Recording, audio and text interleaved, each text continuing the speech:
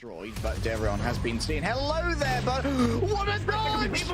Every single one of them! Are you kidding? Each round, only one of them's been. Oh my God! So that was really brutal. They've actually gotten it! What? Kind of like see that, but oh my God, not again! Behind and retaliates too, but he has to cross.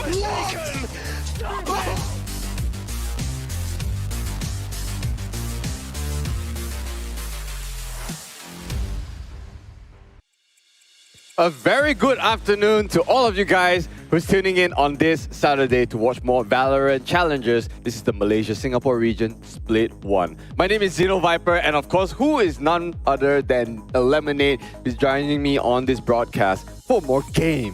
Thank you very much for the lovely introduction, Zeno Viper. Again, very good afternoon, very good day, very good environment to bring in the lower bracket finals. Finally, the marathon has come into the most important part to fight for the vying spot up in the upper brackets once again. And of course, the players in question are none other than X10 and unfortunately Enigma Gaming. I can't believe we have to use the word unfortunate because they have been such a streaker all the way, right? And then they did meet one of the final bosses that they were protracted to maybe have the hardest contention. And it was actually Bleed. That was yesterday. It was not a very convincing loss, however. They still brought it really close. Yeah, but I just believe that Enigma Gaming, they work a lot on the momentum that they built up, and Bleed eventually just managed to break through and got that whole series for themselves. But Enigma Gaming, they are not out of it yet. They have the resilience, they have the power, and such a strong run, by the way. They went through match 1, match number 8, and unfortunately just dropped down. But X10, what a marathon, talk about it, because they got knocked out in the very beginning off of Bleed. They went through a second match as well as the third, and now here against Enigma Gaming is the only thing stopping them from going up to the grand finals against Bleed once again to meet them. That is only a chance if they get up there, but of course the reverse Cinderella story that comes will be if X10 switches it out. So we actually said goodbye to LVR yesterday as well because of that. So it's just really, you know, it's all the teams fall one by one. We just hold our tributes, and then of course, since they are top 6, we will be 100% seeing them in Split 2. However, we don't take any bad performance or good performance away from them because they've already shown us what we call a spectacular show, right? So in this case right now, what even I predicted to be top 3 of like Bleed, X10, Enigma, it doesn't even matter who takes the grand prize right here because I really think that all 3 teams has like the best potential for Split 1, you know, and I think the grand finals as well will be a banger. But the elephant in the room is of course Enigma Gaming against X10. Now earlier we had this question thrown on us, who we think is going to be the victor of this. Now this is all speculation, and you said on paper it will be Enigma Gaming. I believe though X10, they are starting to get the momentum back up in this tournament itself. Yes, they got hit in the beginning, but that's the beginning. They can build up the mental, and the sprint is coming up to be in fruition for them. Here's the thing, X10 has won every single matchup aside from Bleed. So that kind of says something. Yep. And they even they actually also dropped one series against Enigma Gaming. So only just one. Whereas on the side of Enigma Gaming, they're still looking very, very strong and only dropping one game to Bleed. And believe it or not, they actually dropped one game to Louvre as well. But that was only like the beginning. The first beginning, right? When they're getting used to the momentum of DCL. So that's a statement. Enigma, they started one of the shakiest, and then suddenly they just start to steamroll. Yeah. Whereas there are other teams that started a bit strong and then got a little bit wobbly. So what do you think right now with this matchup, X10 and X10 and Enigma, based on their journey? You know, who do you think has like the best chance to go against Bleed? And then we talk about the momentum. We say this a lot, and I think that's what I'm most concerned about, at least for Enigma, because they get this hit so close towards the grand finals of his own, and I'm just worried that might shake them, especially since that was less than 18 hours ago. That was the last match. Then they have to recuperate, compose themselves, and come back against X10. And X10, they've been getting great matches after one another in the lower bracket, so I think they have the confidence for this. Okay, I mean with that said, let's just go ahead and take a look once again at our final players before we finally say goodbye to one of our teams.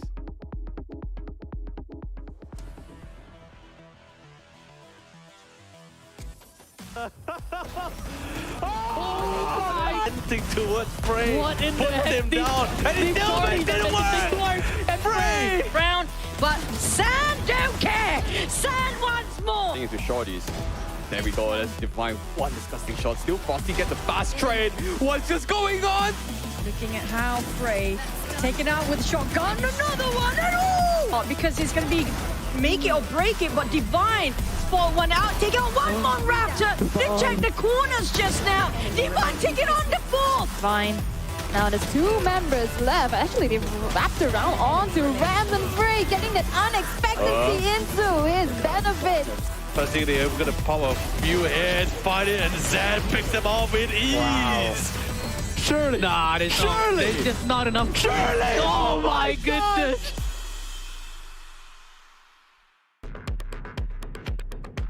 And this will be the final, the final rosters for at least the remaining of Split 1, right? Yeah, also Arton has kind of secured his place here because we speculated a lot about the Doctor, but it is now confirmed that he is no longer in Enigma Gaming.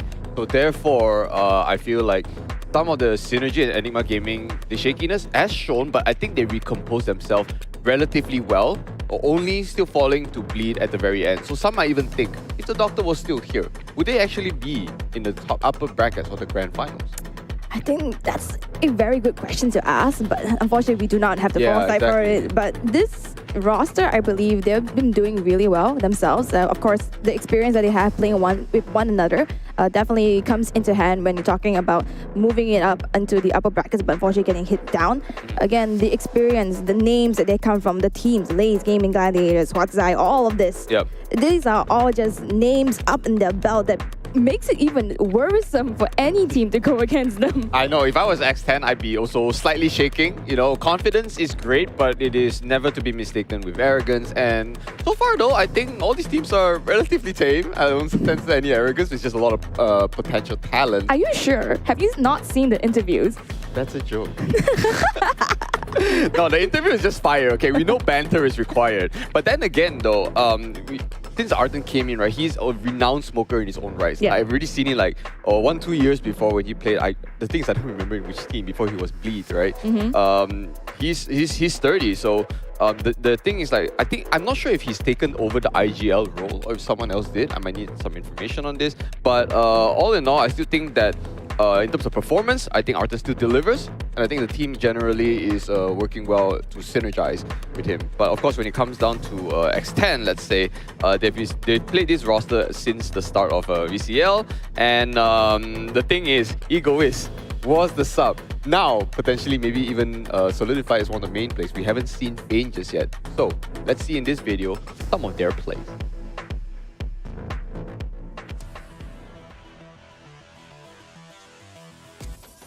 Steps in. Oh, he's My walking God. in 2 steps.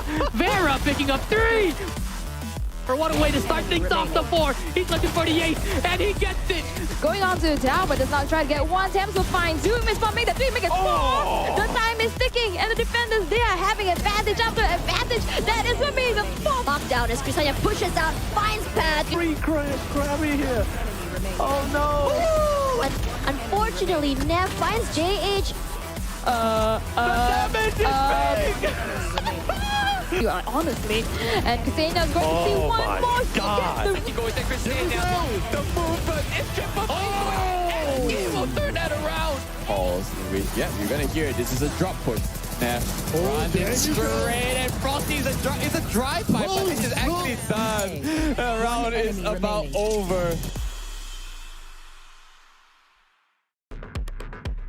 And X10 definitely not to be challenged. Each of them in their own right, having their own highlight compilation right there. There's just many times that I believe that X10, what they're really good is adapting and then suddenly shaking the mentality of the enemy team. And then that's exactly what happened, I believe, between X10 and Bleed in the beginning. Really fought it tooth and nail, and then made it to a really, really tough scoreline, both double digits, I believe, in the end. That just made it super hard for them to come back up. And I think X10, in this situation, coming up against Enigma Gaming, they are the ones to really show they are true contenders. The thing about X10 I'd like to say is that, yes, the adaptation is there, okay, but proactive maneuvers not as powerful as Enigma Gaming. So most of the time, X10 will have to play on like the receiving end. But if anything at all, they actually receive and retaliate much better than a lot of other teams. So we talk about team's tempo, and it's hard to imagine it as a solo player, but if you see it on a macro view, how the team move together as a unit, you can actually tell that X10 can be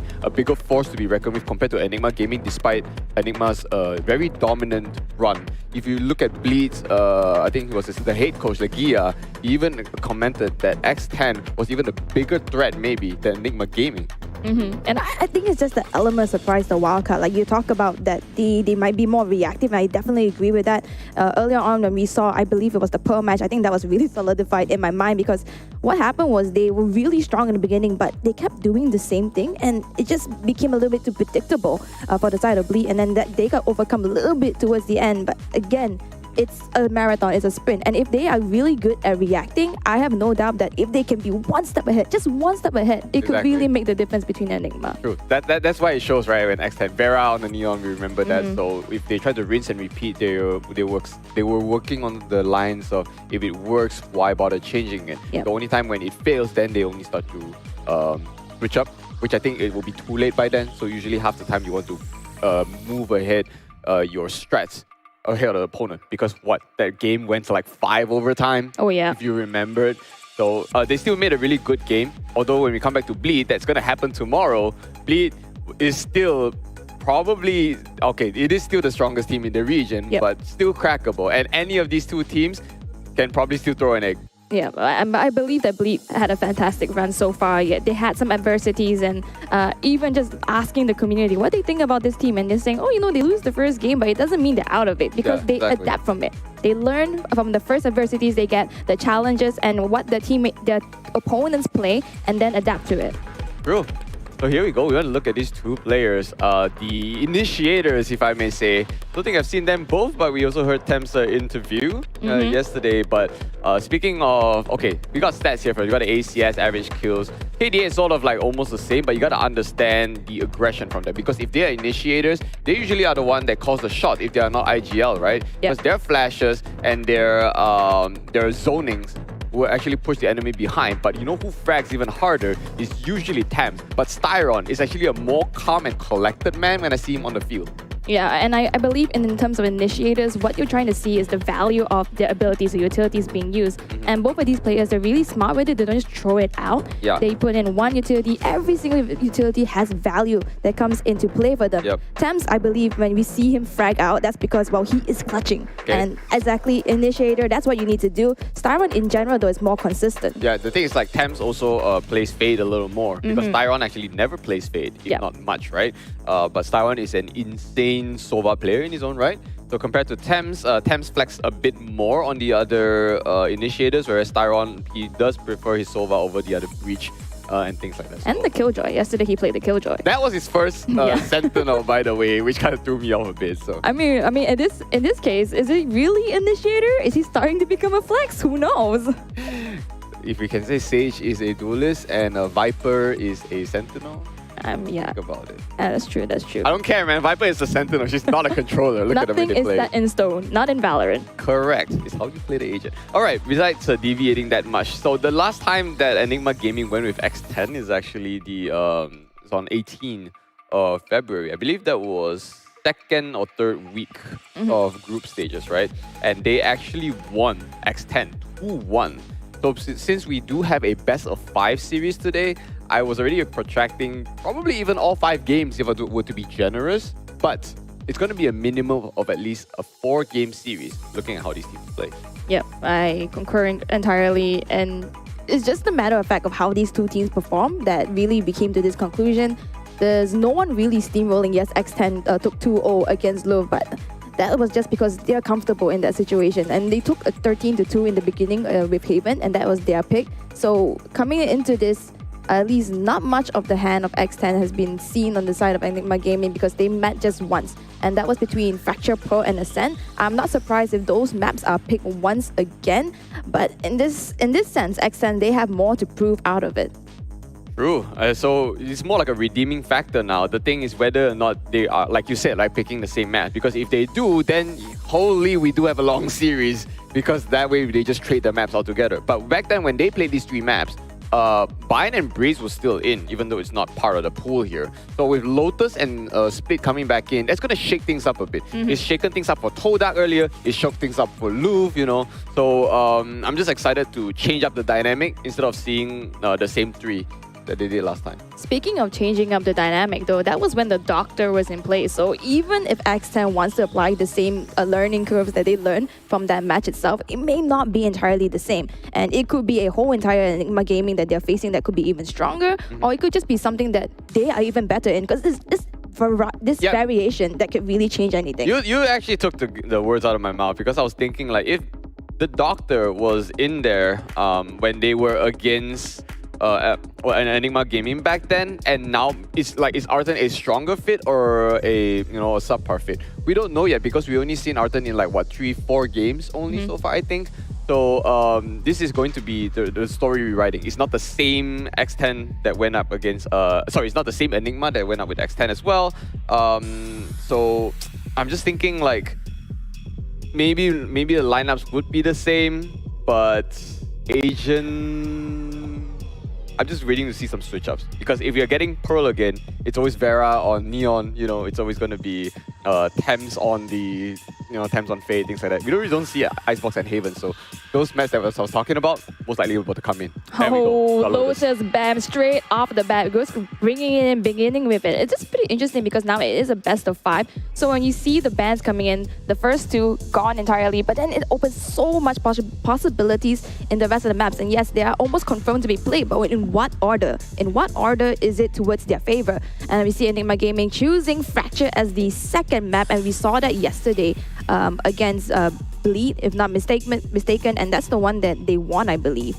So that was that was Enigma, right? Yep. So Enigma's gaming for let's say Fracture. The Fracture is actually 100% win rate, so at least they won that against Speed, right? So I kind of like this. So both teams are actually picking their I think their best maps. Actually, I can argue like X10, even though they only played 1 Lotus, they still won that map. So both teams are going with their 100% win rates and just trying to be comfortable at it. I know the only exception I saw, was it Todak or someone else that actually picked Lotus, and no, that was actually Bleed. Bleed picked Lotus and actually went 5-13 against Enigma Gaming. So that's why maybe like for a little curveball. What is where's my bans? There is no bans, because it's a best of 5, right? Right. Oh my god, I forgot this was a best. That's what I was thinking too. I was like, how is this going to work? Okay, I see the bans, and that's why I said, all the maps are there, but in what order? That's the question here. They want to put it towards their favor, so of course Enigma Gaming picks the Fracture. They are 100% what they're used to, what they know, and the Ascent is there. I think that's the most, at least the most comfort map for the side of X10. They also picked it yesterday against Loop, but did not play it. So a little bit of cards hidden for the side of Enigma Gaming to not be able to read off of. I think it seems to be the running trend now that Ascent and Split is gonna be the the decider. I think half the time like it's one or the other. It's either you're too bored of playing Ascent for the first few halves of like the VCTs of like 2022, or the teams actually practice more of the unorthodox maps and suddenly to get really good at it. I believe it might be the latter, and also because the new maps introduces new strategies that they can implement and learn from, and also these people that are professional players, but also players. The players is the most important keyword. They want to play, they want to be challenged, and they want to find it a little bit more interesting. Because when we had interviews earlier onwards with why did you pick Haven, and then they answer and say that honestly they didn't know they picked Haven, they just wanted to play. Yeah, I would pick Haven just because I want to play as well. Honestly though, we haven't seen Haven being picked as much as I would like to see in VCL as well. I don't know what the real statistics is for the maps, but I believe Haven, and I'd argue that Haven and Icebox is probably like the least played maps in VCL. That would be very interesting. Even against Lotus?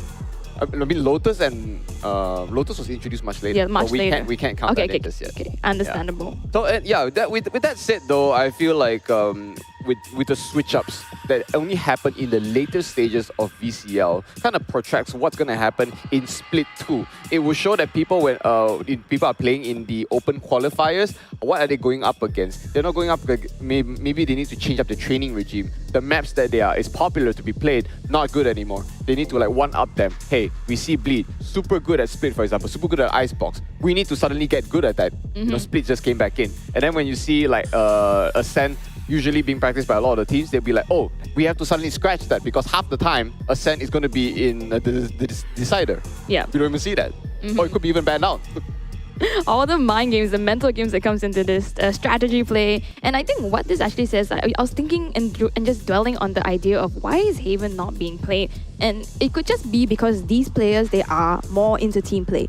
And that's what we can see between like being Pearl and Fracture when it comes into getting the right timing, coordination, and all those into question. Whereas Haven, you know, it does kind of force you to have a sentinel, a flank watcher, and it's a bit difficult in that sense. And you be playing with 4 members and one just have to watch flank, and it's a little bit odd for them, and they want to play more team comps. True. I mean, depends on your team play style as well. You're talking about when you talk about flank watchers, but why not we just refer to back as flankers?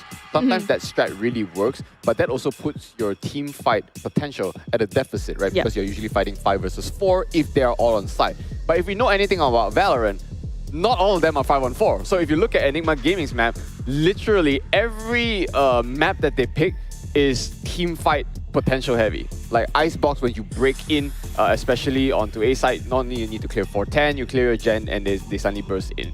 Then we look at lurk potential maps. Haven, for example, Fracture, very lurkish potential.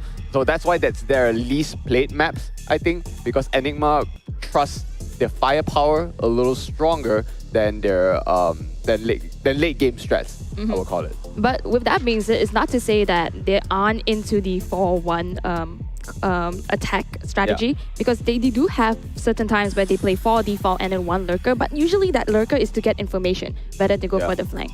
So depending on the strategies, I think the map is more towards in their favor of 100%, what they want to be sure of, especially coming into this lower bracket. But on the other side though, X10.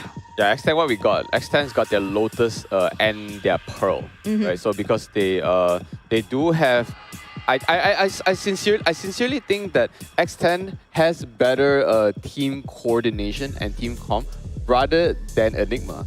You can probably disagree on this, but I firmly think that X10 trusts their team play together a little better, whereas Enigma trusts solo plays a little more. When I say solo plays, it doesn't mean that they don't have team comps. It's just that it's a little bit lesser from X10, but their risk enables them higher reward. That's why Enigma Gaming usually comes up on top. Well, that's a very interesting argument. We can take a look at X10. They've been playing 7 games on Pearl so far with an 85.7% win rate. I think that really shows something, especially since Pearl is picked out by them. And you talk about like how X10 is more towards a team play. I think that's very interesting to say, because when I think about their team comps and I see how they play, usually we don't see the Fade picked as much as Sova in all of these teams. But then I realized, okay, maybe the Fade is a little bit more back rather than aggressive as Sova. But then they pick the Neon on Pearl. I think that's the most easier way to see it. You substitute that aggressiveness with an even more aggressive duelist. It's just going to run you down, and playing it with each other, I think that's the name of the game for X10. Oh, that's actually where I disagree, because you mentioned the word Fade. Fade is 100% aggressive than Sova because of prowlers, right? The Haunt is one thing, the prowler, and then the Seize keeps you in place. So the point of Temps is to enable Vera, especially in the maps like Pearl. Whereas on the side of Enigma Gaming, there is a lot more, like I say, solo playing potential just because Zan exists. That's number one, right? And then you saw the clips, Frey fragging out of his mind. He doesn't usually show up in the first few half of the game, but then when it comes down to the 2 versus 2, 2 versus 4, he can be in weird positions to get 3-4 frags out of nowhere. So that's why this guy is also a hidden gem. So the thing about this is that yes, if X10 plays together better as a team with their utilities, it actually can secure them objectives that otherwise Enigma can't. Yeah. I think that's a really good argument that you bring up there. And like when I really break down the members of Enigma, I also think about Zan being one of the newer additions into it. He plays really well as a duelist, and yes, they go to the 4-to-1 split, but they are perfectly aware of how they're supposed to play as 4 members attacking onto the side, and most of the time they just hold it on. They can really just take it off so easily and play off of each other. And I think if Enigma Gaming can really master that today, they can actually beat out X10. That's what I'm saying. If Enigma Gaming incorporates just a little bit of extra teamwork from what X10 is portraying, they go up to Bleed, lip seal trophy holder. Okay, there's no trophy, but you get my point. Like, they will be formidable if X10 can, if Enigma can do that. However, I can say the same thing for X10. If X10 incorporates Enigma's risk-taking a little more, they could actually find themselves in probably in a more favorable position half the time instead of playing close-knitted games. But the downside is, we talk about risk. When there's risk, there's also a chance of failure. Oh, yes. So maybe, just maybe, they didn't want a chance that. We see that a lot in our Malaysian teams in the past, and that's why some of them didn't manage to make it far, because sometimes, believe it or not, this game, there is a lot of chance. Have you ever talked about timing? Right? Oh, yes. If you talk about like util cooldown methods, it all factors in. So I feel like there's just all these little minor specifics to work on instead of like just pure mechanics, because Valorant goes beyond that. And we see good teams that actually manifest that, like Bleed, Paper Rex, the top teams in Apex, Xerxia, if I may say, in Thailand. Yeah, the same thing. So in general, X10, take more risks. Be the C team that you are meant to be. Yeah. That's Xeno Viper's advice. C team? Southeast Asia team. All right. I thought Asia. ABC No, team. no. Definitely not C tier. Southeast Asia. We ain't going C here. Southeast Asia, Okay? yes. Yeah, but no, we are seeing these teams again, 100% in freaking Split 2. I'm just so excited. I'm not sure if the roster changes are gonna happen, but after their showing on Split 1, I already know that our MYSG region has got a lot of talent that we can polish up. But we speak a lot of them in the general terms. But we need to understand that this is still the lower brackets.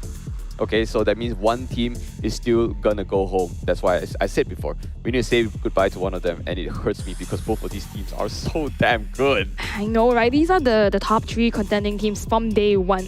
And when we talk to Bleed about who they are looking at, then they would say the same teams, X10 as well as Enigma. They really want to face them up. When we talk to X10 about who they're gonna face off, who they really find as the contenders, the same thing comes back, Bleed and Enigma. So it's really just this merry-go-round. Unfortunately, we can't have a 3-way grand final. I take a 3-way anytime, even though it's in the grand final or not. We had 3-way cast before. I'm not sure if it's on Valorant, but a 3-man panel is a little bit crazy. That's kind of like what's happened in VCT lock-in, right? Yep. But that's the panelists. That's casters still gonna be 2. But guess what? We are both analysts and the casters. What's up, y'all? We are the flex. We are in real life flex players. Okay, I have a question to ask. Okay, since we've been talking a lot about X10 as well as Enigma, yeah, we broke it down and everything, but just foresight a little bit against Bleed. Who do you want to see, and who do you think is a real contender against Bleed in the grand final? No, just because of what Lagias mentioned earlier, I want to see X10 against Bleed, because the time that Bleed went up against X10, I believe that was, let me see. X10, right? Okay, X10 and Bleed, it was the first day, I believe. They went up against together recently in March, but then on the first day as well, they played. Yep. So it is week 1, day 4. Correct. And they lost 0-2. Oh. So could this be a revamped X10 that has the potential to go up against Bleed? Because otherwise, the head coach of Bleed wouldn't actually say that. They wouldn't actually say that X10 is a force to be reckoned with. They say it's going to be Enigma.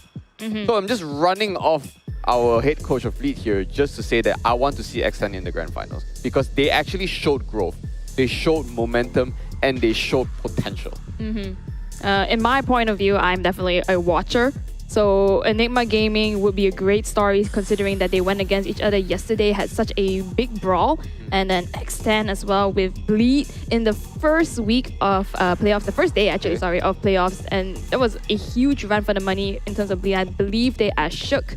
But without that being said, now Lotus is where we're going up next. And we're already seeing agents being hovered. And well, it's Lotus, anything can happen, and any strat that they implement right now is going to be something a little bit more newer, although they showed at least 1 or 2 games in Lotus. I believe that this too is a whole new league on its own. Both teams have played Lotus much, right? Yeah. At least just one. At least once. So, the strats would get a bit spicy here, just also because like it's new for us on the panel since the introduction of Lotus and Split.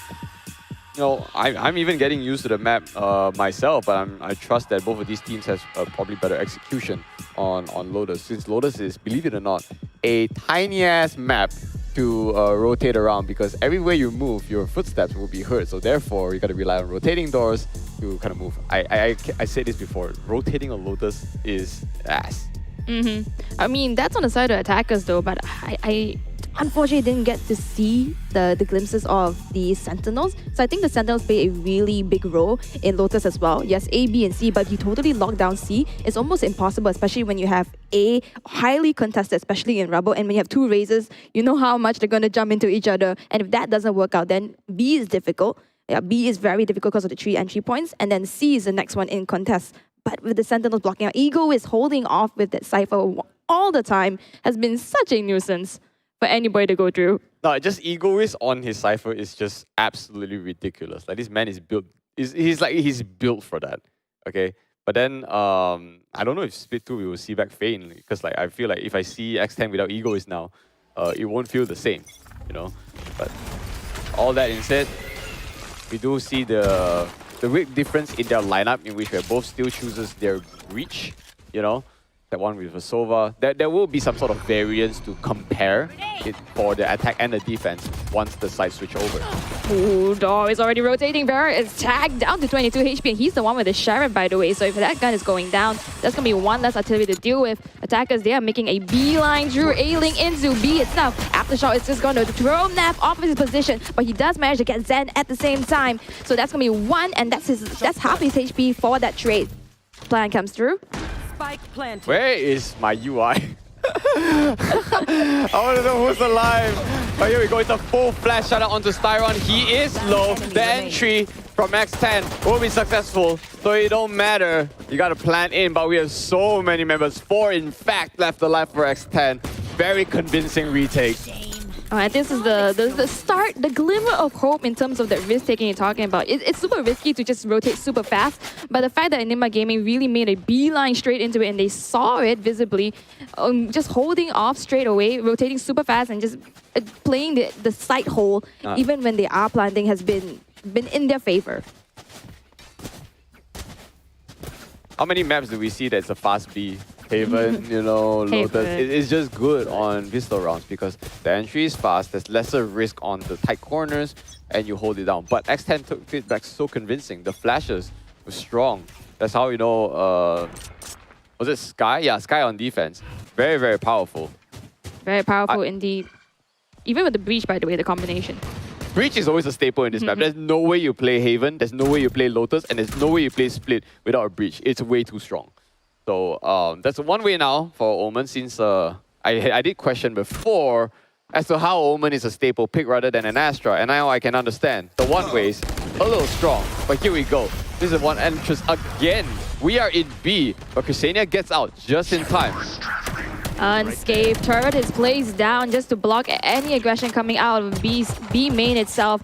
And Arsen is trying to make some waves at A, but Vera is holding down the fortress. Doesn't seem to get the connection though. Divine is going to take him off, but ding. Paranoia misses Arsen just by a little bit. The shoulder off his skin. Yeah. Zen. I would say, I mean, since the little thing here is broken onto A link side, but we see here the mass rotation are coming up on A. Arjun was ready, and Thames was already meaning caught out. See, this is the point of the rotating. They heard the defenders rotating that fast. 30 seconds left. Spike down A. 30 seconds left, and the spike carrier has been killed but picked up. Rotating slowly, inching closer into B side, but we saw this happen earlier and hasn't been really well. They are also on the save, so they don't have as much artillery. There's a smoke onto upper already with 9 seconds seconds left. Dan is very low, but he will be the one who's covered by Arsen. Full flash right now. The turnaround is not fast enough. This is just weapons is coming in. once again, it's still impressive. They managed to get the spike down despite the man disadvantage, right? So they still will have creds, but this will be the bonus round done. Rifles will be coming out for the side of Enigma Gaming. This is where the C sides will be looking lightly juicy, as well as A. But it's not without not though. At least some damage was given over to the side of X10. 2 members were taken down, as well as I believe they were damaged. So if they bought any shields, then they have to go for the rebuy, a little bit more into the economy damage. But X10 right now, they are in the hot seat because at least on the side of Enigma Gaming, they are able to purchase themselves some rifles. I think Vera is rocking that Vandal as well. So if he managed to get some great picks, that could turn anything around. Yeah, it's always Rabo control. It's so important. And usually only a Jet and a Raze is able to take fast control of that before the main peek out from the defense of A. But at the meantime though, that's left already. One quick pick out on B. He was trying to watch the flank, but then immediately caught out by that breach. And that's exactly why you need to take those risks, right? You talked about with X10, and he went in alone, by the way. He got a huge pick. So now you have to watch your flank as well if you were to attack into A side. Such a horrible map to play, especially when you're like attacking here, and if you are not playing like the default info gathering, the moment you leave your back turn, you're kind of running into a risk of someone just like running a flank, because since now you're not only your Killjoy is dead, but you never had a turret set up in the first place. Yep, and with 40 seconds on the clock and no one to watch flank, the Killjoy has been taken out early. Now they have to check every single corner. This is going to waste them some time. But if you take a look at the defenders, the trap wires are set up for C, as well as the breach to play together with Egoist. So if they choose to make a breakthrough, they have to fight this side hold down. Not gonna lie, want to buy UI. Who's alive? Where are they? Now my Ego is gonna play the red. Paint shells, manages to find them on side too. The cam finds at least 3, but Star's gotta be careful, running into this cage. Gets down, Ego is 1. Christina is pretty sharp on the Sheriff. Is down to 3 seconds. They can't get on site. They can't get this plan. X10 looking better. I won't say it's even a retake, but they just managed to hold on site well, even with those rifles. We're talking about a 3-0 right now, carrying on a further bonus, considering some of them actually did buy. Oh, welcome back, UI. Talk about Caster's Curse. We see it again. Finally, UI is here to help us out. You talk about Accent looking better. I think they look great. They look really comfortable. And all thanks to that early pick-off by Neff. You just take away Frey. Suddenly, they have to waste their time rotating all to C. They couldn't make the breakthrough to A. And they even had 3 defenders stacked on the side of A if they were to try. So I like the intuition. I like the reactiveness that I'm seeing from X10. They even gave up B, but they know it's because it's easy to take back, and now it's detrimental for Enigma. They have to go for saves, and early skirmishes come through, but no connections just yet. There's always a lot of commotion up at A, and that's one of the most important objectives to take first, because it's very flexible, right? You can link into B, you can just rush into a tree as well as main. There's 2 ways to move about it, but this is what is strong about attacker's side, not in terms of rotation, but like, yes, the doors are loud, but if you're moving together as a unit, you're formidable. Here's that Ego is actually forced to move back. He's trying to take some risks, but he runs into 3 people, manages to take out 1. That's good enough. This is the aftershock for default plan, always managing to catch 1. Sorry, down to this 4 versus 3. A retake potential again for X10. Oh, the pain shells is going to just push them off into positions they do not want to be in. Divine manages to find Vera, but tagged down to 45 HP. The Rolling Thunder is in commencement, but behind him is Christania. He gets shot down though. Divine is really on par right now. Arton on the other side. He has to make it work for the rest of his team, holding off this cross Temps. Inching through, he knows once is behind, he goes for the swing, but he gets flashed. Divine finds him as well as Arton, and that is all for X10. Finally, Enigma Gaming finally getting on their feet. Yeah, the cross when the flash was coming out was good. They held down the spray. I believe that was Arton, or was it I don't remember who it was. Arton and Divine, yeah. Okay, so they were the only 2 alive. They were going up 2 versus 2, right? The cross between, I think, was that on CT side? I wasn't exactly sure, but all I can say is that the coordination was just better on that one, because if X10 gets another one here, that will be equal. So now Operator now showing on the side of like Vera. They always knew they've been trying to take control of Rubble here. The stun is actually going to prevent him from like bouncing out just a bit more. But unfortunately, Vera will be smoked. Smoked off, but Zen does see the shoulder off of Kusenia, just holding off the A door, the small little door over there, which anybody can push through. I think they realize the threat that Ascent is holding off on A, and I wouldn't be surprised if they go for another rotate. But it really comes down to what they want to do, and I believe the confidence in the last round might be what they need just to push through into A side. Haters gonna hate. Baiters gonna bait. Rotators going to rotate. Sorry, roti. This is the thing about Lotus where I maybe needs more time to kind of analyze. Is there a better game plan than to take control of A first before going out to B and C? It's kind of weird to take control of B because there's just one choke point there, and then C equally another choke point. So this A here kind of is a reminiscent of Haven's A point, where the lobby is significantly easier to take for the attack. But the thing is that if you want to rotate, it takes 10 years to go on the other side. And that's exactly what we see here. So in this case right now, we are on main. They haven't attempted a straight A main rush here. They will manage to find attempts behind Ao. However, Zan's the one that gets diff first. Penara is going to catch Thames, not being able to see anything. Divine's going to take him off, as well as the spike will be planted down. Vera is already on the side of Heaven, upper. Egoist and Nap is going to find Frey and Divine simultaneously. The defenders, they can't do anything. Nap is running at them. He sees the tag as well from the neural. Nap doesn't quite find Arthur. Arthur trying to hold up the fortress, but he gets taken down by Vera. A very formidable retake coming in from X10. Not just formidable, I think that's very... I would say it's also a very convincing one because half the time they manage to live with more than 2 people. And that's very good for the economy. So while Enigma is not going to be ecoed just yet, at least for 2 of them, they do have good ults. So the thing about that is that the moment you can get one plant, post-plant, very strong. That's one lockdown, that's one Hunter's Fury. Enigma just needs to get on site. The guns, I don't know if you should maybe give one to Zan or something, but the moment he clears out one, usually the site it would be clear. You know, blast back in, just secure post plant, get out. And the best place to actually do that will be A site. And I just want to bring it back to the conversation about how it's being attacked. Okay, hold that thought because a lot of the utilities are being utilized and Arton is going to find Neff. So that's going to be a good pickup. That means B is open, but the rest of the defenders, they're already holding off. B main smoked off as well, unable to force the entry. That's a very good tag coming from Kusenia. Zan almost died to that, but the thing is that he wanted orbs and at least one more kill to get to the showstopper. Like this eco round, I was not even called an eco, it's just very broken buys, yeah. But 4-1 is still a deficit. We don't want to let X10 run just yet. Yeah. But we saw this with Enigma. Enigma usually let some games run, especially against Bleed, and they managed to come back in the end.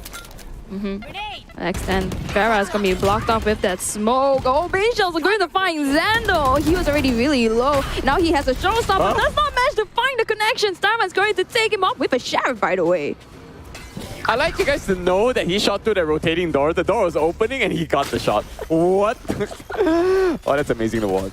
Anyway, this is the time we see X10 in the manpower deficit. And great. This is not the anti-pushback lockdown. This is pre-plant lockdown, where Egoist will push the issue, manage to only get one. That is, I don't know if that's good enough, but at least they will get a plant. Our Styron is still alive. There is still a contingency plan with the Hunter's Fury. Frey at the same time is really low though, 8 HP, and he's the one to try to get the early information. Kusenia's going to take him down. No refrag in order just yet, but now they know where Kusenia is. They're holding it off once again, at least more towards the attacker side. And playing slowly. You have to play for time, I think. Oh, Thames does spot out. Here comes the first contact, second contact. Arton's going to take down Kusenia. And now it's just Thames having to face off Arton and Starman. He has to find one. He does find his head right below him. 6 bullets. But the time is ticking down. Oh, Starman just playing with the time. He's not able to get this. He's going to peek out. And there it is. Textbook. That's all she wrote.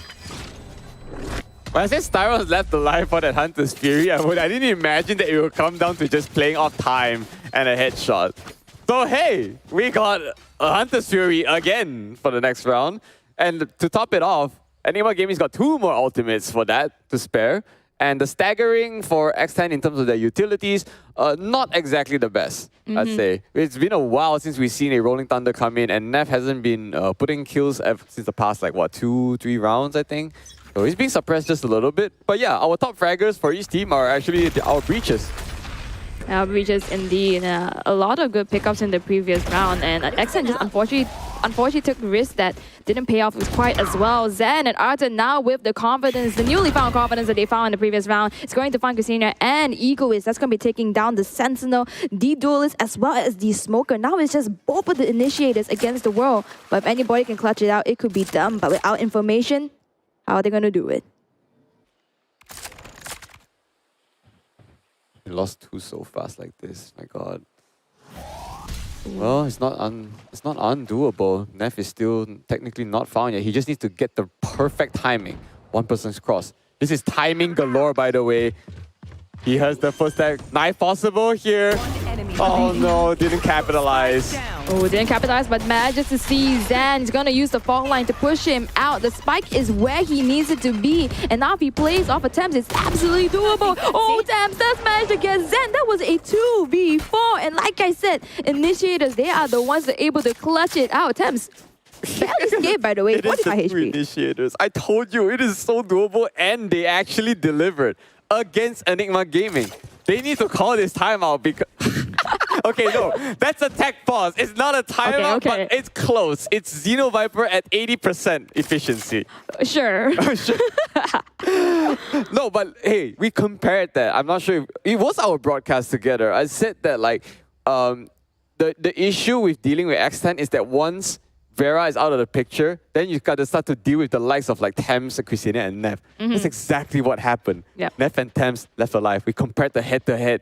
It was Thames and a Divine. And holy damn, they played together as a unit. And one of them had a Guardian too. Yep. Think about it. And not to mention, they weren't playing together. They were playing in separate positions, just lurking around. And Neff with that sneak up, by the way. Sneak 100. And now 1 point away from his Rolling Thunder. If he manages to capture an orb, or anything of that sort, or even just a pick-off, I think that would be huge. Usually plays the B, and if he goes for that risk, he might be able to capitalize off of it. Again, technical pause, not exactly a strat pause, but a much needed break for Enigma Gaming. They do have ultimates in their disposal, but not the firepower, I believe. And Enigma got a free timeout because of that. Please sign me up, sir. Where can I get one of these? Well, anyway, I just want to talk back about the conversation earlier when you talk about the breakdown of Lotus itself. And I feel in the beginning, Enigma Gaming was playing a little bit too much as if this was Haven. You know, just holding up the A side, not able to go through, okay, let's rotate to C. And that didn't go towards their favor. And like you said, I really want to see how this map pans out throughout the whole entire split, the next split itself, because I believe we're going to see interesting strats introduced by these pro players. Just straight up into rubble already here. You're going to go back and find Arthur. He made the teleport there, but paid dearly for it. Now this smoke is a little bit too upfront, but we got one guiding light, and it caught. But that's not reliable information. Vera already used 2 blast packs, but he can obviously throw a boom bot for some information. But he's waiting for Zen. He's out. Zen immediately punished. Vera's patience got that virtue, got him a kill. Oh, they were holding up really well as well, but I guess Curiosity killed the cat, and it also killed Ksenia, not having the right adjustment on Styron's crosshair. Well, that also kind of mentions that round might be easy for X10. Not everyone of EG had a bot though, so let's be real, right? Give it up to X10 for this, showing a very dominant defending half of Lotus. To all you guys who said Lotus was an attacking map, that is true only in maps that you don't require that much coordination. But in a map like Fracture, Pearl, Lotus, you need your team together because all these angles you need to organize yourselves to kind of clear. Yes, we already know where our last Divine is, and not only doesn't have a weapon, he doesn't have the firepower for Fairy. I believe Egoist did see him though. Divine's walking up with a classic, does not give a damn. Finds Snap too. He does have time, but right below him is a Vera that's going to find his legs. Oh my god. I wouldn't blame Divine for getting 2 frags there is actually pretty nuts already. Yep. But since Vera killed him last, it was proven to be very hard for him to clutch it. I mean, that was a classic value. That was a classic pick up the Phantom straight away, get another one. In the right click too. Like, what are they doing? All hail the Lotus. I love every single Valorant map because you get to see all these little treasures. I'm about to say it again. Riot does need to release those plushes. I'll buy them in a heartbeat because that thing doesn't look like a bear. It looks like an egg. Oh yeah. That's all I'm saying. It's an egg. All right, we're done deviating. The scoreline clearly shows now X10 in the clear lead, in which way Enigma Gaming, trust me, they are not comfortable with this. Why are they reconvening just yet? How are we not seeing how are we not seeing a proper plan or proper execute? I don't know why. Not to say they're not trying, but I would feel like their coordination is slightly off this morning. Yeah, I believe just the early hits really just broke them out a little bit. You can see now the cracks within the team play. Starman manages to take away one trap wire, but there's so much more to deal with. Gonna use that owl drone to try to fish out any more utilities or anybody that's holding off the site. Ego is playing really smart at the waterfall though. Just waiting for any information or sound cues that he's gonna go for it. He does hear the recon ball, but unfortunately it does not connect onto Styron. A one-way smoke is gonna block in any entry. Yeah, 2-man rotates out to C already. This, from the shadows, will spot at least a couple of people on A. That will probably signal enough people to move back out. But literally, A is empty. Thames was lying in wait at least. Is that some sort of sign of life for EG maybe? They got sight, they just need to hold it. Good kill by Zan. Immediately, Satchel's back to play with his teammates on site. The spike is going down, and so does Frey. Thames really clean over there. He gets tagged though, 46 HP. Gonna use that guiding light just to deter a little bit. Styron's going to find Egoist. How do you find that kill just in time from that link? I told you this is a good time for Enigma to hold this, just because A, it was completely empty. Yet we already know and confirm one of them was from the upper, and Zan is only needing to face up Vera with the rest of his team. I mean, no, it's on upper. You cannot disrespect Vera just yet. He also has a showstopper, but what a kill from Styron. It's a perfect cross. Right positioning. Just imagine if he was playing a tree. There was a chance that Vera would have clutched it if he just decided to pop that showstopper. But no, Enigma got a very, very good win on that one. Yeah, finally breaking down once again. Now they just need to build up that momentum. Enigma Gaming definitely not out of it yet. Just gonna take a replay onto Vera, trying to force out the contact. He knows they're gonna push out in any case, but does not realize behind him, awaiting is Styron. We never even saw the bullet, by the way. Nope. It wasn't even a wall bang. He just died as he fell to the ground at the same time. I mean, textbook play, right? You play with your team set up across again. Very smart that they didn't play the tree. No, it's only one bullet. He could actually miss, it's a wall bang kill. So, oh no, Ego is trying to make a push-out play. But the thing is that they are on Ego weapons. Does he have a gun? Yeah, I'm not too sure. But should be one for Enigma Gaming. It's amazing. Despite the score disparity, X10 is forced on an eco right now. Yep. That is very strange. So the moment Enigma takes at least 2 more rounds here, they can start to feel comfortable. But the thing is, what's the best you can end this round now? 6-6 for Enigma Gaming? Probably. That's probably what they're going for. But I think X10, you shouldn't lose the lead that you want to go for here now, knowing that Enigma Gaming has taken at least that previous round when you should have won. But it's so difficult. They are on Sage. Vera's already tagged. They know they're on C, but what can they do? Ksenia and Tam's going to be taken down by utility as well as gunfire. Enigma Gaming finally pushing the momentum that they want. Next thing we're gonna hear is that Riot needs to nerf paint shells. And by the way, they already did. They nerfed the boom bot, they nerfed satchels. If they nerf paint shells, Raze doesn't exist. And she's still strong after all this while. It's like Raze has a place in all of the maps. It's just like Viper, right? Viper has a place in maps, but not all of them. So does Raze. And I think that Neon would fare roughly the same here in Lotus, but you can argue that, I guess, the mobility from a Raze coupled with the corner clearing potential outweighs the necessity for a Neon. After you get the top, right? You get to hunt all these kind of things. Yeah, you need the elevation game, which Neon can't perform. Yeah, I believe Raze is the better duelist. Definitely what they're comfortable playing with. Also, not to forget, clearing corners can be used with paint shells or the showstopper, and also all the orbs that are available at the side of Lotus. So far, no successful skirmishes for the attackers. At least on Arden's side, he does have the Spectre. So a Spectre playing the Spectre, not exactly getting rifle off of it. But again, Zan has made miracles happen. Door is rotating. Thames is holding it up, but doesn't realize it's going to be on the left side. Divine is going to connect that bullet to his head. That's going to be one down, one initiator down. Less blinds. Yeah, the best time for like Enigma Gaming to take sides is usually if they get pickoffs like this and stick together, right? Because there's no way like X10 can trade that fast if one of them was caught unsuspecting. But look at Egoist, what a play from this man! You can't deny, okay, that X10 can be a fortress by themselves, not just by firepower, but literally by positioning.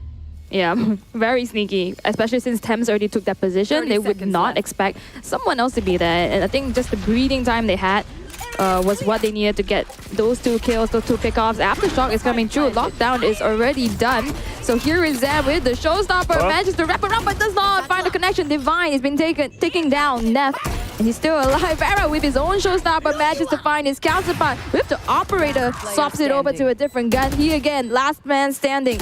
They're not holding a perfect cross though. The smoke is still there, but Enigma Frey is going to find Vera instead. Oh no, the double pick from Vera. He's trying to wait out from tree, but so disciplined. And that was Divine refusing to push out. They knew that one of them was at least on tree. He kept looking there, right? Oh man, the chat's gonna go, Vera, what doink. I think what is it called? The counter strafing just not working in his favor. He had the right idea, but just imagine if he actually gotten that kill, it would have made it so much easier to find Divine because he also had probably enough time to consider a defuse. But in hindsight though, Divine has a rolling thunder, so when a push does come to a shot, he might just use it. Yeah, I mean, sometimes the smarter play is not the best one. Unfortunately, led to his demise a little bit.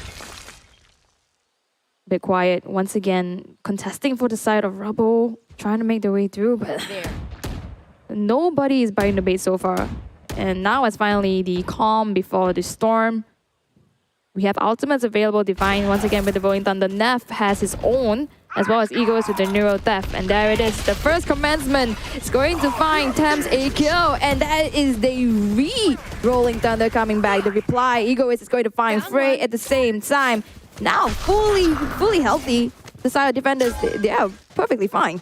How did they do this? Like, what a positioning from Neff with his own Rolling Thunder first, right? To kind of push back all the attackers like this. Well, now Enigma not only has to fight on the deficit, they have to consider the fact that they are also out of ults. But the thing is, like, Styron and Divine has full util still. They can kind of stagger it on a side if they want to. But a 3-on-5 situation in a map like Lotus, not looking good, especially when you're attacking.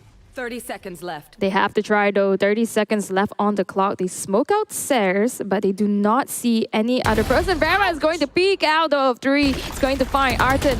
A success for his wrist, but no, he's concussed. Styron now, last man standing, manages to take out 2, but not really the ideal situation when Thames is jumping headroom like that. One movement from Thames, my man. We need the copy pasta right now. And you know, lastly, you know, Thames B hops away, comes down from drop, makes it hot, and goes pop. 7-5 to end the first half is honestly not a bad thing for Enigma Gaming. It's not bad for X10 too, considering they were losing a bit of momentum and speed towards the end, managed to pick up the last round. So going over to the other side with a little bit of a confidence booster, with a little bit more faith in each other. But again, when you're under attackers, especially on Lotus, since this is their map pick, I wouldn't be surprised if they can make the coordination happen a little bit better. Just for a fact check, Enigma actually has not played Lotus. Just double check before the game started. So this is their first time they're debuting it on the VCL.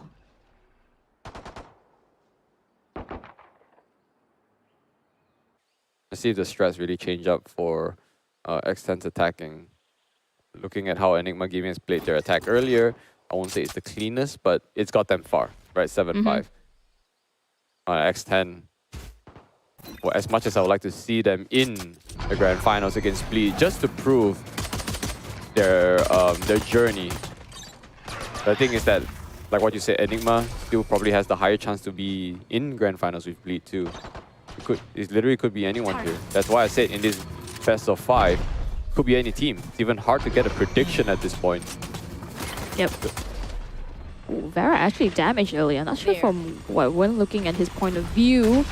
But now pushing in, being the first person of contact, making way for his team to go into A side. Christina is going to find Zen, so that's going to be great. Frey stalled at the back here, does spot out Egoist, but does not realize that the line of sight is not to his favor. Egoist is going to find Styron though, and Divine is going to get Christina in return.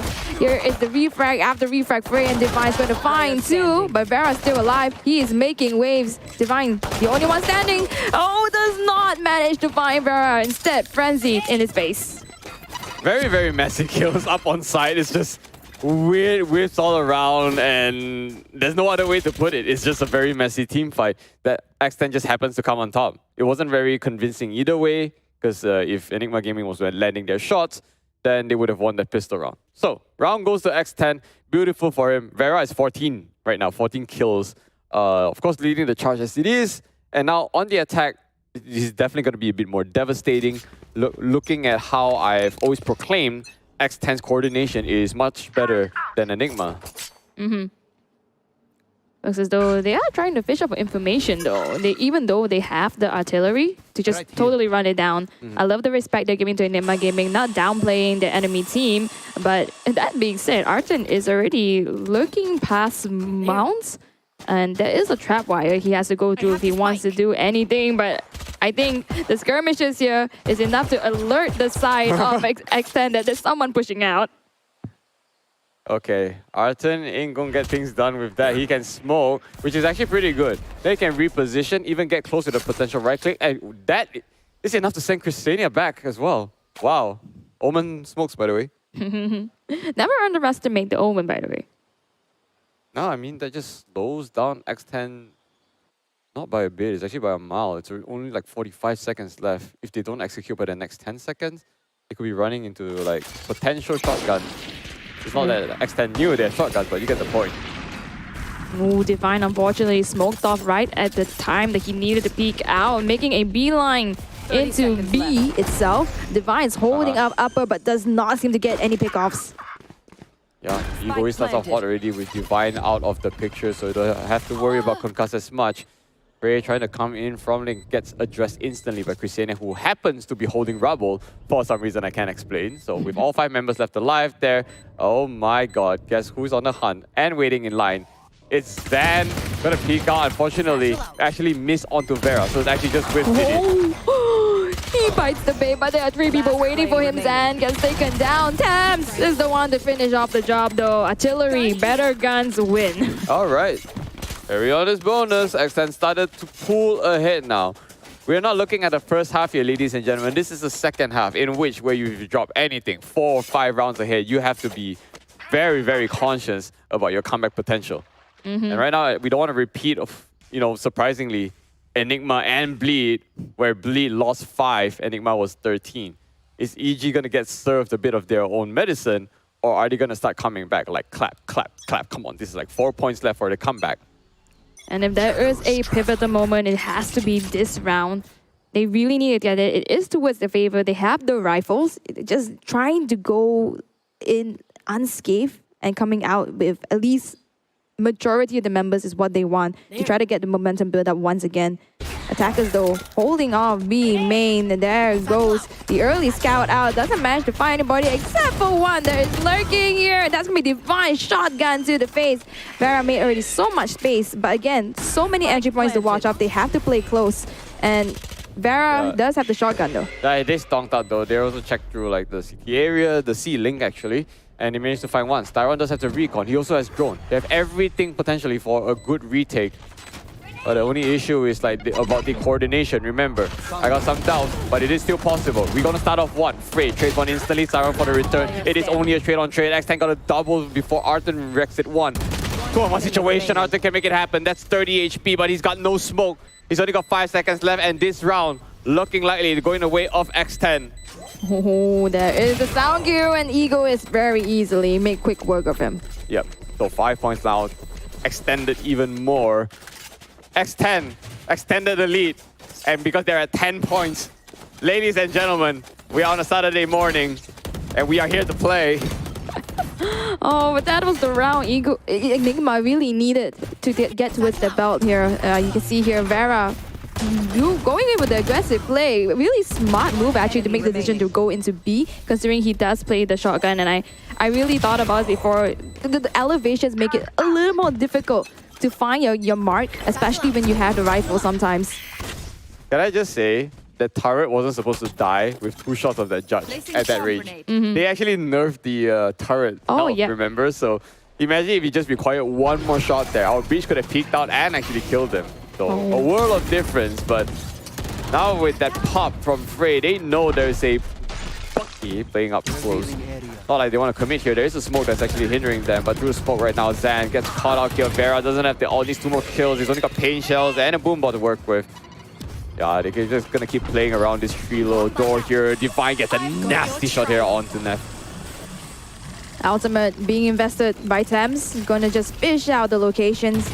I realize on site there are multiple members from the side of Enigma.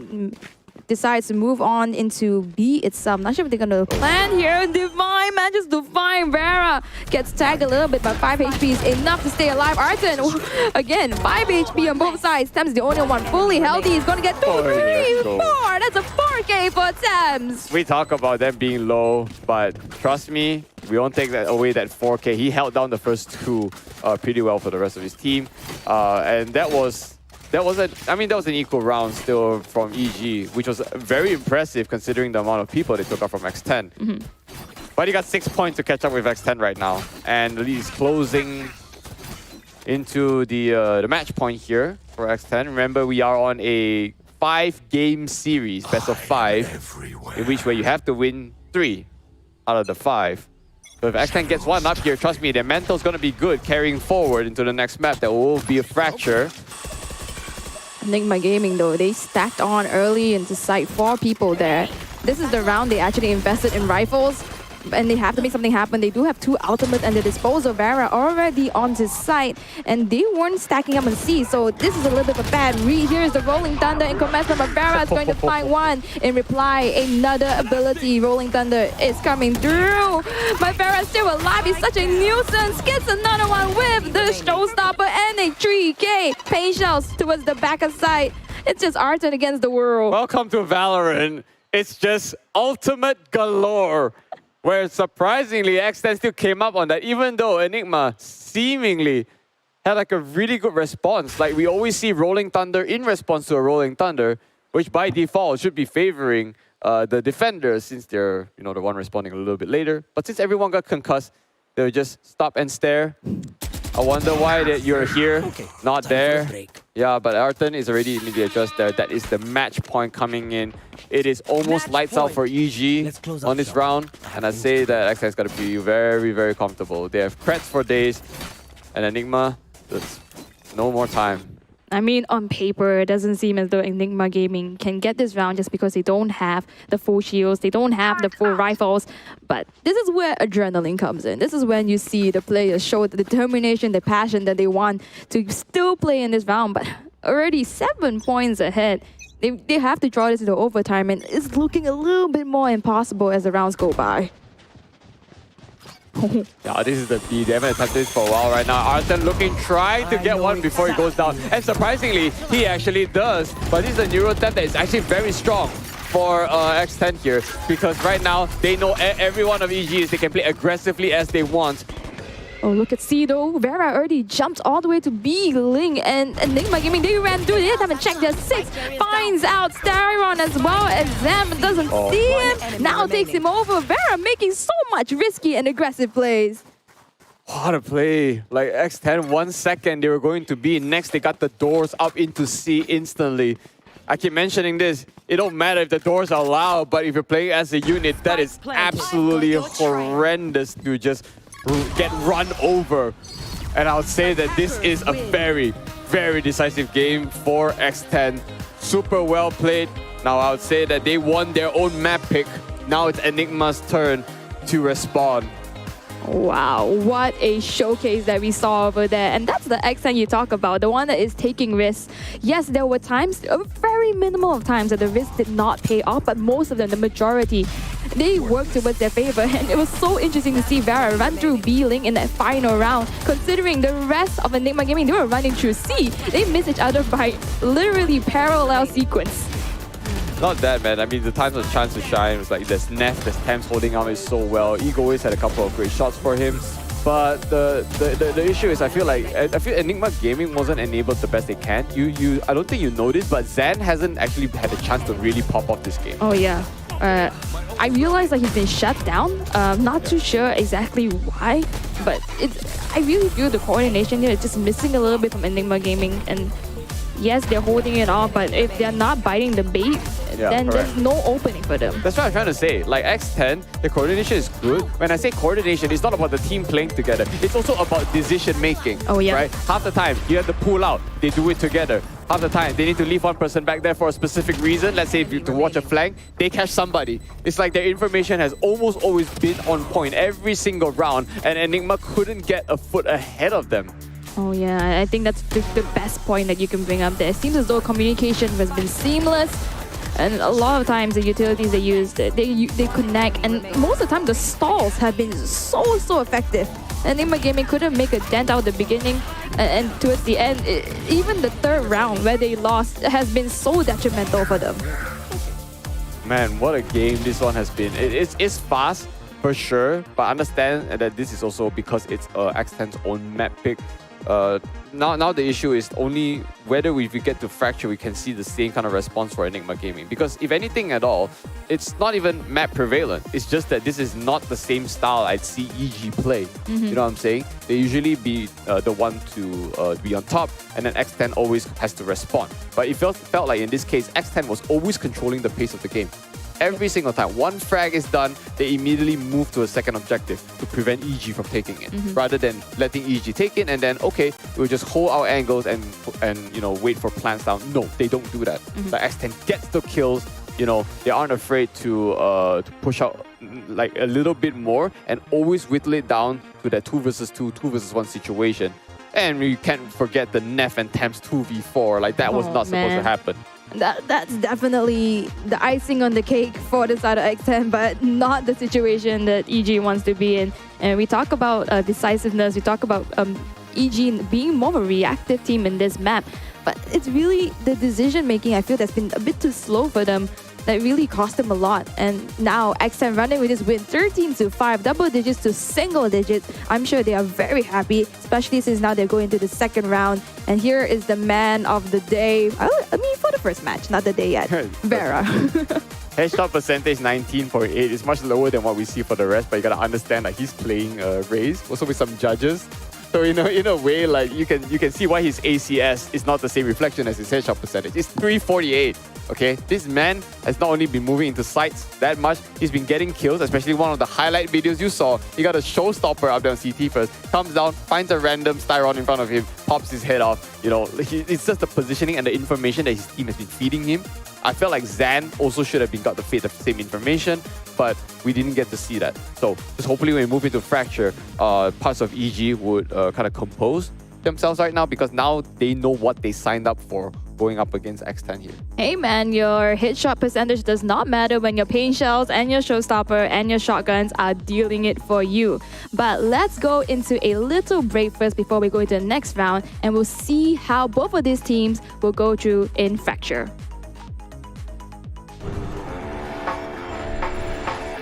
Hello everyone, we are from X10 Esports.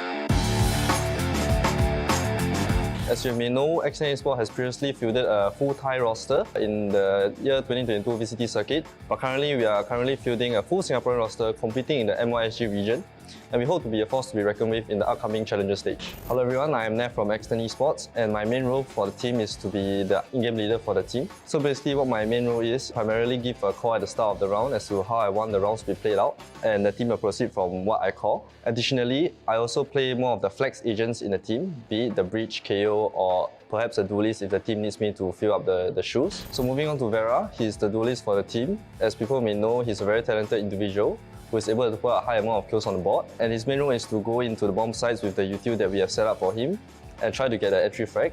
But even in the case where he is not able to get any entry frags for us, we are still able to close out the round and win the round basically. So moving on to our next player, we have Thames, who is the initiator for the team, which means he plays most of the Sova on Fate on most maps.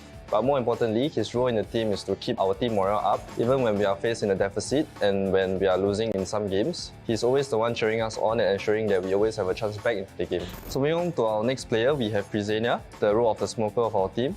And he's always someone that we can count on and lean back on as being a good anchor point for our team. In a sense where enemies are entering his bomb site, he's always good for the 1 or 2 kills, which always helps us and enable us to be into an advantage when we are retaking the bomb site. So lastly, we have Fane, who is playing the sentinel role for our team. So what Fane does is that he's mostly the lone wolf on the other side of the map and is always catching the opponents off guard when they're rotating off the bomb sites. As for himself as a person, actually he's a man of few words, but it's a very deadly one when he's in the zone. I think I can only perform in Singapore server, man. I think the only way we lose is if the opponent somehow manage to convince the admin to play in Hong Kong server. I think LAN tournament will be easy for us. It's quoted by Nev, I don't think we have any notable opponents. For us going into this tournament is to eventually become the champions of this tournament. But we should also be proud if we manage to get a podium finish amongst all the decent teams in this tournament.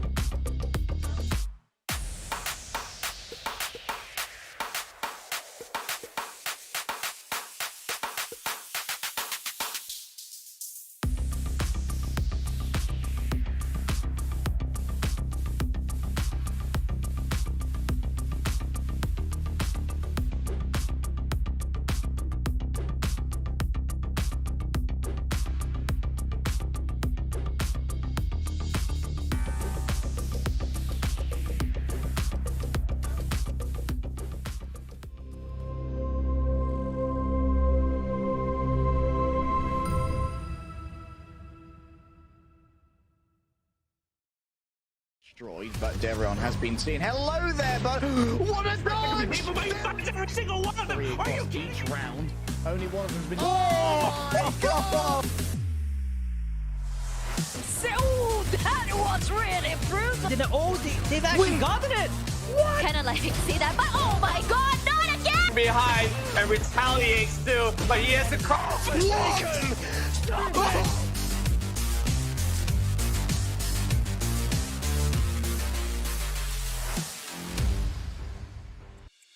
Welcome back, ladies and gentlemen, agents of all ages. We are now in the lower bracket finals. My name is Eliminate, joined by Xeno Viper, and we got to watch a treat of a first game between X10 and Enigma Gaming. And unfortunately, X10 bested their enemies with a whopping 13-5 scoreline on the map of Lotus. But now we are going to see how Enigma Gaming is going to retaliate in their own map of Fracture. What a great gameplay coming out from X10, just to show that they do have the potential to go up against one of the biggest titans, arguably in MYSG, aside from Bleed now. So, you know, last time they say, hey, this is no longer a Highlander, right? There's no just room for one. There's room for many who can come up with the same level of skill set. So with X10 coming out here now, we're talking back on Fracture. Believe it or not, X10's Fracture has actually the lowest win rates in their entire map pool. It's only about 50%, in which where before they actually lost to Enigma 7-13. Wow. Okay, so in that case, if there's any map that Enigma is going to take from Extent, it has to be this one. This is their pick. They have a 100% win rate so far on this map. And this is all the map they played yesterday and took away from Bleed. So I think they have a fighting chance in this. And if they can get this round, all they need to do then is steamroll. Build up the momentum, take the next few series away, have that fighting strength. We're seeing on both sides, Brimstone as the choice of smokers, Raze as Vera did really well in the beginning, and Zan, I believe, has a reply to it. This is Mirror. Yeah, it's Mirror. Why is Vera and Neff highlighted? Huh, interesting. I guess it's... Questions that require answers that we don't get the luxury of. So in this case, I already said, you know, Zan was already very suppressed earlier on, you know, like last map. We need to see the enabling again, and I feel that maybe Fracture could be Zan's playground a little better, just because the corners are, I won't say in the corners, but naturally on site there's more elevation to kind of move about. You know, when you're A, you got drop, you can move up, and then when you're on E side planting, there's towers, you know, to consider. So then again, that's not just on him. He needs to remember that in a team game like this, you can't usually go out solo much. He's not been soloing that much in Lotus anyway, because half the time X10 has already like pushed him out before he can even start something. So we need to spark him first. In Fracture, we need Frey to really hold it down tight. Like how do we see his highlights? We need Styron to get insane flashes alongside with Divine's own flashes. Every coordination needs to be perfect right now for EG. Yep, and just falling back to what you said at the beginning of the whole series, Enigma Gaming, they are much more better in terms of individual gunfights as opposed to Extend, just in comparison. So on Fracture, this is really their playground, their comfort zone, what they like to play with. And I believe in Lotus, we saw a little bit of that indecisiveness, the uncertainty, they're not used to playing it. But in Fracture, where they're more comfortable, I believe we get to see more of the Enigma Gaming that we know. Oh, this fast in. Let him cook, guys. It's Zan in again, but he immediately gets pounced back by Ego, his trap wire. That's so tough. Divine returns, however. Two beautiful doubles. Make that a triple. It ain't over just yet. I'd say that Zan has died for a noble cause, and it's a good cause indeed, because now they are on a 4-1. And now we're seeing the confidence that is coming through, but Zams manages to get Styron off his counterpart with just the classic, but it is one man against the world with a frenzy, and smoked off nonetheless. 74 HP, he has full utilities, he has to go for it, but there's so many corners to check. He has no information, blinds they shoot in, that's the sound cue that Enigma, they might be playing off of, they might just go hunting. It's so tough for him because of this one extra cage as well. Bouncing out of that, even the cage giving the sound cues that he is coming out. On the power of the these cages coming out from Frey. Then again, I think it will be an interesting moment to watch these two Cyphers duke it out, because half the time Frey doesn't play a Cypher, he actually plays Killjoy, right? So I just want to see if he can go toe-to-toe with Egoist, considering that Egoist is a stronger Cypher, in my opinion, even though Egoist does play Killjoy sometimes. Yep. Definitely a stronger Cypher. He's been playing Cypher time and time again. But can I just say, what an explosive start for Zan, really picking it up over there. Made so much space as well as so much values off of him just running in first for the team to take on site. Another tech pause, that's kind of interesting. It could be a secret timeout. Nah. There's always conspiracy theories, but trust me, there's nothing going on behind the cameras. Copium. Yeah, okay. Okay, so what we got here? Like, at least Enigma got it's got the first round, that's tough. Now they need to like snowball. Okay, so the issue with both of these teams that sometimes I say we want it neck and neck. Yep. Okay? Today, I'm taking a bit different. I want one of the team to steamroll because we expect them to be equal in firepower. So in order to move away from that mentality, we suddenly need to put ourselves in a position that a team must run away much, because if they are suddenly neck and neck, the extra pressure is built not just to us casters but also as viewers to like speculate what the outcome is. So we know the map picks earlier has been won. X10 won their own map pick. This is Enigma Gaming, and based on statistics, we know that Enigma Gaming has a 100% win rate compared to X10, who's only at 50%. Like, the outcome must be very, very clear, and due to that, the scoreline must be a landslide. So the moment if X10 brings it tight, okay, a close game, that's when EG will be very pressurized and could potentially crack in Game 3 and even Game 4. So it's very important that Enigma Gaming completely runs away with this.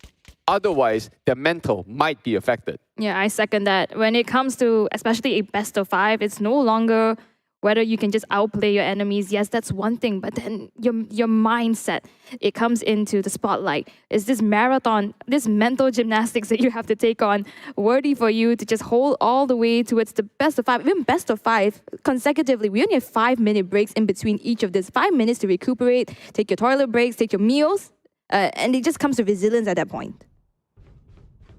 Kind of an extended tech pause, if you ask me. Well, you can't pronounce tactical pause without tactical pause. It's the same thing. So, not sure what they're really fixing. Could be a webcam issue. Also, could be a actual PC issue. But in this case, if you look who's not moving, then maybe it's their issue, right? There is a random. Who is our defending? Divine. Yeah, Divine. Is it Divine? Oh no. Sorry, Naf, I believe. Defending X10. Maybe Neff actually is disconnected. Yeah, he's not moving. So based on that logic, yeah, he may be back. There we go. We're loading it back in here. Enigma's got to be as aggressive as they can. They're starting off here as attack, you know, on a coordinated offense. I still think that Fracture is one of the most attacker-favored map if you have the best coordination in. This is a map that really is extra reliant on your lineup plus your coordination. Other maps, slightly more forgiving, but of a map like Fracture and Lotus, it is very lineup heavy. Straight away, pain shells and the smoke is just going to ward off any danger, which actually 4 members on the side of Enigma Gaming is holding off. And on the other side, though, you have Freitas watching off the other end, the side of the entrance of Arcade. So if any possibility of a lurk is to come in, they would know at least one person, but Frey gets taken down. So everything I just said in the previous sentence is gone. That's just 2 headshots with Classic, guys. Why ever bother by getting goals? Up close here, it's Vera. He is stunned. Due diligence being placed out by our dear Styrol to actually stun that out. But that said, they're on site now. It's down to 3 versus 3. Still very dangerous. Zan manages to push out, gets another one for him. Good round looking for Enigma Gaming here despite losing some members. They can't afford to die anymore. 3 should be the best. Otherwise, economy very, very bad later. Suddenly disorientated. Egoist, he's holding off, trying to make a way in from Dish, but San, he already knows that he took 1 down here, so he has to fight him off, especially with the Spectre. Oh, but you know, just jiggling off. Egoist strictly gets taken down. Arta down to 5 HP by Neff. But unfortunately, that ding is just going to be a warning shot. He goes back into safety. Oh, finds Nyron though, but he gets taken down. You just see Arthur making a beeline for it, like, no, Arthur, you have so much to live for. And then rely on the rest of his team to just come back in. Oh, okay, it's great. But sometimes not taking that risk, it keeps you alive at the very least. He has a Guardian, he can't die. Like, that's very expensive.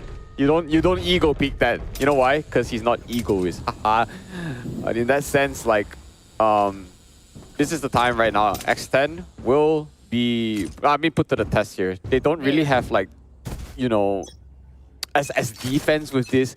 Cypher is more info rather than more position reliant agent, something like Killjoy, you know, where the utils actually can stall long enough before your teammates arrive, right? But you can argue that yes, while cages can provide a visionary advantage for your team, but the issue is how do you capitalize the aftermath of it? You know, it's not like you have an Astra to counter. I mean, it's not like you have an Astra to combo with your pain shells or aftershock or things like that. It's just, you know, it's just brimstone. You know, speaking of players of X10 too, we didn't see Kusenia pop up a lot on the kill feed, but obviously he's been supporting his team very well, so I hope to see him get some numbers here on this. Similar to, you know, as mentioned, that. Then Egoist. Zan's going to find Kusenia, though, and Egoist finds one on his own. Both the names that we mentioned is going to find a frag, especially with the aftershock. Styron getting one, especially with his teammate Arton going to find Nep at the same time. 30 HP left on Zan, but he's going to hold it off with the rest of his teammates. 2 people left, Vera and Thames. Making their way from Generator, does not see anybody yet. The smoke is just going to block this line of sight. Pain shells thrown out.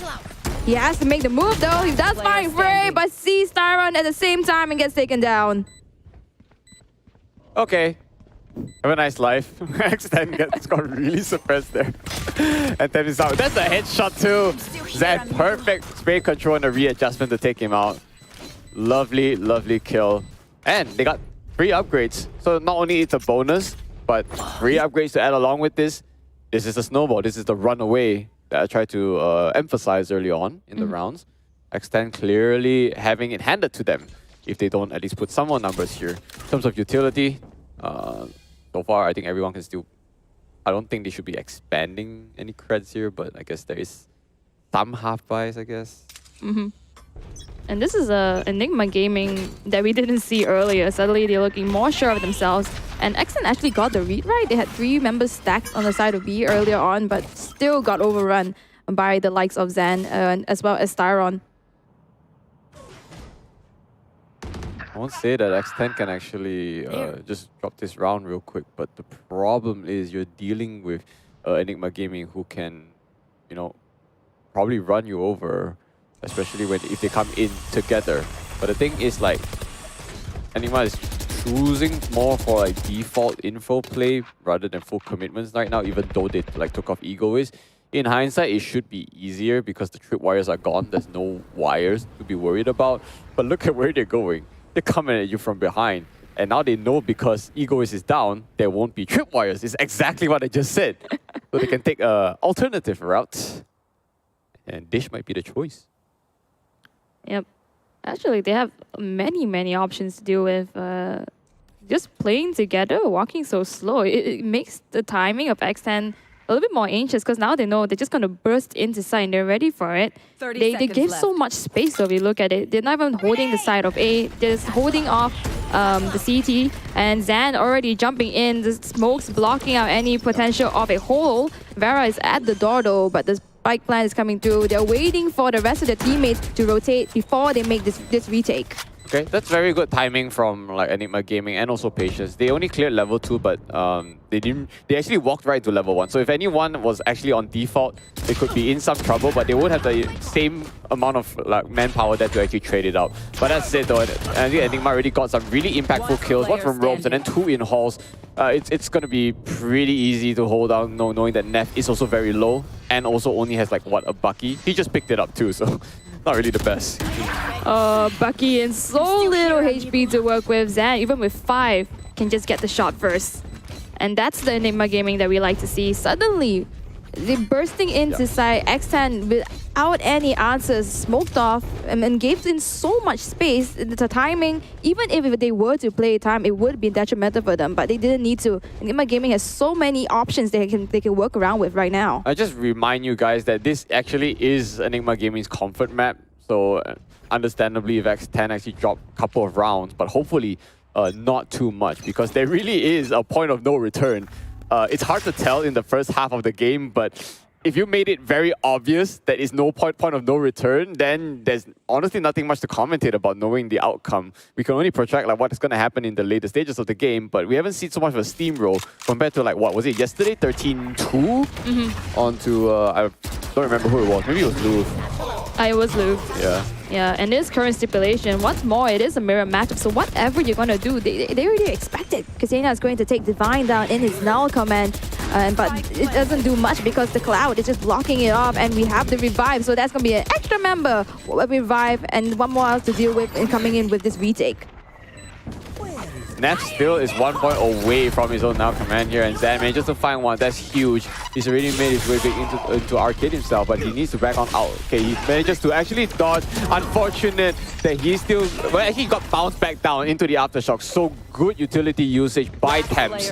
What a retake coming in from X10 now, knowing that Arthur is the only one left alive. That's no lineup for him. He needs to run on site, ending Thames with 3 kills under his belt.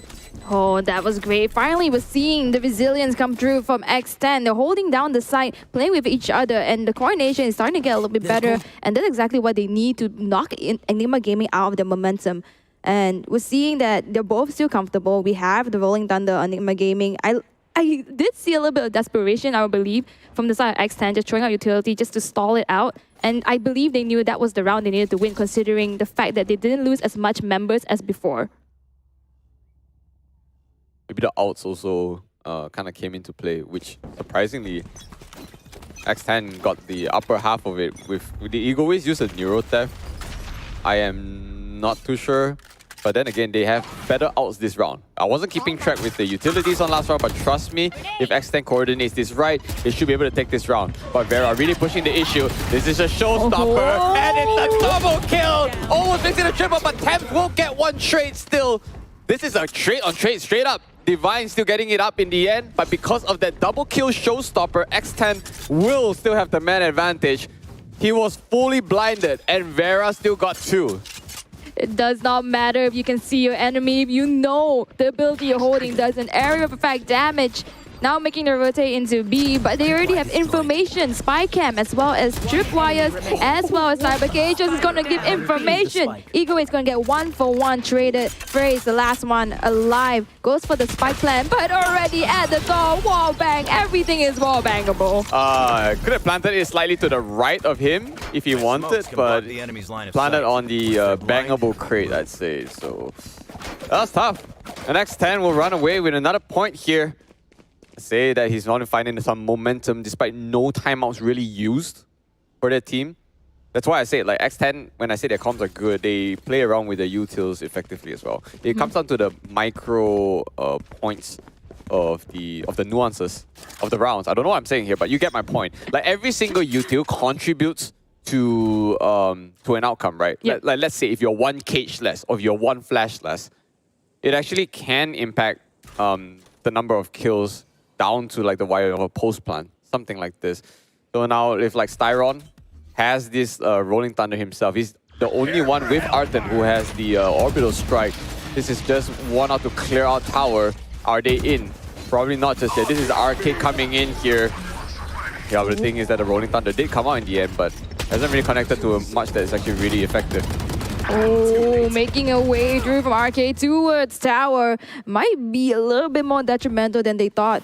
Thought they could get at least 1 or 2 more. Unfortunately, the early orbital strike did not catch anybody out of place, and they were in the right place at the right time for the side of Extend. Oh, now hovering into tower, nowhere to go with a shotgun in your face. Manages to get one, but gets taken down in return. Last player standing is actually lurking into CT side. They don't have information. The fact that Arton was stunned and able to get a kill first before he got falls is actually commendable. But mind you that this was very, very aggressive. I was coming in from Enigma's side. I was talking about the orbital strike and also the rolling thunder. It came in, but look at how Extend held it down. They knew that everyone was coming in from Arcade side. They held down tower just right. They backed off first. They lost Neff, who was just unfortunately stuck on side 2, but the teammates came in and trusted. So it's just good right now with X10 managing to survive with this many members too. It is massive. X10 just took 3 rounds away from Enigma Gaming just like this, and now they will be in a lot of trouble if X10 gets the equalizer. Now, I like how X10 is playing at this current moment, getting a bit more comfortable. The way they're playing is actually a little bit hard to predict, even from my books. I saw that they thought there was one could be playing tower, holding off site, but no one was there.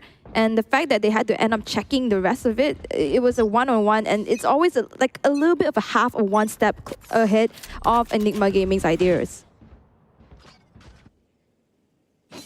Ooh. How much time? What other things can they try to do to switch it up? Right, Divine is trying to make something happen up the way from the behind arcade area, but he backs up and joins his team. Let's say so. Let's try to play a little bit slow. I don't mind if they actually play slow for this round. They've been blitzing just a bit earlier. And now, this is what I said, right? Extend needs to respond. After all, Extend is defending. They have to respond. They can't really push up per se. But this is a kind of push where Zan has found his way on side already. He gets the flick up, but he is fully flashed. A bit of a miscom, but Ego is dangerously low. Zan knows this and comes out and gets a beautiful right click. Oh, just letting his guard down for a second. Ego is not, you do not want to be in that position. And now Vera smoked up. They're trying to hold on side, but the artillery coming from Enigma is just too much to deal with. Making quick work of their enemies. It did not matter, and this is what I like to see. This is probably what Enigma does best. They hold it out, wait really patiently, and then when you don't expect it, you go through, you run in, and you pick up all your enemies, even trying to hold offside. You know what I like to call that? You know, if there was never a term coined for that kind of play, I'm gonna make it here first. Okay. Jack in a box. Jack in a box. Explain. Because, you know, you wind up, Let's make some let it cook, you know, let it cook. And then the moment the spring coil winds down, they just pop, you know. And that's exactly what it is. The Jack in a box. Yep. Stakes are high, as per what you see through the scope. Oh my god. I'm sorry, I just had to point it out. The Jack in the box seems to be cooking though. Once again, Enigma. Can I know if Zan's got a new webcam? It's much clearer, but I'm not sure about the FPS. I was making fun of Zan's $5 camera earlier, which surprisingly was his phone. So if someone already gave him a webcam, shout out to you guys. He looked much crisp today, and I'm not talking about the image potential. Let's spray one trade there as Neff. In return, there will be smoked out onto arcade side. He will be hiding, be safe for now. No odds for both. Divine gonna push the issue. Up on CT, he's already found one. He's still relatively healthy, and Zan finds one from behind there. He's still going. He's still cooking. Times is the last man alive here. And Enigma suddenly got the read on X10, and they are looking to put more points on. Wow. Just as X10 got 3 in a row, I'd say that EG gonna keep saying no.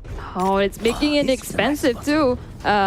Now we're seeing a little bit of a disparity in terms of economy for X10. I'm not mistaken, I believe Christina actually got an operator. I'm not too sure because I just saw the gun fall down. It looks pretty long to me. And now all he can purchase is nothing but a shorty, I believe. Not sure if this is the final loadout, but definitely a hit towards the economy and definitely what Enigma Gaming wants to achieve.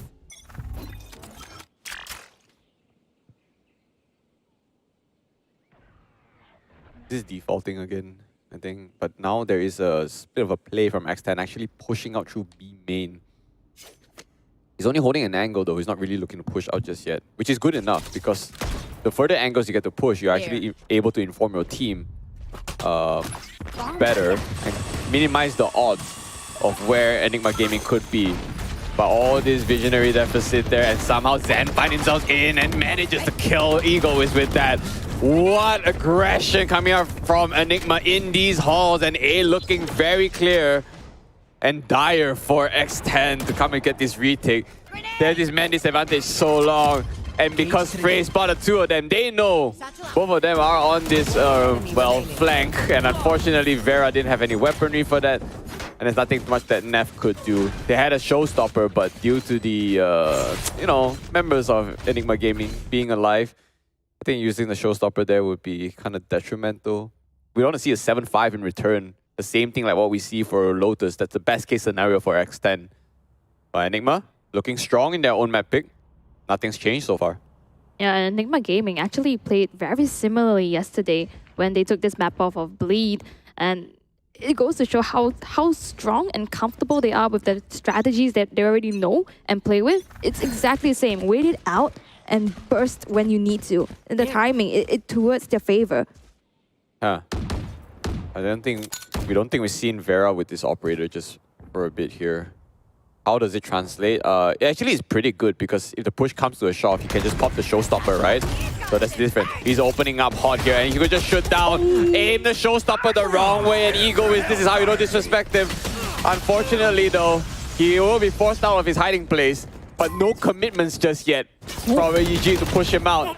On the other side of the map, oh no, wait, that is Frey.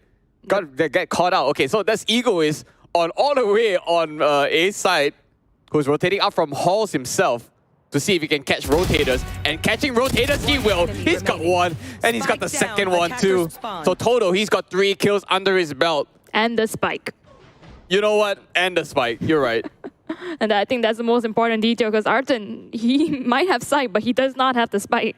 And it's so interesting to see how Ascent actually adapted to that. And they'll play a little bit more closer with each other. And EG just lost too many members in the beginning, had an idea to rotate, but the neuro theft, I think that was really, really crucial to give information. They were rotating, they held off ropes, and off of that, information is key. Damn, Arton couldn't get the sight because, his teammate unfortunately dropped the spike in spite of them having a really, really strong advantage. I was hoping that if I continue talking, you wouldn't pick up on the rhyme. No, you know what? I caught it. I ain't gonna stop, right? Spike dropped. So in spite of that, team played really, really strong over, like in terms of their aggression, but X10 really, really responded strong. All 5 members still alive at that point, right? Yep. So, you know what? If the round continues on and X10 continues to get smite, haha. They are unfazed in the slight. Oh, you know what? We are in for a game, guys. Psych. I will stop.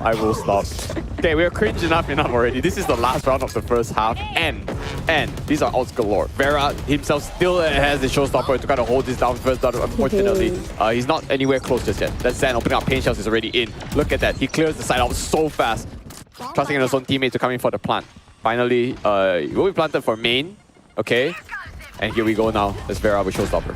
I like the switch up, bursting up straight away. Oh, it did. Oh, Zen manages to get Vera. Attempts. It's gonna get Frey in return. Simultaneously, Divine is holding off the side, but does not able to get the second refragger coming through from the side of X10. Neff now with the null command is able to stop any utilities, but behind him is a Styron. Oh, that is enough to actually flash the Arton. No, but what a flick! He was blinded too when you think about it. And the trade will be good right now. Zen good for 3. We are looking at a 4-8 now. Enigma has still got a good lead past the first half. Oh, what an amazing opener, especially since they lost out pretty much in a lot of score differential in the see beginning. The light. I'm sorry. Real life flashbang, dude. Oh my god, somebody come get her. Okay, sorry. You're saying? I'm just saying, Enigma, they needed that. And now 4 points. They needed what? The flash? The light, the hope, the confidence coming out of this 4 points difference. Okay. Zeno. Okay. Yeah, I put the no in Zeno, man. Like, really, someone just needs to tell me no. But that doesn't mean I'm going to stop. Oh, dab. Alright, so at X10 now, on attacking side, it needs to be favorable for Vera in every situation to get his corners fast. Because if you see Zen can kind of be commanding in that aspect, he loves to push it out. And that's exactly what Zen did. But Divine though, what a kill from him. I wish we got his POV What Zan did was just bait out in front, and then Divine moved out and got beautiful kills. But right now, Ego is retaliating for himself and looking likely to whittle it down to a 1-versus-1 situation. Oh, tag so low. Both of these ciphers, and that's what you want to see, right? A cipher and cipher action. This is what you're getting. And Frey, just a little bit of that HP pool, is going to be the victor of today. Could have gone in anyway, man. Like, I'm sorry. That was just unfortunate for X10 side. And Enigma looks to grow this even further. You win your pistol, chances are you win your bonus. And then, like, you know, if you're the first to hit the 10-point mark, it's a great confidence boost. And you're, I mean, I keep saying this, but you are in your own map pick. You are in your own element. Your 100% win rate map, by the way, for Enigma Gaming. You know, next map coming up will be Pearl, which is going to be an equal tug of war, I feel. Oh, we saw how that went out for both sides at Pearl. But I like the fact that Enigma so comfortable, not giving any space, even contesting for space they're not supposed to have earlier onwards. Arthur spraying down the smoke. He does hear footsteps, but not going to connect any of those bullets, those Spectre shots just yet. Vera's looking to just stall out a little bit as the rest of his teammates, they're actually moving on to the side of possibly drop. Oh no, Arcade, even though we have Nev holding off. These are still Sheriff purchases from X10. It's a very cheap investment that can actually turn the game around. Knowing how sharp they can be. I know Thames is insane on that. Oh my god, look at the trap wires. Yeah. This covers for both Arcade and Main. And that Cam actually spotted out too. Frey is already playing so close up. He needs to push up. The base shell is in. Just hold it down a little more. But the sprays don't connect. Only enough for one before Ego takes out his counterpart. Oh, Divine tagged 46 HP, really low. The teams though, they're not going to give Cypher for free. They know they're up in tower. He is blinded, but he got one at the same time. So Zan, at least taking one. Arten is going to find one more in simultaneously. Egoist can flip this if he's in the right position at the right time, because you know he does have a weapon that's picked up from Frey early on. But due to man disadvantage, 10 seconds. could be actually in a really bad spot. Unfortunately, Christina whiffs that close range Sheriff things, guys. Spike planted. Nothing too much you can say about it. But Ego is here. He needs to hold down 3 members that is probably on the hunt for his retake. But he's a Cypher. He's only got 1 tripwire. There are no cages. It's gonna be hard for him. There you go. It's difficult when you are 1v3. You either play on site, which is very hard when everybody's coming at you, or you play onto main. But unfortunately, Divine had the right idea. Even crouch just to secure that, making sure that he doesn't get dinked off of that the peak advantage. Hey, yeah. You lose too. You're closing in already. Second game, also moving fast. I would say that, you know, this game probably would be going all 5 game series, even though I'd say minimum 4. Definitely minimum 4. It's minimum 4 for sure. There is no one going here 3-0 after looking at the outcome of this game that is looking strong in Enigma Gaming's favor. Now, how do they really switch it up here? So far, control on B side. Strong for Enigma Gaming here, but that's not exactly where they're committing just yet. There's one looking on the flank. That is Egoist. Usually relying on his teammates to get at least 1 pick for extra information before he decides where to move just yet. That's the role of your lurker. Zan? Zan and Egoist? Oh, but Zan's gonna lose out.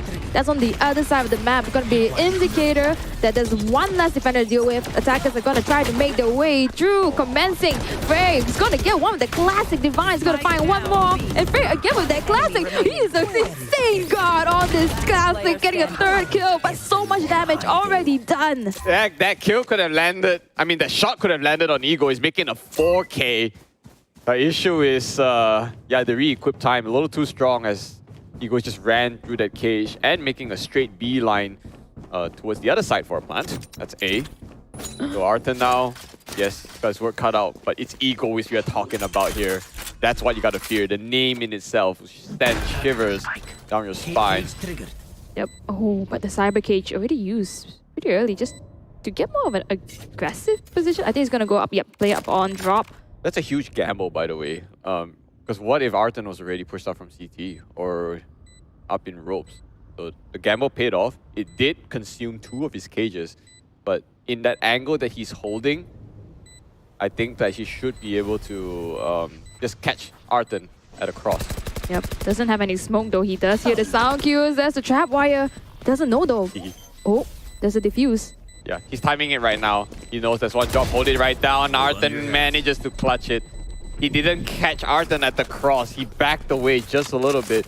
But to be fair, Arton's head was kind of tiny to to land a headshot. So, bit of a question mark play. A gamble. True to the Cypher lore. Yeah, I think Egoist should have trusted himself to just play on site a little better because you're only dealing with a Brimstone. There's not much of like entry capabilities. You got Smoke, Steam Beacon for movement speed. That's about it. But you had a tripwire, right? Yep. You had cages. And the best part about that was Arton actually tripped the cage, the trap wire. So if you activated the cage, you could have just sprayed through that. So kind of like I said, strange gamble and not the kind of play that X10 was looking for. Yep. There's a lot of small factors that could deviate the situation entirely. But I believe he was in that situation the round before, so might be feeling a little bit of the nerves over there to clutch it out. Once again, might be the jack in the box that he's so passionately talked about. Zan is going to find Nev breaking the silence. One last member to deal with on the attackers, X10. Now 4-11 has so much to make up for. Yeah, it's throwing Enigma into... Oh, not Enigma, sorry. It's throwing X10 into a slight disarray. I'll say usually if you lose your Neff, you're on mollies. We need one very important flash, but you still have Thames though, so maybe not too much when I think about it now. Guardians in 2 members' hands inside of X10, and Vera's gonna be taken down. Just Thames and Ego's gonna find one, especially Taggy is not gonna live for long. Thames gonna get one more, but that is all she wrote. Enigma Gaming with 3 members alive as Divine gets resurrected. Move over into match point. Great play. Enigma Gaming is exactly what I like to see coming into this map. Not only they're almost equally dominating as like X10 in Lotus earlier on. That just shows that when they pick their maps, they really pick it because they have extra. I'm not sure if it's extra practice, but the confidence and the play style of their team matches the map pick that they play so well. Like Fracture, I already said that it's Zan's playground, right? He's 19, 10, and 5. He moves so well with the sides of like Styron and Divide, enabling him, clearing the angles that he can. Watch when he just satchels into side and clear, wherever your util is not connecting so far. So Enigma Gaming, I think they're going to carry on this mental forward. We're not going to see this 0-2 from X10, which means that they are looking good. Moving on to game 3. Yep. This is definitely the win that they want to take. Already making a beeline into B itself. Vera with the shotgun does not get anything in fruition though. Egoist is going to find 2 as Divine gets 1 in return. 2 members taken down inside of Enigma Gaming. Doable. Neural Theft also gives information for the side of X10. Oh, just playing around. The only pre-fire is coming out though, and they knew where Zan was coming in. So Egoist finds a triple already. He's poised himself up on Canteen.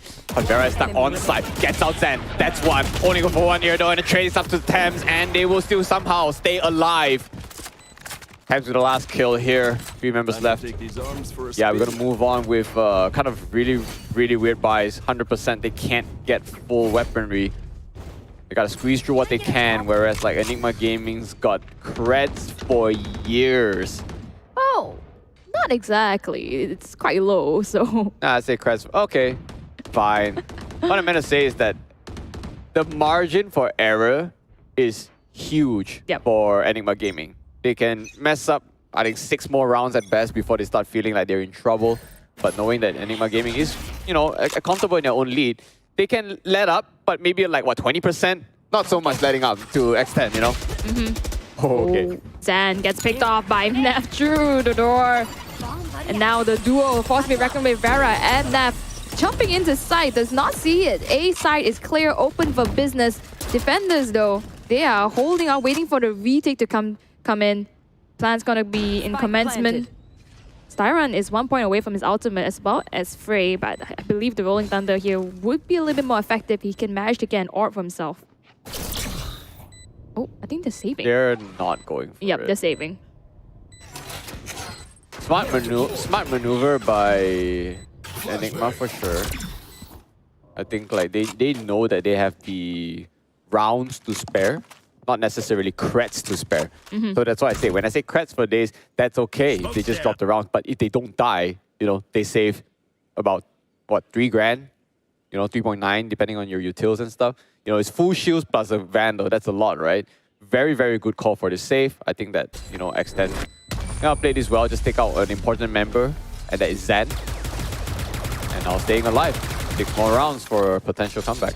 Yep, when you see the respect being exhibited by X10, just the extrapolation that both of them are in right now, it's as though you really do not want to give any point where you could lose your lead or lose a potential make a potential opening for your enemy to steamroll off of. I like the discipline. X10 though, they have ultimates at their disposal. There is the Orbital Strike and the Rolling Thunder, huge ultimates, especially when you're attackers. I want to say that this is a stack from X10. No, sorry, stack from Enigma Gaming on the B side. They want to push out Arcade to try to get a kill, but spots no one because of that 0 point. So immediately they know this is not a B. And maybe just makes their way towards on the A side here, in which where Frey will confirm after hearing that flashpoint from Divine. Ooh, Rolling Thunder is going to break the silence. No one is on site to bite the bait except Cyber Cages and Trap Wires. So information as well as indicators. Frey is not going to be able to make work of it though, but very, very low, 21 HP. Ksenia is going to get one off on Divine. Oh, that's Neff is the one that actually popped it off. Where is he playing? Okay, he's just playing on the side. No problem. They already took out Divine, who doesn't have a second life here. Egoist, he's actually holding up front. He needs to be enabled by his teammate. This is the 0 point that won't catch anyone so far because everyone... Oh, it's a little too behind. But here we go. This is the retake time right now. There's a strafe and gone. It's a trade on trade. Triple, by the way. Down to only Styron left alive. X10 somehow still doing it. Keyword is somehow, but it's getting dangerously close. Now Styron was thinking about the save, and yes, he will go for it. Oh man, oh man. I think if I was Enigma Gaming, I'd call for this timeout. Letting too many rounds go for X10 now. Yep, I agree entirely. Oh, but they need the save. They need to move to the next round without losing guns. Any single gun can really make the difference here. X10 starting to get their footing back in, and that's the momentum break that I think X10 really wanted, and is now coming into fruition. We're seeing some half buys on the side of EG Stingers, maybe. Stinger power is still powerful. Oh, no, okay. Stinger power. Oh my lord. Yeah, I mean, the only nerf is like the cost, right? It's like, what, 200 extra for it. I still think that it's kind of viable in the eyes of X10. One can hope. One wrong slip and Enigma Gaming takes this map. Not convincing though. That's what I'm trying to say. Mental is literally 50% of this entire game. Yep. If you lose that, no matter how good you play mechanically, you will fall. And right now, X10 is definitely putting pressure on Enigma Gaming. Every single point that you give off is an extra marathon to try to digest. You don't want to close it too close, and then suddenly you're in this position where... Close it too close is the opposite, far it too far. Sometimes you have to say the same words just to emphasize what you mean. My emphasis is big. Oh no, deep wall bangs here. And the problem is Frey is suppressed. There's no cage wires for him, only good for one. And X10 is still dominating on this offense. If they only lose one of their members, not to hold this post blood. The Brim Smoke's moving so much work, keeping Vera out. These snakes on the way back, finds out Zan, gets straight out here, and Neff still holds it down too. 3-on-1 here, Divine. He's on CT. They knew he was there. He tried to readjust it. Pulls out a shorty. Whiffs it. Doesn't matter. Did it for the memes. But it's on the 2-on-1. They know. X10. To get in the back now. And they know one is all the way up in main. But the problem is he needs to find the other one, which he doesn't know where he is. Ooh, Incinerate going to deter him a little bit. It's going to be on Ksenia's radar. And finally, Ksenia is going to make quick work of him.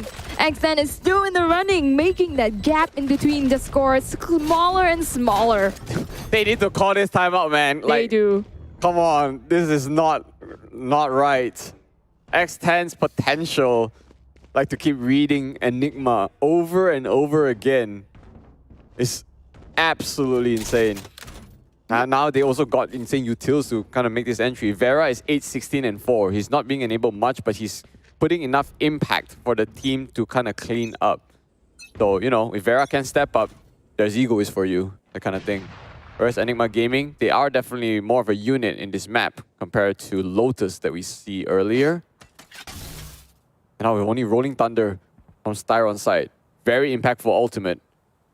I mean, in retrospect, you consider Viper's Pit, right? But this is just strong. Oh my god, that's a double! And Zen gets punished. One play from X10. That's 2 for Vera already. Still keeping the dream alive for X10 somehow. They managed to find Divine, but this is eco frags, of course. Oh, steamroll is what was happening. X10 already on site. Site is open up for business. Again, no timeout call. And I guess this is the save round for them. They do not need it now. But really, how many more rounds can you afford? That's the point. It should be the timeout round here. Oh, Frey can't adjust fast enough for Neff. And he will survive.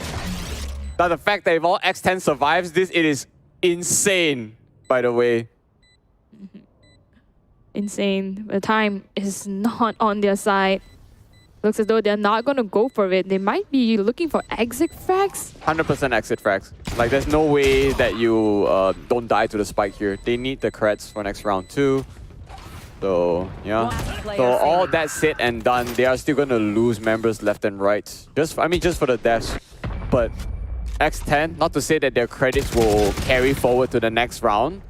Okay? Because what's the best case that can happen for X10 right now? Overtime. Yep. So the credits will reset. 3 more flawless rounds. If you ask me if it's doable, 100%. If it's any other teams, I might have a doubt. But if you're not clinging to your seat right now, you'll be an absolute liar. And X10 is starting to be very unpredictable. Who would have thought you would stack up before Dish itself and one member of Enigma Gaming would just lurk out like that, so open, and then you get a frag off of it. It's this unpredictability, the risk that they're taking, that's giving them value where they're not supposed to. I think this is like the risk we talked about. Like X10, they knew there's nothing much to lose, and suddenly they started to take more risk, more opening, and so it's actually been paying off. Yeah. So they need to ride on this fact and know that it sometimes does pay, but you need to calculate your risk respectfully. There's 4 members going up here on X10. They try to push out through these doors, but the pain shells will actually gonna hold them back just a bit. But that's not gonna deter them. They're gonna moving fast in. Yep, fast inside.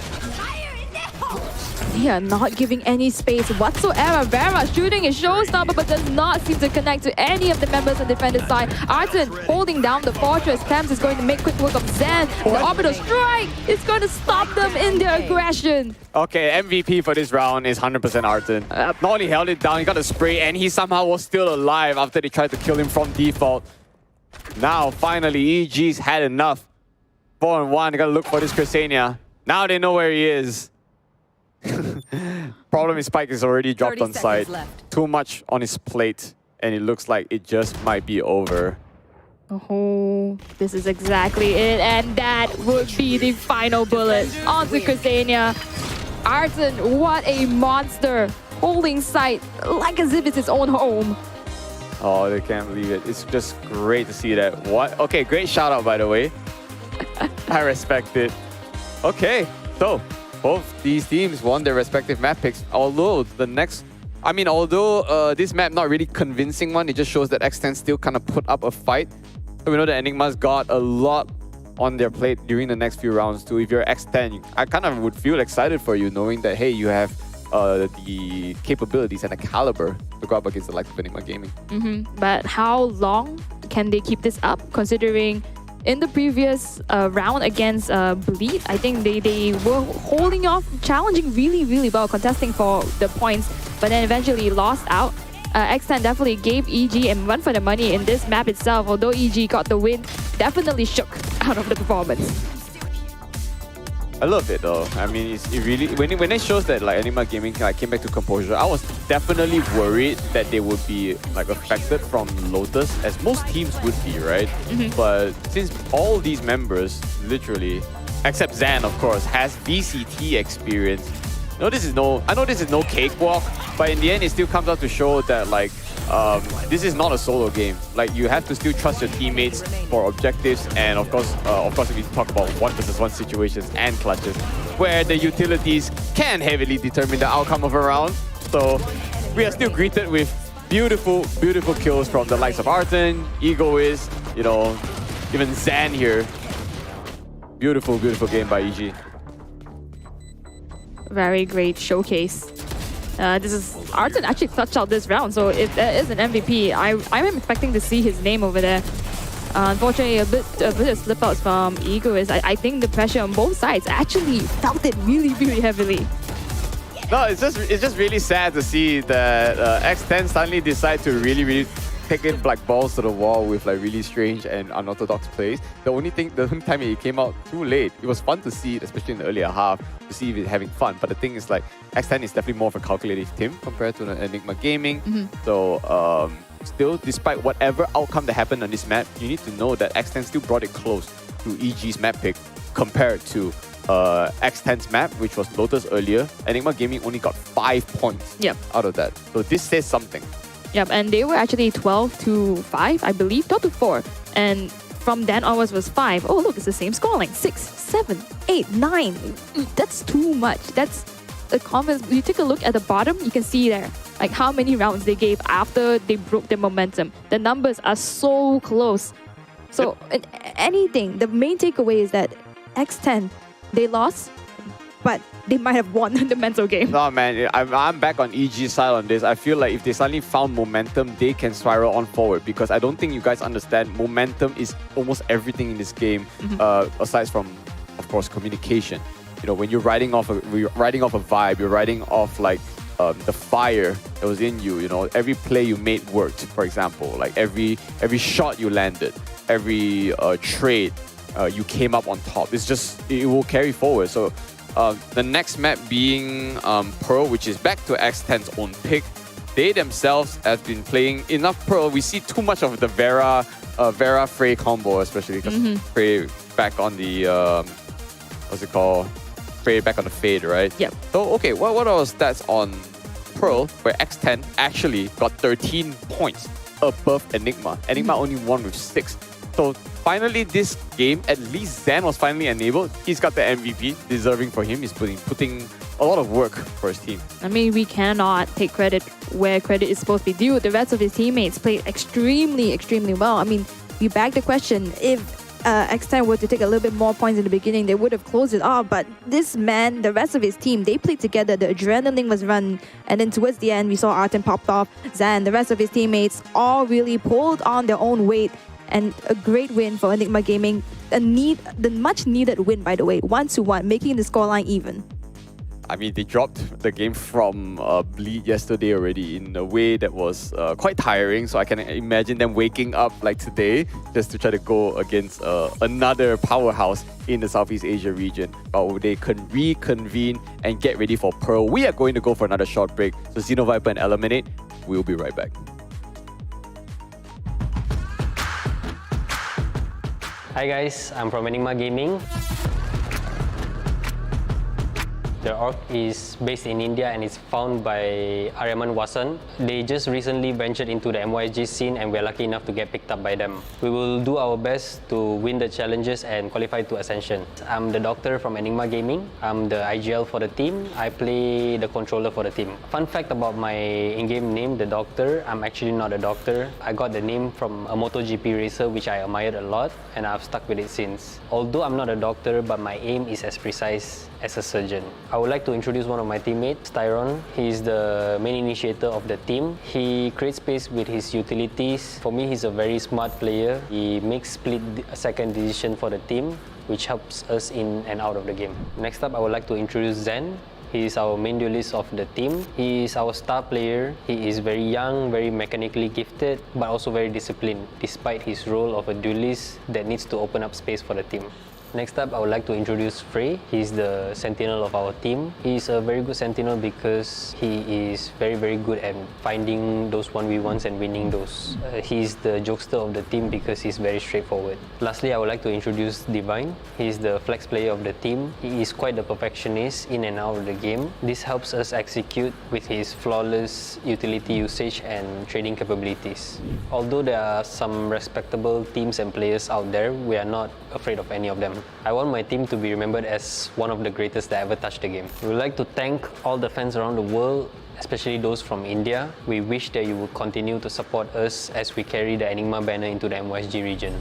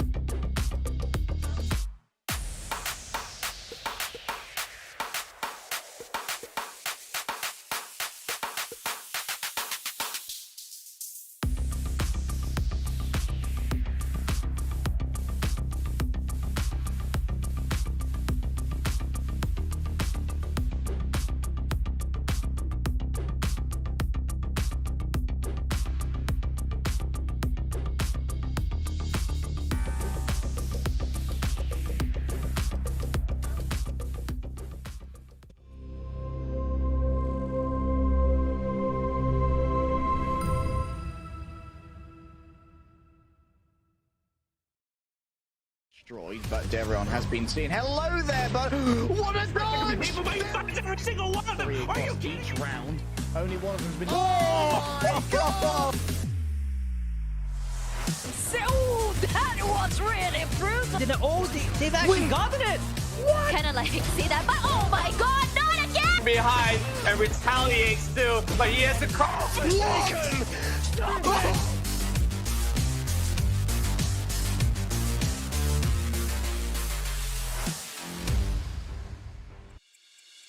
You have been watching the VALORANT Challengers. Remember, this is the Malaysia-Singapore region. Split 1, we are on playoffs, the second last day, because tomorrow is finals. Today, we are only casting the lower brackets. My name is Zeno Viper. Of course, you already know with me is Eliminate. We see the likes of X10 as well as Enigma Gaming going toe-to-toe in their own map picks and winning it all together. We are now officially on map 3 with a score of 1-1.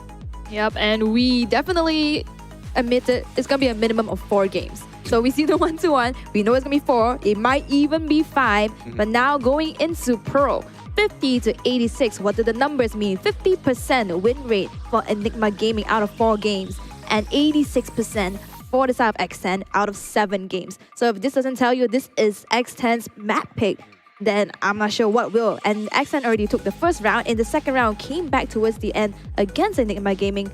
At least definitely shook up a little bit of their comfort zone. And now bringing to Pro, this is definitely their mountain to climb. Okay, it's Enigma's mountain to climb, but X10's playground. Okay. We'll put this first, okay? Yep. But the thing is, this is a banger for sure. Like, even though it's lower brackets, this is gonna put the team, like, the pedal to the metal is one thing, but you need to know that this is best of 5, and then grand finals is also best of 5. So no matter what you're gonna say, Bleed is up there chilling, okay? And watching this match, the winner of this like matchup is gonna go up against Bleed with another best of 5. So that is their mental strength. So in hindsight, the third place winner for this can be like, okay, I'm chilling, we're done already. You know, there's always a win-win situation for this, but you know, as casters, we are responsible to tell the stories of these two teams, and trust me, they are absolutely neck and neck. So I'm really rooting out for these two teams right now. But in terms of like the statistics, they don't lie. So when I say that this is Pearl maybe going in the way of X10, it could be a protracted like I don't know. Like last time they went against X10 went against Enigma in Pearl. It's 13 to 6. Enigma lost with 6 points in Pro. Can they change this around? I mean, back then it was actually a different roster, and now that the Doctor is not here, and having Arten, you can see actually already a switch up. We have a Harbor as well as Viper as their controllers of choice. So now it's a primary and secondary, but not the style that you usually are comfortable with. Not the line cutters as well as the smokers, the op smokers. Now both of them do the exactly same thing but different utilities on the side. Okay, wait. Let me refresh myself. This is X10 with the same scoreline. Okay, and then Enigma Gaming confirmed switch it up. All right, because they didn't have a Reyna. Like that, they were using a Raze, you know, that was on Zen. Now Zen is playing Reyna. This is huge because I believe we haven't even seen a Reyna pick in some ages, and much less in Pearl itself.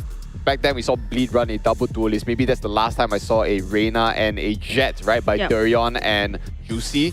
But now it's just Reyna on Zed. This is going to be super interesting. Yep, switching it, keeping your enemies on your toes. I like this strategy, but whether or not they are as comfortable as it is when they are playing on the screen, on the pro play screen, that's a different question to beg. Again, I'm checking the stats. No Reyna data coming in from Zen. Reyna data. Yala. Yep. Alright, no, I'm just curious to see how EG responds to X10's aggression once X10 gets on the offense here. I mean, knowing that Zen is attacking first, this is really, really scary because they have so many things to enable him. Harbor can cut off at least 3 entry points. So Zen only needs to be concerned of where he needs to put his Leer. And at the flip side, you know, he's got a Sky to continue to scout for him. He's got everything possible to minimize the odds of the defenders trying to pick up Zen. He's got the best enabling capabilities here. So in terms of anyone on the offense, I you know, I like to see some W keys. W keys it is, and that's already the high tide, making a really curvy cut off.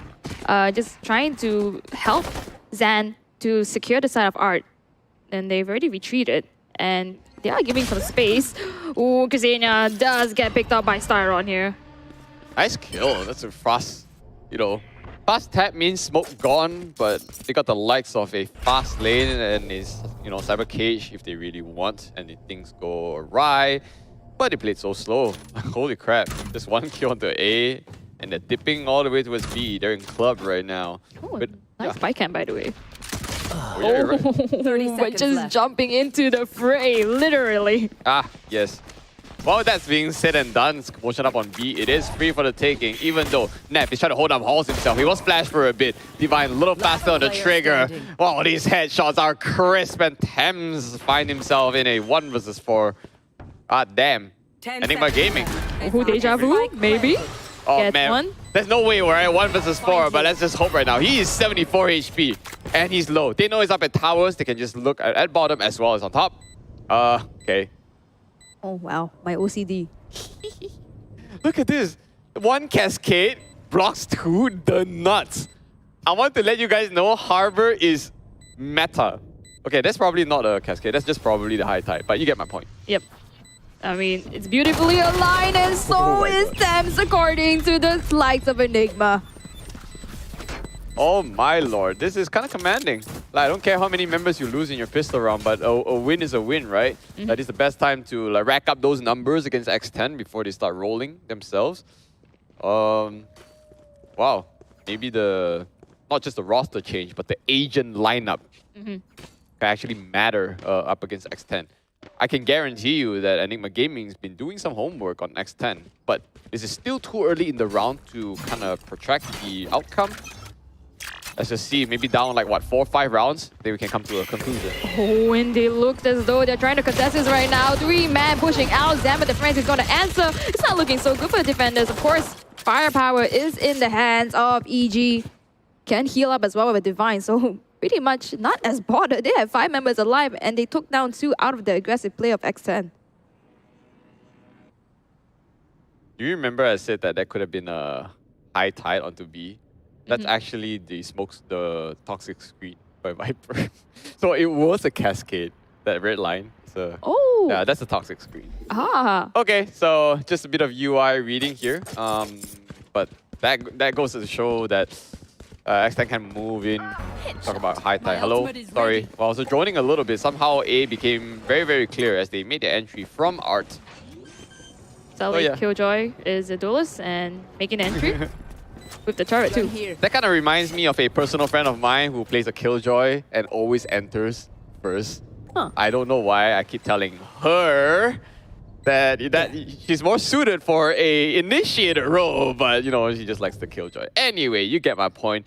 Egoist doesn't have a weapon, but I guess Nef can try to take 1 hit. If all 5 members live from Enigma Gaming, then gonna be looking very, very healthy moving into the bonus round. Ooh, Nef is pincered. Doesn't matter if you're pincered at all because Tyron, suddenly he is the duelist. Entered site, taking on the duels, but he didn't need to. He's proving that maybe he's the one setting the pace and telling to his rest of his teammates that even if he is a Killjoy, he can be aggressive. And that's exactly what I said, because yesterday, he brought out the Killjoy for the first time. I think he's starting to feel a little bit more comfortable in this competition and seeing his value as a Killjoy. Wait, yeah, you're right. So, did Enigma run this exact same lineup yesterday? I have to double check that. We will check that, but I remember Styron made a debut on a Killjoy, and I believe it was also Pearl. So we'll check on that real quick. There, Arthur's got a whip on his weapon. He was concussed by this relay bolt, and he's being sprayed down through. Vera, very, very commanding with this push out, and the best part, he is so healthy. The guns coming out for X10 is suddenly starting to put a dent in Enigma Gaming's economy afterwards. Now he's only 3 members alive for Enigma Gaming, and these are actually very impactful members, right? We got Smokers, and we got Zan with still 2 layers to actually push in. So still very doable for Enigma Gaming. And just to bring in the facts, it was actually Zan that is the only member that changed up his roster for today. Because he was Jet yesterday, yeah, right? he was Jet, but it's the exact same for the rest of the team against Bleed. And it was really close, actually. It was 10-13 in Pro. So I think they're trying to close up what they had difficulty with in the previous round yesterday. X10, Vera is going to get Zen. Really quick work over there, just micro-maneuvering. Hold up, let him cook. Oh, wait, that looks probably overheat. Sorry, not overheat, but you get the point, right? He's just managed to make his way in, but the thing is, the damage is done. Vera has already kind of given X10 all the information that they require from Enigma Gaming side. Oh, just not in the right time for Frey or Ksenia to meet each other. Frey making his way up here, did not get to see Ksenia. Spikes drop in the middle, but Ksenia has an idea. No information given. Better check my 6. Well, you gotta always need someone to watch your 6, man. That is just a nature of any shooter. But the thing is, you know, in a game like Valorant, Need a drop. the easiest way to say watch your 6 is mostly just, you know, have a cross. Yep. You know, crosses are not really 6 o'clocks, but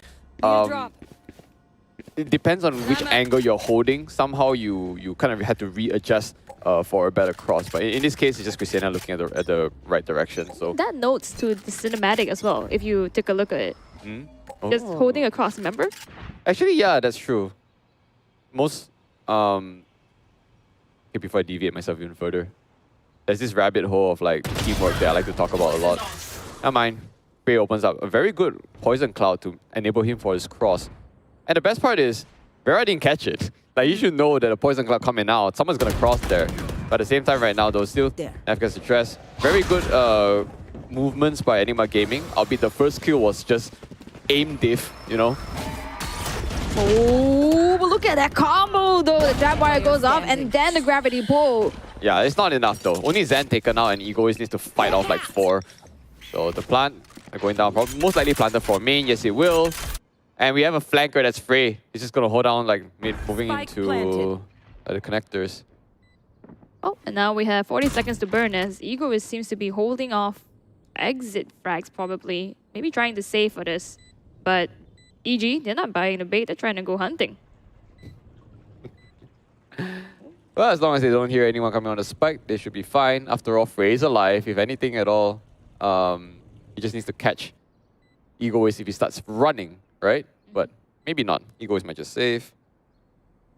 Yep, probably a save and probably a smart one as well, considering so many members already lost. He only has a cyber cage, but he is a sentinel. So even if you manage to get one information on one player's location, then you have another 3 more to respond from that. So bringing this round into EG's favor, 1-3. That's 2 rounds to EG, 1 to X10, and then EG takes this one as well. You know, it's surprising. I haven't seen a lot of, what's it called? Yeah, proactive maneuvers from X10. Like, because I know that even on defense, like Vera sometimes like gets a mad push out, you know. But I think maybe because Enigma Gaming already knows this, they've already tried to prevent Vera from doing that. That's how he actually got killed onto B side earlier on. Like, this is not a Vera game. Like, I feel like X10 needs to get some sort of comms together to secure a kill or 2. Because right now, if Enigma Gaming is running over you and they're attacking, you're going to be in a lot of trouble. But if Enigma Gaming is defending, it could be a different story. Yep. They haven't made their way onto site yet. But if you take a look at X10, they have 2 people at Art, and the Prowler actually went through mid, as well as playing with Nav. They do not spawn anybody. No, it's not mid. And B side is being held off by Egoist. Look at this lockdown ready. You should run. Oh, there you go. That's got the lockdown. The rest of the members, they're actually maneuvering through Art.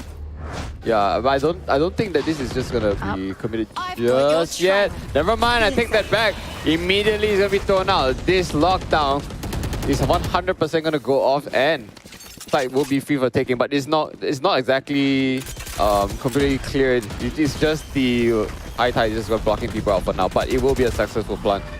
Hey, no, he has to move. Oh, the lurk, Frey. Very nice lurk there, getting down Thames. Vera and Nap is going to get with 2, 3. Just one for everybody. Could be a teammate, actually. That's sort of a tower. Egoist was holding a high angle spot, but they already know Anthony's trying to get his wall bang. He's in a lot of trouble. Tag down to half. So he's on the run. Arthur just rotated through Art. And he's relatively low and can't get on site. The spike is all the way dropped to A main too. There's no way he can move. Okay. Good round now going to the side of X10. Kind of stopping the slight aggression coming from Bleed. So I would say the Styron's lockdown while they pushes people back for a bit, but due to the commotion that is happening at, was it Link area or was it like water-ish area? I think it's at Link, right? Link. Yeah, it was just Link. There was gravity wells, there was pain shells pushing people back every single time. So they actually stalled enough time for Enigma Gaming to just to be pushed back easily. So X10 not only dragged out the time, they even survived with that. Yeah. And the fact that the rest of the X10 members who are not in the side of Link, they actually gave the space and waited for the high tide as well as the Viper's screens to come down and commence retake together. I think that really makes all the difference.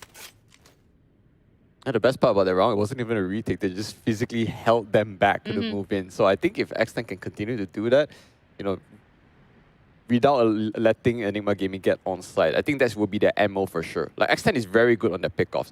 But the funny part is that they are actually also very good on retake. But why bother retake when you can actually be good on pickoffs first, you know? Yep.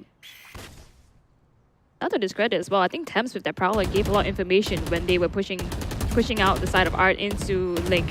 Falling back, really good stuff. High Tide's gonna be blocking off the side of Club as well as top and a bit of Halls. Yeah. I'll say that just... Oh, Link area. Is anyone in just yet? No one. They actually backed on out. But Vera found Frey. He was flanking out. So this is going to be a fiesta, literally, in the club. He's here to dance. And Thames literally danced his way out of there. But he could be in trouble. Ooh, Thames holding a really tight corner. Has the Nebula, but does not take down Zan. He gets taken down instead. Empress popped off. Oh, the walk down right now. Nef literally walked into that. And by the way, Zen is on a triple kill. This is straight up a beeline. 12 seconds left. They might just be able to make it in time. Tara holding down flowers in case anyone peeks or not. This is the Cove power. It don't matter. It will be enough to secure a post-plant situation in which not only your Styron is alive, but including 3 other members. But Ego is trying to thin down the numbers now. Oh, a little bit overzealous by the Empress herself. Ego is expecting it. Oh, but look at this. The covers offered by the High Tide. He spy cans, but is unable to see one. Does not even realize the Divine is in the copy, but takes him down regardless. Arthur now holding outside A Link. The spike is blocked out by the Nebula though. The diffuse noise comes in. Styron's gonna shoot down, sprays it in. Very nice stuff. Styron and Arton. Arton just giving a bit of information and Styron finishing off the job. I think they knew that he was low as well because they told him that, oh, the last man is low, just hold down your spray. And so he did. You know, it's not a phantom per se, but Vandals still do the job. So this one is more of like an equal footing for 2 teams. Look at the trades-off. It's only like first 2 rounds going for like, was it EG side? Yeah. And then it's like 1-1-1 each. So the moment a team loses, it's straight up equal already. Yeah. That's the closest I like to see. Straight up equal, but 4 ultimates available. Would be risky to invest it in this round considering they don't have the artillery. But Ksenia holding this shorty up close. I love the risk. Okay. Enigma might not be biting the bait though. We see 2 stars plays up on A. It's very preemptive. The defenders are all playing towards like A link area just in case like they're able to burst in onto A. They're actually respecting the push-in potential from Enigma Gaming because there's a lot of flashes. So they're all playing anti-flash. Or Zan, beautiful movement and positioning. Actually catch Neft out.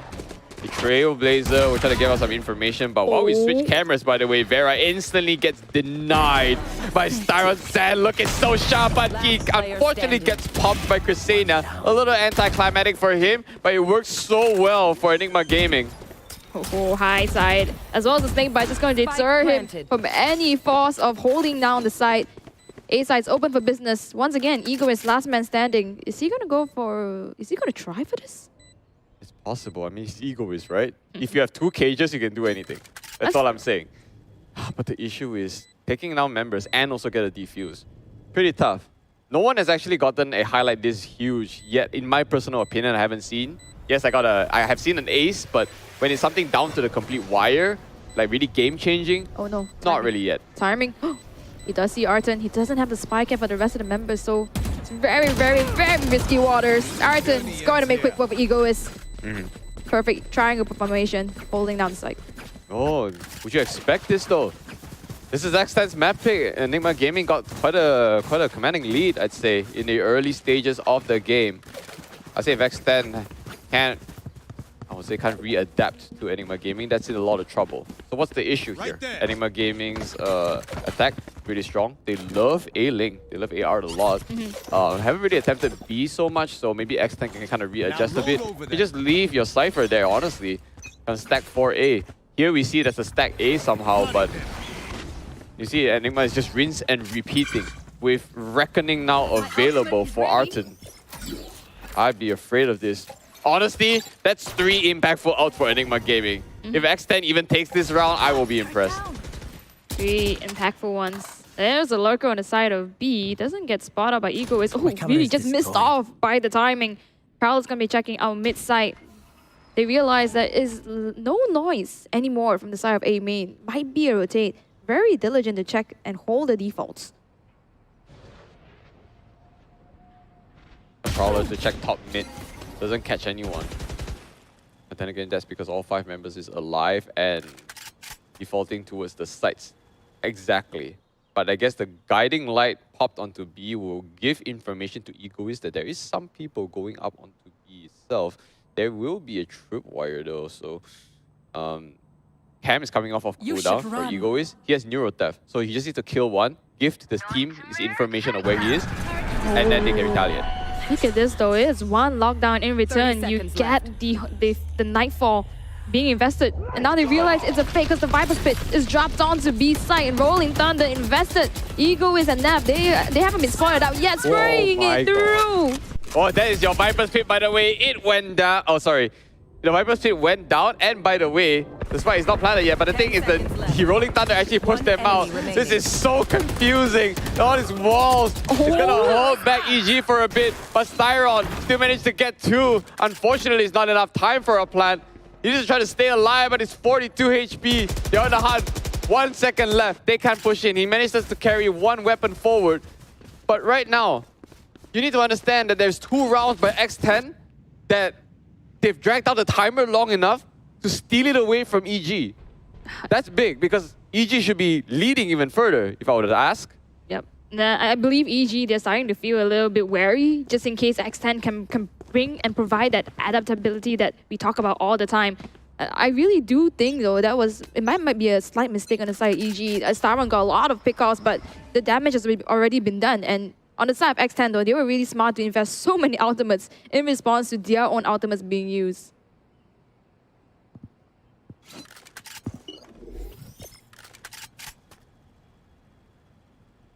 Arthur still has the Reckoning.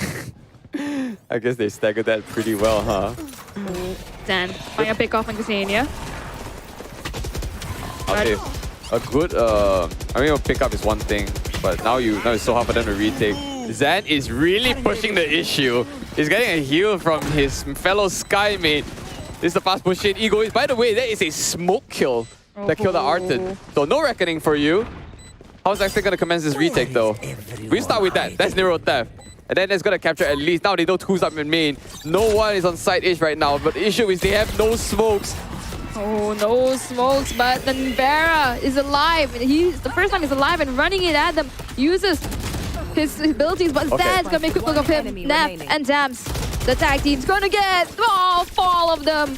And that's another round. Beautiful play, 100% by X10. You love to see that. I said there's no smokes, but they coordinated the utilities so well. There was one fault lying all the way to the left, which prompted Vera to just push. For some reason, he didn't check right. I'm not sure if right was clear. If someone was at right, he would have died at main. But he pushed out. He paid with his life, but that's to drag out enough time for his teammate to stick the defuse. For some reason, Enigma Gaming had nothing lined up for a post plant.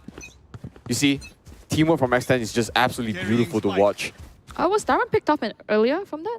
Not Styron. I mean, what I mean to say is that any lineups, as in not utility lineup. Not utility lineup, just coordination. Coordination lineup by Enigma Gaming, yeah. Ooh, Han being destroyed. That's going to give an indication that is threat up at mid top Prowler, just to ensure that they do not push in the numbers. They have the control of mid. But Ascent, they're actually giving them a bit more space. They're playing with each other, and I think this has been key so far as to why they're getting the trade-offs and making the rounds towards their favor. Oh, that this spotlight will be huge if he can be followed up, but he follows up himself. Ooh. Aggression does not stop from Vera. Gets a risky push out, does get information that they're not pushing them. Now suddenly they're rotating, making a beeline into B side. Egoist is there to meet them in the hall. Doesn't matter if Cove, he is there to get 1, 2, and 3. He is unscathed, by the way. He has the light shields as well as a full HP. They can't break this man. Like legit, he just held it down like a true sentinel he is. He's gonna be finally flashed out. A good pop flash by Divine, but the damage has been done. We are on an equalizer right now, and X10's got the read back on Enigma Gaming. Just as we said, they needed to adapt. Push and pull. Finally, the staggering fight we were looking for between both of these powerhouses. This is huge. Who would have thought, even with the safety of your Cove, that there will be an Egoist, a Cypher pushing you right at it? I'm so surprised that like the bullets were still able to go through like Cove, because he actually went in enough, you know, for the bullets to connect. Because I'm not sure how much damage Cove can actually absorb, but if I remember, it should be... It's above 280. I'm not sure how much it was though. But let me ask you a question.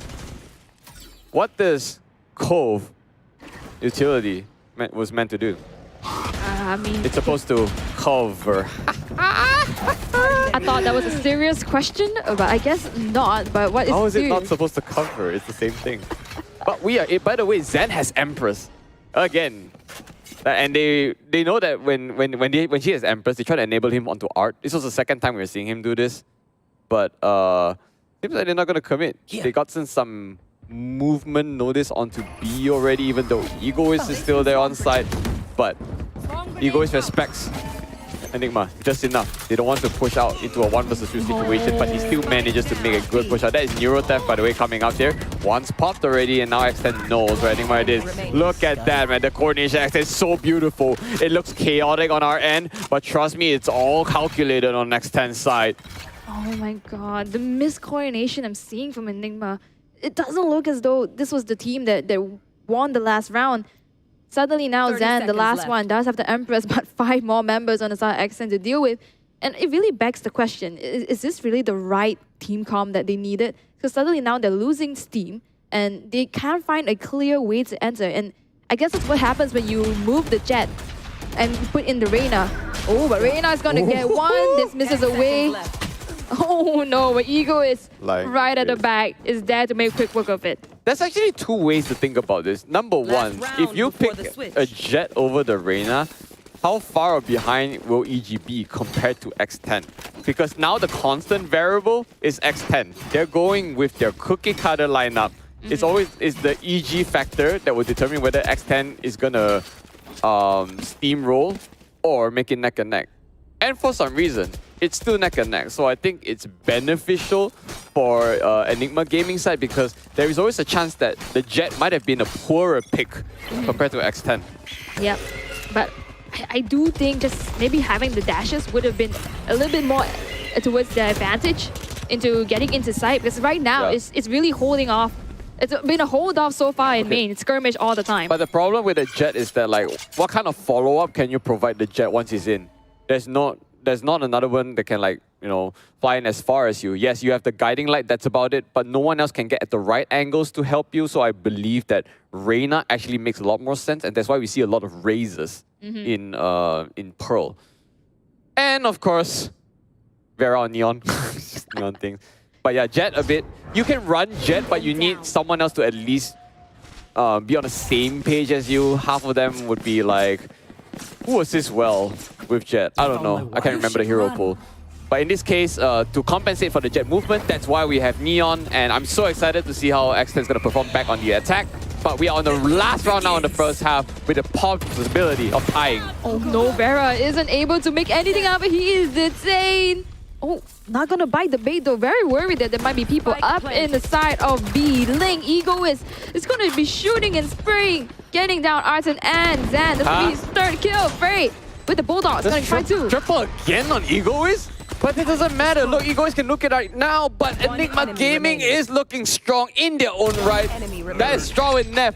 Immediate repositioning. Problem is, it's 1 versus 1, and Neff steals it away from Enigma Gaming. 7-5, reminiscent of all previous Neffs we've seen.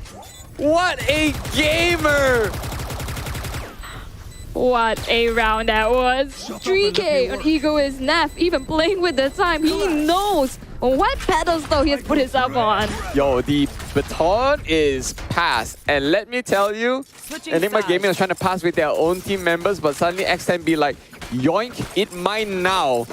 That really could have gone either way. Oh, trust me, I am looking at God right now. Right now, we have the depiction. I mean, that's just now. Of We a had deity. the depiction of what the Viper saw when he was flashed out. That was a little bit messy. I just wish we'd seen Egoist triple kill there. What kind of an impact he made earlier.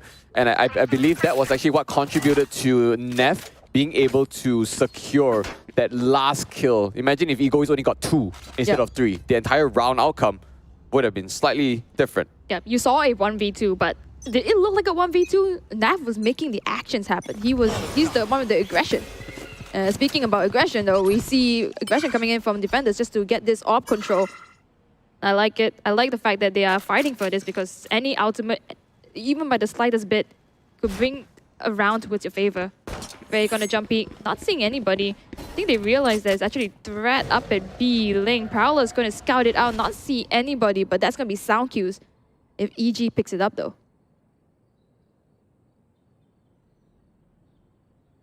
Very quiet. It's kind of usually like X10 will push in very fast up on B. They aren't doing the exact same thing. Enigma actually tried to predict this. That's why you saw like some defense being placed out on B halls. They placed 2 up on there. They were trying to anticipate Vera dashing into B, but Vera's not there. Where is he? He's all the way in A link. Arton already gotten some information. They are still waiting on B side for EG side, thinking that he might be there. But guess who's in? It's actually Vera who manages to find Arton and still alive when Egoist came in from all the way main itself. That's coordination at its finest. Oh, what you thought was a good position suddenly became a pincer against them. Arton and Star are unable to make any value except for Naf from that. Divine is gonna meet Vera right in lanes. He's gonna frenzy into him. Speed and agility is the name of the game. He's playing around 91 HP. Gets another one. Might get the third one. Does not. But that's enough information where Zan is. Zania right on his trail. It's Zan though, guys. Don't let him cook. Don't let him cook, guys. This is not how you want it to work. You can't single peek Zan. You can't let him cook, guys. It's a quad kill from my man, Zan. Stealing it now back from X10. My heart's breaking. The situation is out of hand. How do you guys not understand? Dear Lord, ladies and gents, I believe we've got the clip of the day. Yeah, that's the highlight. I just said that you can't peek it. When it's down to that 1 versus 3, I had it in my mind. You can't let Zan cook. Vera was doing so much work with his team. It felt like they had the round, the coordination. I was commending them about it. And then suddenly you have Zan from Dugout, who just isolated the kills to utmost perfection, throwing X10 in for a loop. Oh, look at that flick though. We have a slow-mo of that. Yeah. I want to watch that. Oh, if that highlight the highlights to make it into a reel, right? So, dear Lord. That compilation. That compilation. Oh, Vera though gets shot down by the Spectre, does not have the artillery, does not expect the link push as well. Frey is gonna get 3. It's gonna get more than that with the rest of his teammates, Arton and Zan. So much confidence. That was less than 10 seconds? I don't know, that's less than 100% 10 seconds. I felt... Wait, can we look at the sky, please? Hello? How can you buy this finisher and not look at the sky? Please? If you can hear me, Zan, please look at the sky. Yeah, we talk about this finisher for a bit. I like to deviate, but is this the Ruin King bundle? I know it's Blade of the Ruin King. But a bit underwhelming because you have to look at the sky, you know? But I like the sword. It's pretty great. Not a lot of people use it anymore. Speaking of swords, do you like the Oni sword? The new one that came out? It actually is lit. But the other guns, a bit underwhelming. So far, I feel like all the 2.0s are a bit underwhelming. I mean... I bought Reaver 1.0, it's great. 2.0 came out, a bit strange. I do like the Odin though, that's a bit different. Prime 2.0 was underwhelming. Okay. That's one thing. I see. Ion 2.0, kind of agree. Some people like the Vandal.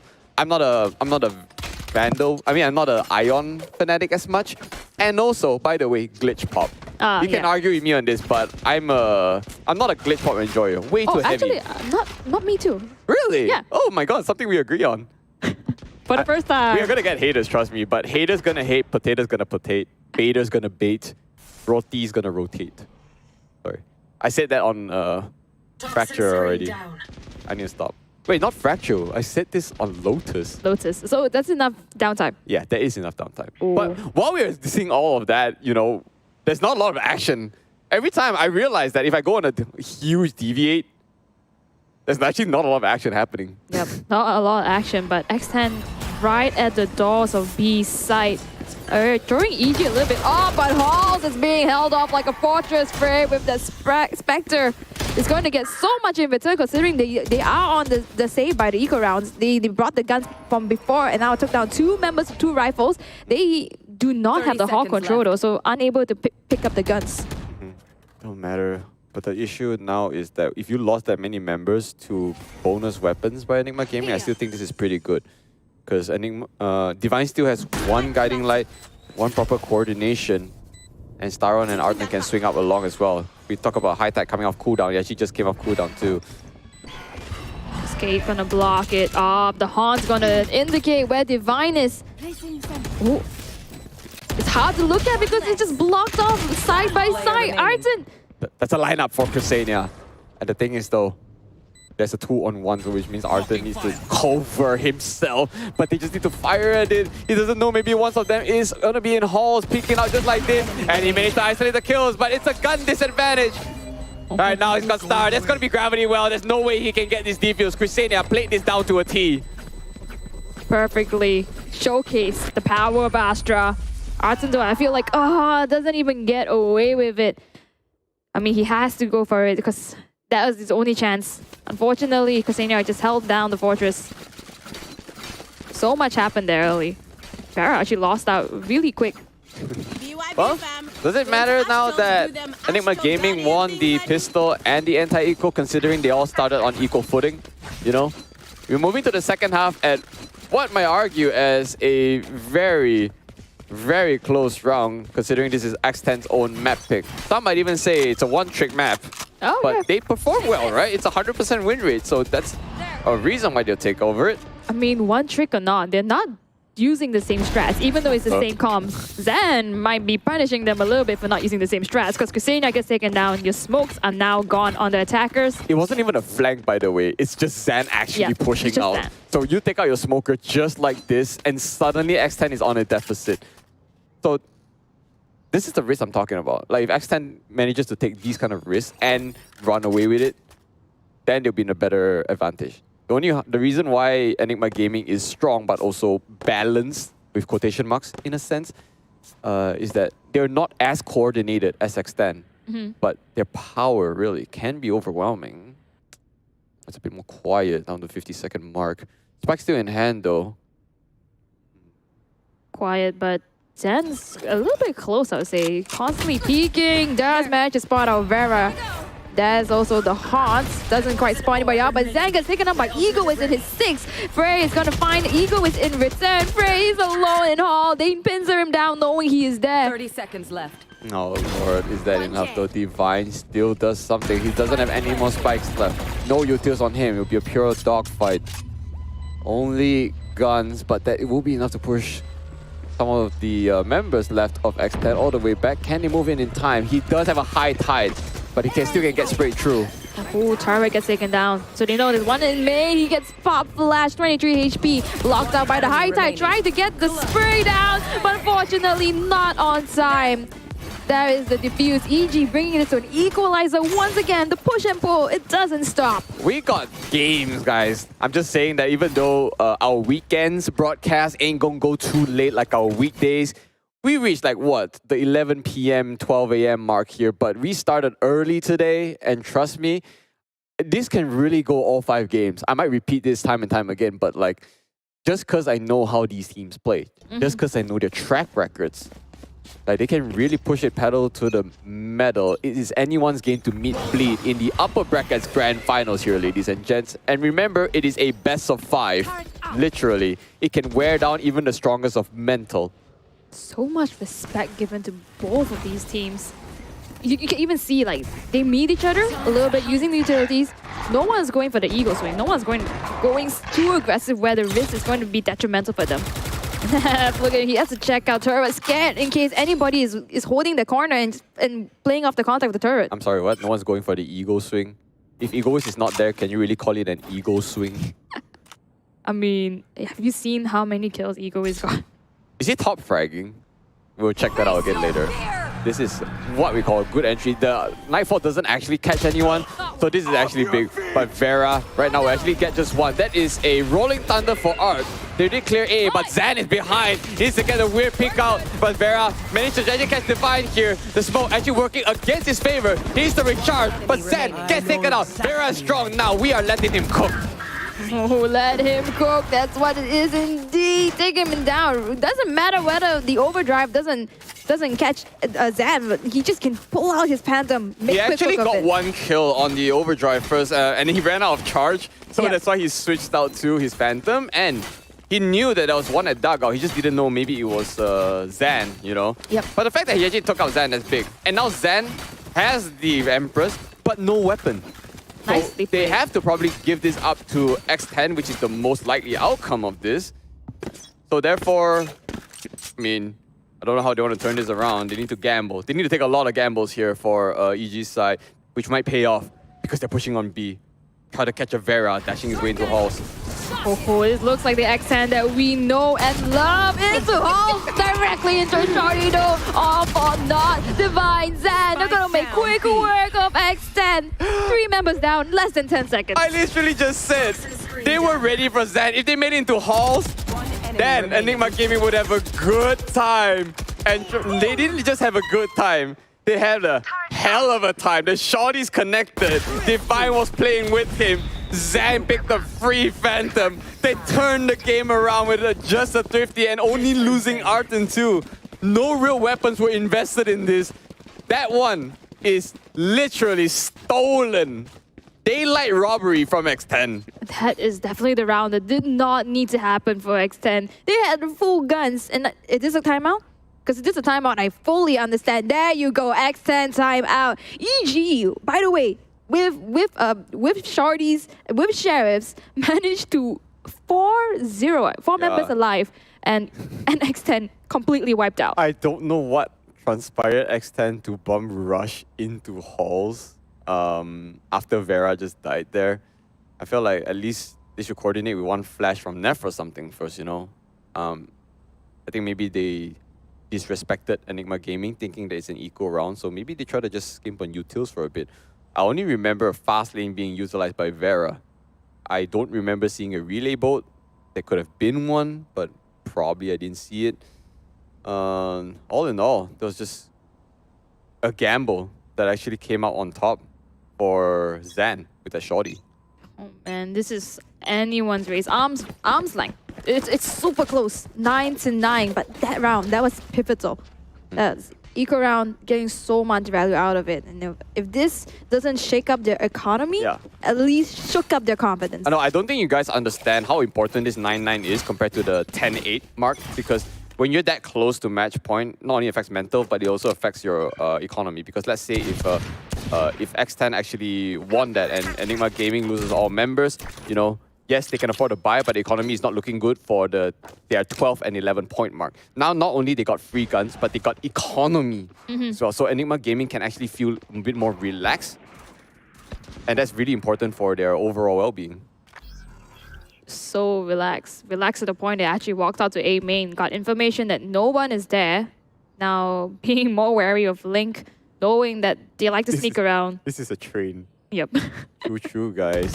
Oh, Choo. Oh, on the other end is Ksenia, who's also the spike holder. So if that's going to drop, that's going to give so much information. But he's not dead. So at least they can readjust. But everyone is at mid. Sorry, gonna be coming. Oh, Neff came from behind. Where this man came from, they just went a little bit too long. And he might just retaliate. Zan going absolutely crazy. He knows Ksenia is there already. He wants to take the fight to him. And the fight to him he will. 4K again for Zan. The red around for X10 didn't work out. They trained up literally way too long. Right into the open arms of Enigma Gaming, and suddenly the lead goes back to EG. Oh, this one though, the train got taken down. The question though, I honestly would ask, why did he retreat with his knife out? Because he took down 2, that should be the people holding on site. Instead, he walked right into Frey. Even damage, doesn't matter, you took a knife to a gunfight. I don't know how both of them ended in... they were just chilling in there in A to hold. And that means that X10 has done a good job to keep Enigma Gaming like on a high alert to not leave their sites. That's how he ended up in like flowers. I don't know. Oh, there you go. Vera jumping in. Doesn't go through halls this time. Gets Styron. But Danger is super close into the corner. Doesn't manage to find a mark. Frey making quick work. When he is now silenced. But he managed to get it off of visual cues. Yeah, just one is good enough. But the thing is like, the spike is on site. That's the problem. All the way in halls. They can't even retrieve it. Now Egoist is going to come back in on the big flank. Divine, he's probably going to pop flash. He actually manages to dodge it just by a bit. And he's faster on the trigger. Faster, better. Has to play with Neff though. But I believe Neff might be walled out. Not sure if it's activated. I know there is one set up. Egoist. There's 2 men. Hottester with a shorty into your face. Zan doesn't matter if he's tagged because he's just going to heal up. Blinded off. But no aggression just yet. Spike picked up. 30 seconds left. I mean, they can just let him plant. Does it really matter? Zan is holding up a shorty, but... Oh no, is that a shorty? It is a shorty. It is a shorty, right? Yeah. He's just waiting.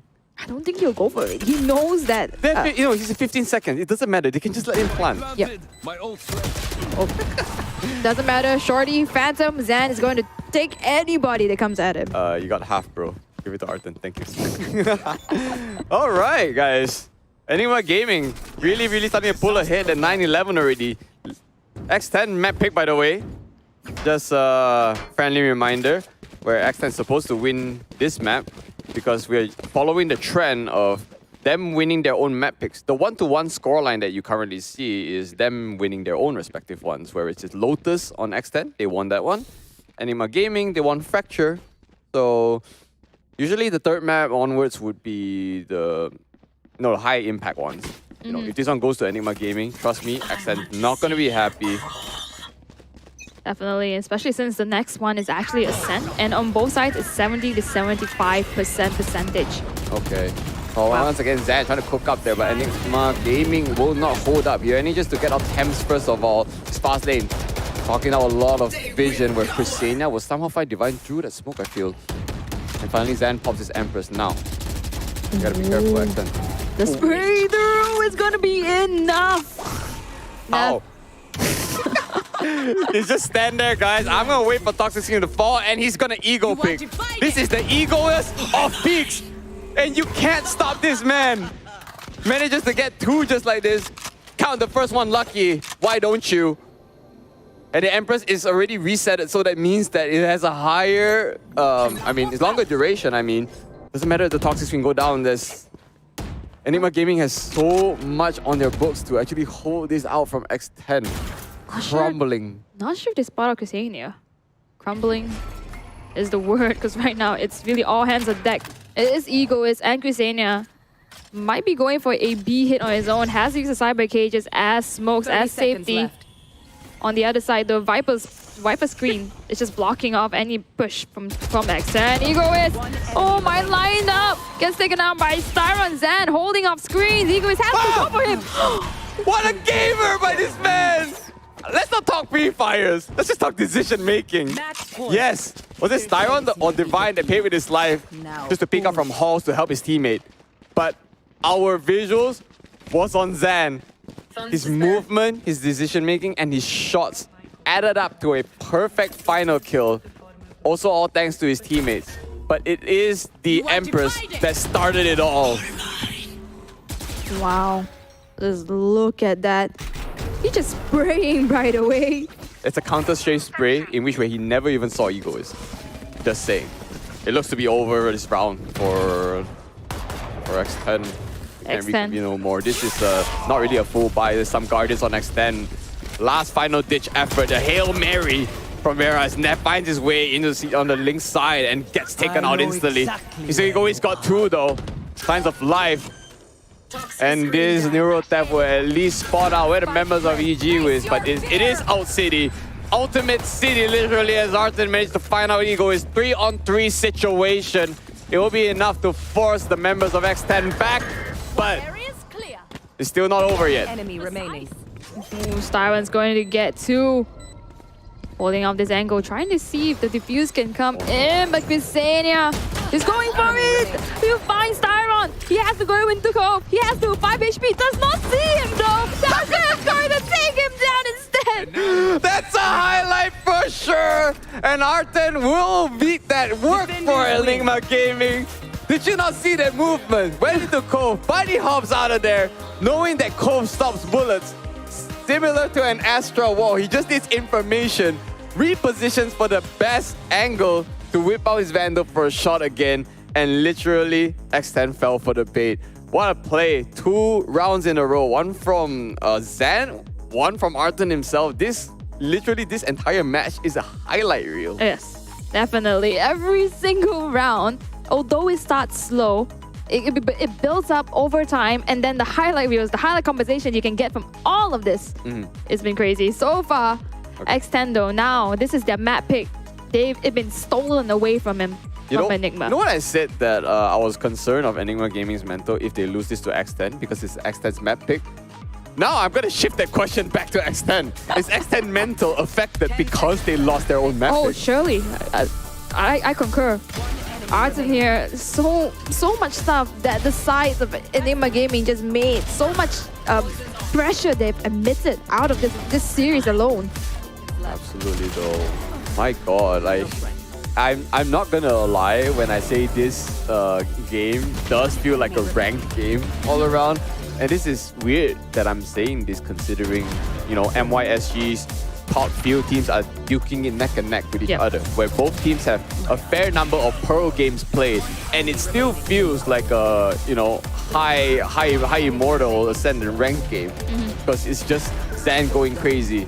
You know, Vera, you know, for some reason hasn't really gotten enabled much this game per se, and that again is like due to some misplays. I 100% think it's misplays. X10 dropped a lot of rounds to Enigma Gaming where they shouldn't have, and I really think it is a Zan factor. Yeah, and that goes to show, because when you have two top-tier teams dueling each other, it just comes out to who can duke it out the longest, who can make this marathon work for themselves.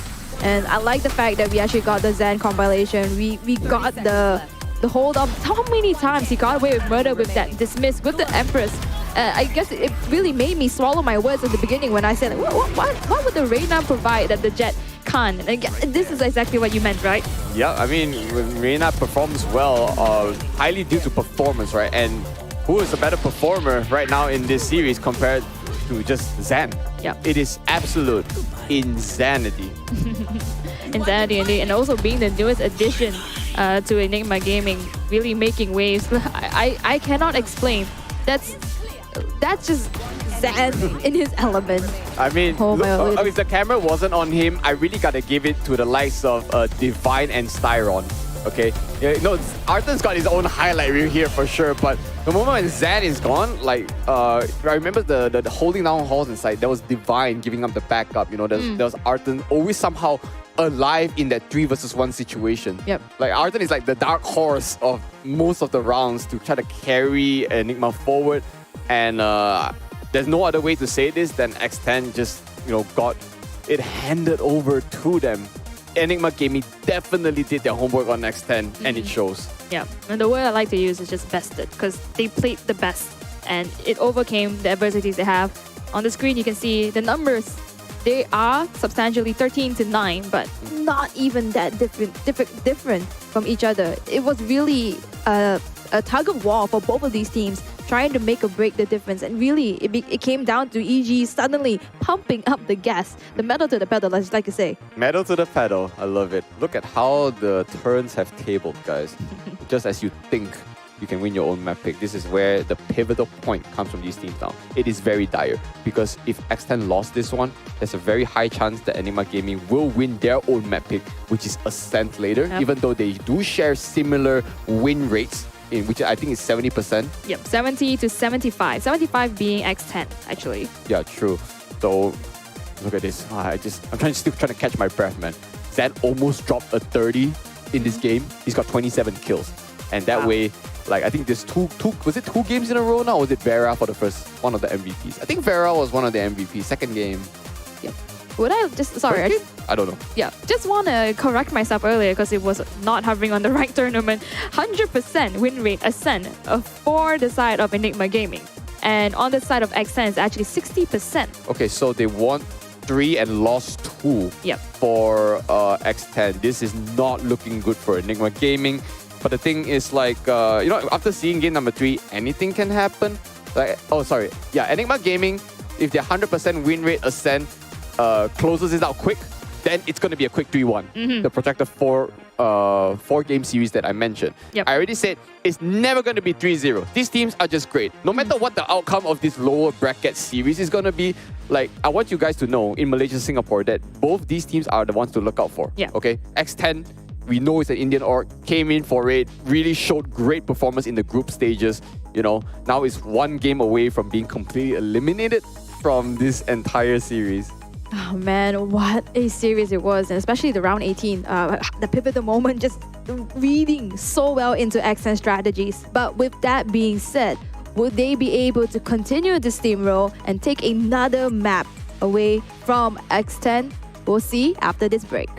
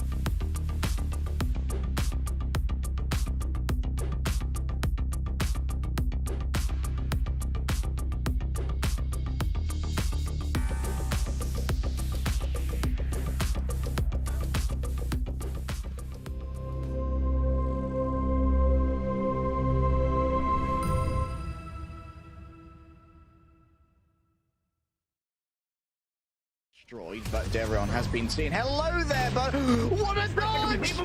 Every single one of them. Three Are you across each round. Only one of them's been. Oh my God! Oh, that was really brutal. They've actually gotten it. What? Kinda like see that, but oh my god, not again! behind and retaliates too, but he has to call for Taken. Stop it.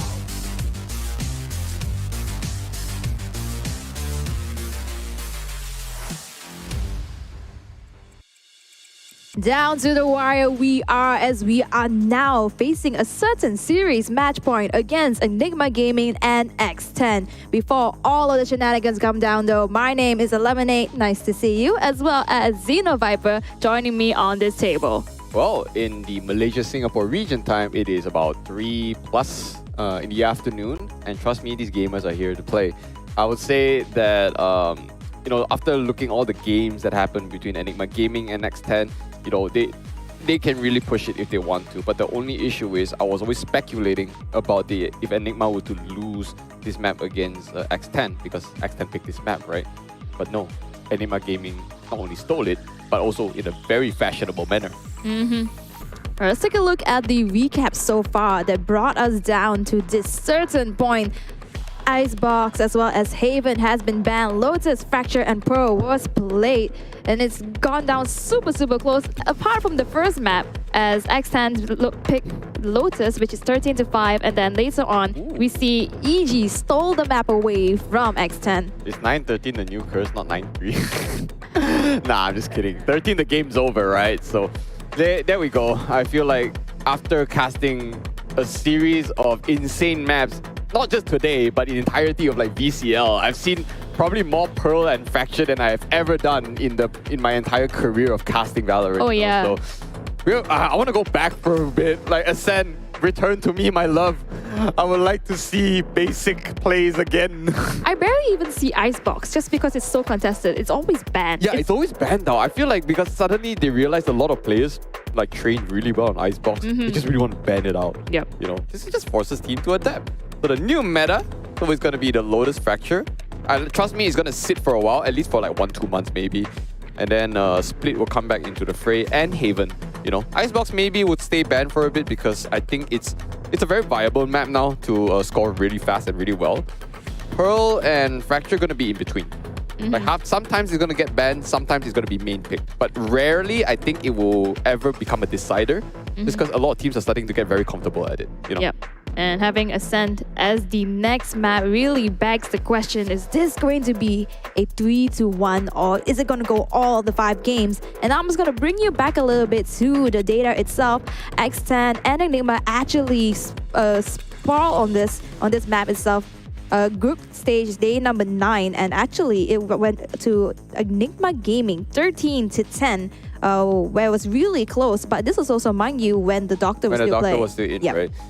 Yeah, I think the lineup switch-ups actually do matter, and it actually helped. Like, imagine if the Doctor was still here, maybe the map or Pearl could have still gone to X10, right? Yeah. Arton came in, showed up hot. I won't say that the Doctor is by anyhow means a lesser player. I'm just speculating that it could go another way just because X10 actually won Enigma in Pearl before at the 13-6 scoreline. Yeah. Remember, that was a long time ago. And now Enigma not only took the game, but also stole it. Now we're back to Ascent as Enigma.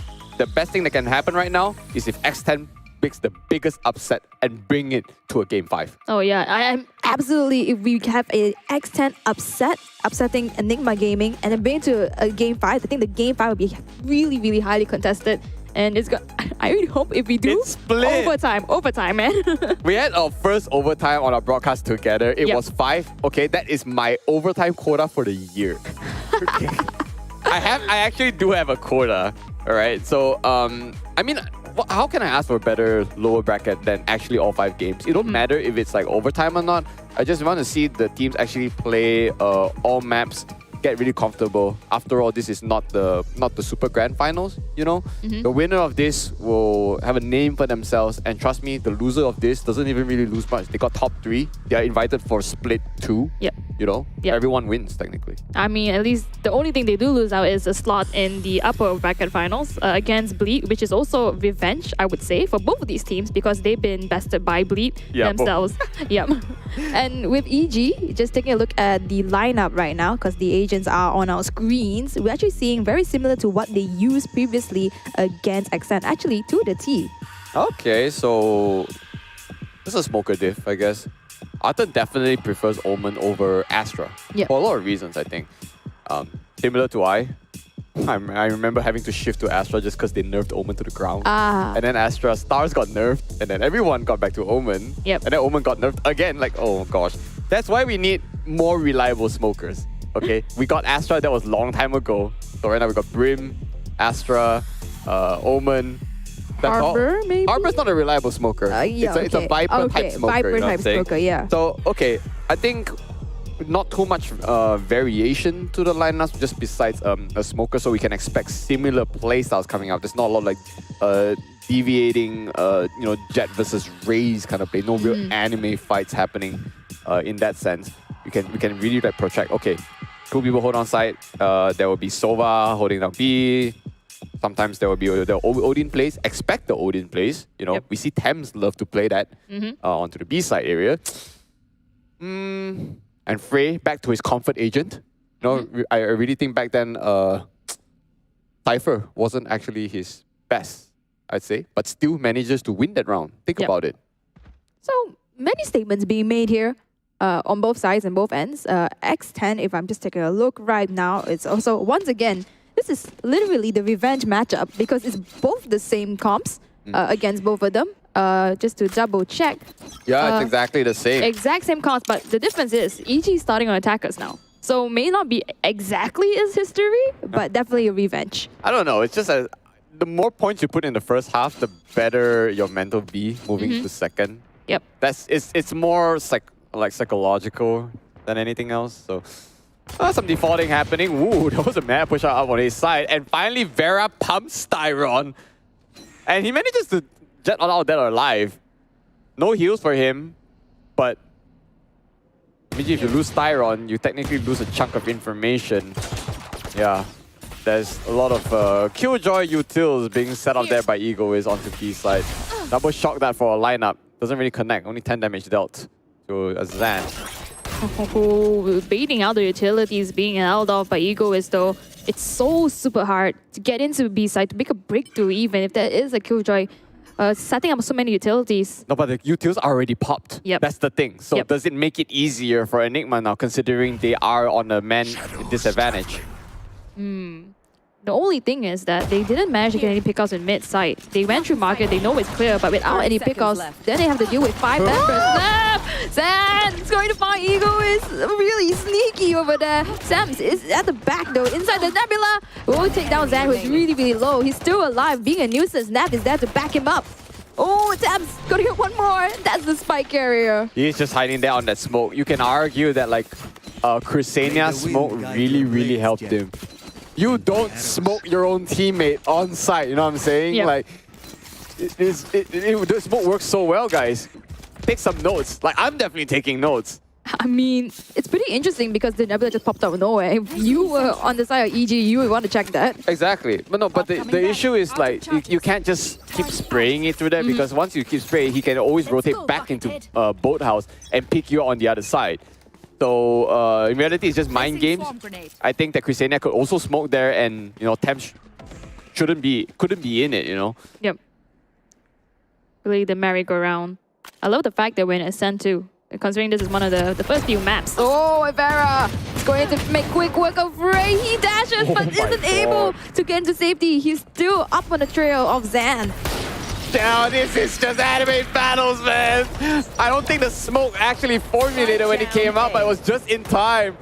That's a spectacle, I'd say. Well, almost a very commanding one, in fact. And all 5 members of X10 will look for Arton, I guess. Oh yeah, he hears things. Arten, great movement. Here's the stats. Oh no, his location is revealed. Vera getting a sheriff shot even by jumping. Bunny hopping into its face. I need to learn how to readjust after moving like this because personally I think counter strafing is one thing, but the timing in which after the counter strafe or jumping works, you know, to get a perfect shot is even more advanced.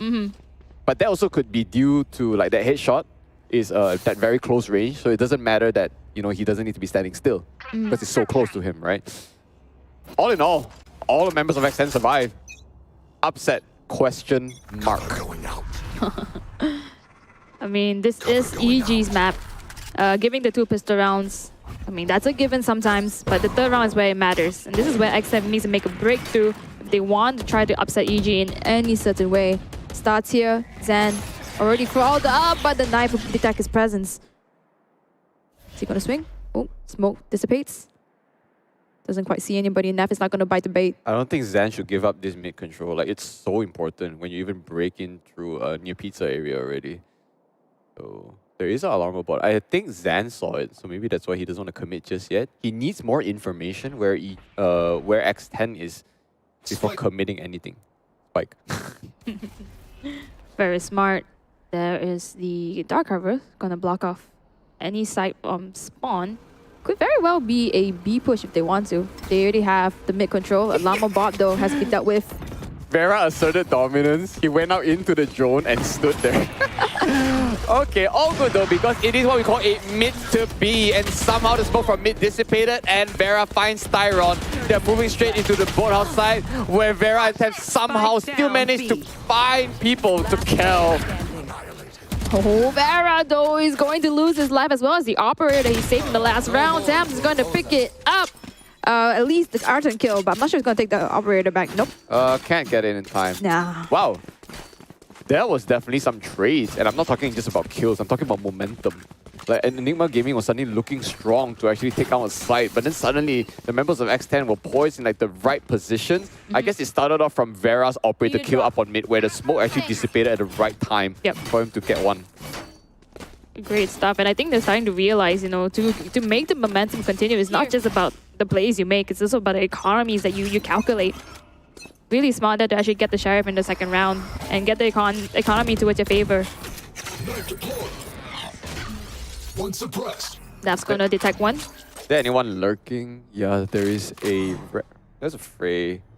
That's the best. Vera is gonna find and connect the dots super quick. But S3 might just be compromised here. I mean, Arten spots out Neff like this. This is a gun deficit too. Arten's flashed by his own teammate, and they will push through. The trades are fast in the end. Fragment gonna try to stop the aggression, but Vera has aggression of his own. Dashes in, updrafts, does not see, realizes it could be there, tries to wall bang. Oh no, it's gonna run out of bullets, but he makes it with the last 2. Okay, I respect that, bro. Vera is somehow just so good at that. I mean, he just hears... yeah, it doesn't matter that they allow him to get this plant. They got the man advantage. They need to just find information of where Frey and Theron is first. Frey already thinned down the numbers a bit. He is low though, but they can still actually turn this around. Oh, but the only problem is they know that the last one is the planter. They can go in, and then Frey has to come in as response. Exactly what's happening. Frey needs to go in. There it is. You know you have 2 members. It's so risky to play that way. Was this a 2v3 switch up? No. X10 had the 3-member advantage, so okay. Basically, X10 shouldn't have lost that one anyway. So that's why confidently they will just keep putting points up there. This is 0-4. Complete opposite of what Enigma Gaming did earlier, or the 0-4. Was it 0-4 on the previous map? I remember one map they went 0-4 very early on. But once again, reminder, this is Enigma's map pick. Honestly, there's nothing much else to like talk about the potential score. Like, I just want Enigma Gaming to... I want X10 to win this map so we can go to split. Just for content. Yeah, I mean, if X10 really takes this round, that's going to also upset Enigma's Gaming VCL split 1 100% win rate percentage. So it's all about the stats. as what people like to say, it's the VLR stats that matter.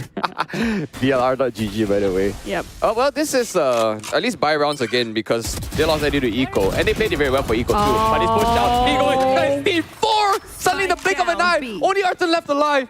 We haven't seen an ace today. The pick out. He's ready out. No, the back turn at the wrong timing, I mean. No, actually, that's his teammate. Oh, that's his teammate? My bad. I'm trolling. It's okay. When adrenaline comes, mistakes can be made. You're right. But Arton, now all eyes on him. Dear Lord, he needs to... he needs the TP get spiked.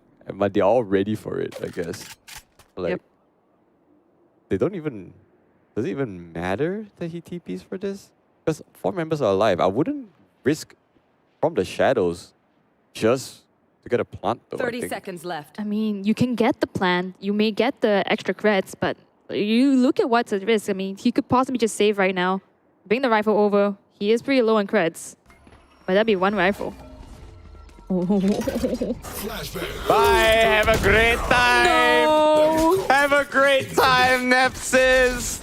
You talk about the ace. Have you talked about the knife though? Oh man, it doesn't matter. I guess knife over ace. There is a hierarchy of preferences. If I would see in a competitive game like this, of course knife will always be #1. Because I mean, we see more aces than knives for sure. So having a knife is a statement. You know what I'm saying? Oh, yep. When I talk about this, yes, Slow motive. so beautiful. Oh, please, no, you don't even need it. Really, it's just how fast the readjustment. Imagine if it was an ace knife. Oh my. We won't hear it. We will just hear ace. You know. Egoist could very well just retire off of that. But speaking of the game though, why is Egoist a sub? I'm sorry. Like, Fane, where are you? Egoist is stealing your spot straight up. Okay. That's all you need though. Locked off. Super hard to make any aggression. Zan with the Blade Storm, unable to find any opening. Hunter Spirit's gonna be popped off a good usage, but Zan's gonna finally find Crusaders stuck in that little box. Nice, he's still in. It doesn't really matter that like Zan is pushed all the way up to heaven already. Where's some commotion up there on 3, where actually Ego is found his counterpart, not finds. They need to respect Vera with his operator though. But Zan's got the dishwasher.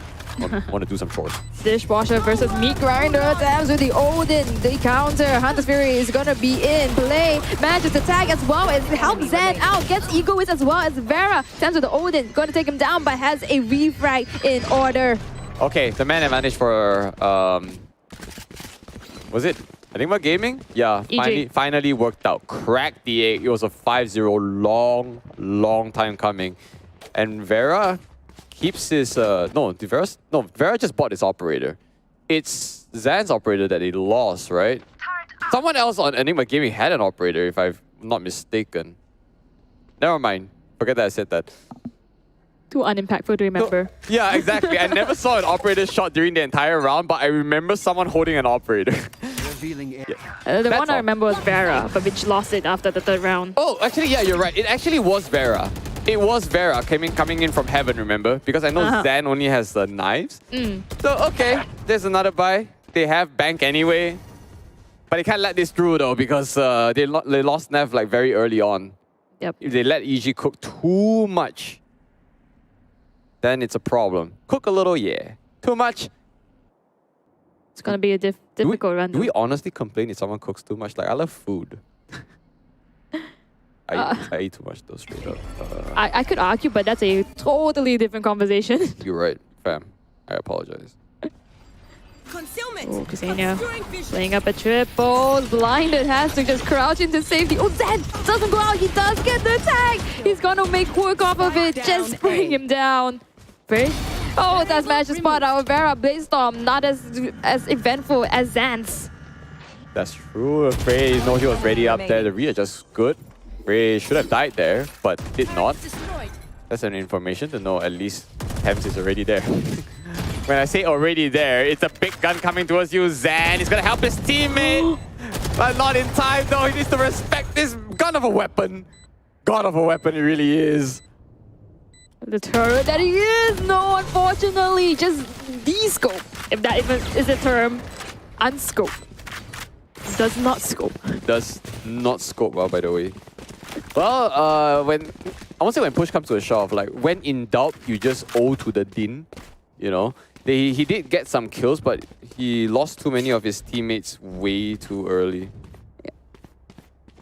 Oh, so much is riding on stake now. Ascent got the first few rounds. Suddenly, momentum's been broken by EG. Now they are forced to save. Odins are not. How expensive were the rounds previously? And those were rounds that EG won. Okay. Only Egoist sort of has a charge, but it's only anyone push B. What is that kill? Do that smoke. That's not even a smoke criminal at this point. That is just murder. That's just, I don't know, man. That's just game sense, honestly. Speaking of game sense, Egoist with a shotgun.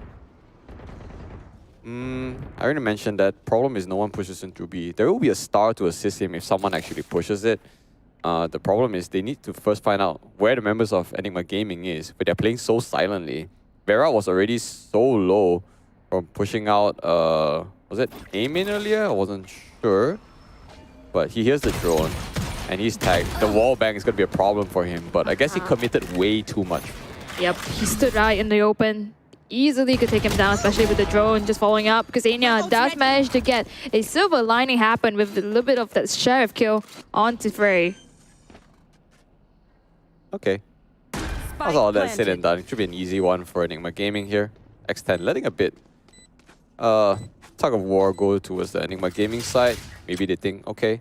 Vandal delivery. I guess we're going to formulate this for a bit. Scanning ahead. They get... Honestly, they should just get some kills off Enigma Gaming. Not even exit frags at this point, but they shouldn't need to... I got banged from the bottom. I should have just rephrased my words. I'm so sorry. It's okay. It could be a highlight as long as we want his POV, but unfortunately not. Styron and his teammates. Really great game sense. Thames had the Vandal delivered to him. Can he make something? There it is. Taking out his counterpart, but Divine is going to make him pay for it. If you want me to be honest, there's really nothing much to talk about these rounds in general. It's just more on like a very default play, managing to make it. Nothing really stands out for me, if I were to say the least, you know? Well, let's just talk about Egoist. Sorry, is it Egoist? No, you're talking about the 4K earlier? Yeah, the 4K. Yep, it was Egoist. It was Egoist, yeah. Let's talk about Egoist, but even that is kind of like a default risk.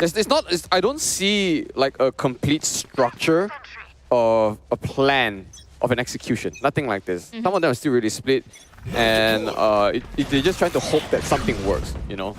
I don't see anything from the top side here. Like, what is their objective? Sometimes they just throw a utility, maybe just for a check, but that's about it. What's the follow-up? What's the movement? See, now we got drain. Sorry, we got one drone here just to secure an angle to push up to main, and immediately get smoked out. Like, what are they trying to achieve? Even though Enigma Gaming did already get 2 rounds here, but it won't stick if X10 manages to get a complete read, because this is not it's not difficult to read. Yep, lockdown in commence. Not going to attain anybody, but Ksenia is going to find Frey Divine in return, but he is already low off of that. Zan's going to find Neff, half HP, on-site location revealed, but at least opening up the site for the plan. Vera's got the operator, but where is he? Okay, wow, he opened up like a boss. Issue is they don't have smoke. Zan holding up close. That's the shot. He just needs to hold on to space. 19 HP. There's a chance that he might actually need to take this one right now. But unfortunately, none of the members of X10 died during this retake potential. So X10 will finally start to put down points. Finally. Oh, it's always how these rounds will convert into to more points. Finally, we see the breakthrough out of this, taking finally the 9th round. I believe I said finally 3 times. Apologies off of that. But with that being said, is this momentum break enough? Considering now they have the Hunter's Fury, they have Null Command, they even have the Cosmic Divide to bring more points into their favor. On the side EG though, they only have the ultimate for Omen, which I don't know. Is it as impactful as you would like it to be, depending on situations?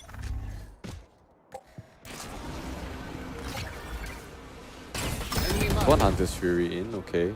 At least it only spots one camp who doesn't have an Odin at that point. And finally, the operator sinks. Finally got a kill after so long when Vera already like, I don't know, when's the last time you got a kill at mid? Was it like 4, 5 rounds ago?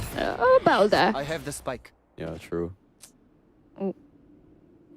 Now they know no one's in main though, A main. So very risky just to go out, get the information.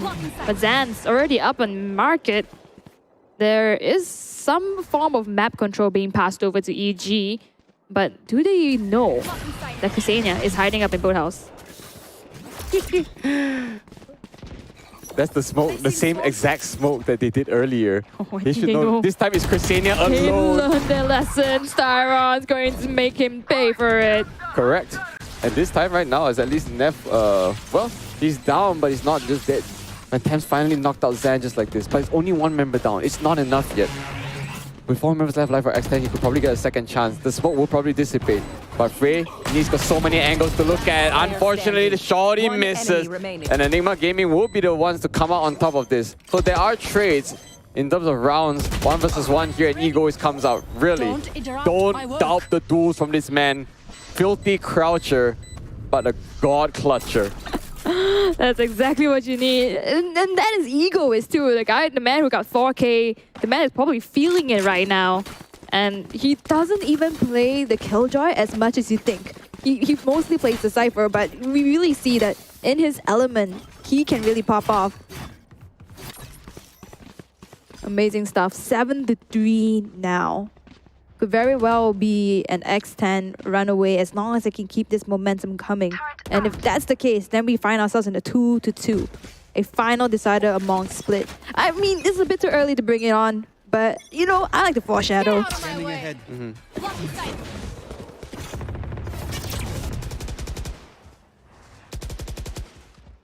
It's a very fast double smoke, by the way, from Arthur. That very clearly shows that they are wanting to go for mid. And the objectives are already taken that fast too. I mean, it doesn't really help that X10 is, you know, they don't really have members close by.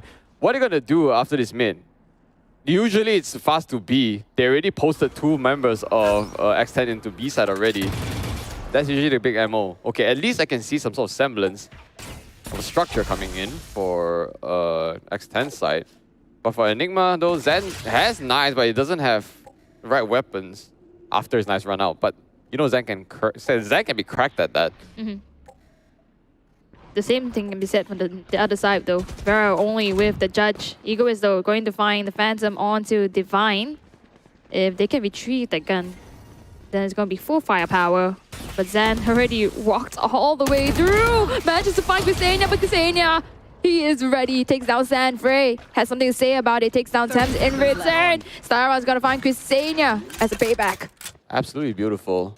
I mean, considering they are still some rounds behind, but in the end, it's about how they hold their post-block. So far, sometimes like Enigma Gaming has been like very, very messy. Oh, no. You know, wow, straight up into CT side, and Neff is gone just like this. Tyron has the best Hunter's Fury I've ever seen. 2 days in a row, and he always gets a double. So much value out of that. Defender's Killjoy has to force to use the ultimate. Oh, he spots out Frey, but unfortunately not on the right point. Doesn't get the readjustment. And now EG breaking the momentum. This is the last round in the half though. And at least on the last round, it wasn't a full bias inside X10, but now they are in shambles. They have to purchase the Judge, the Marshals, and even on half shields.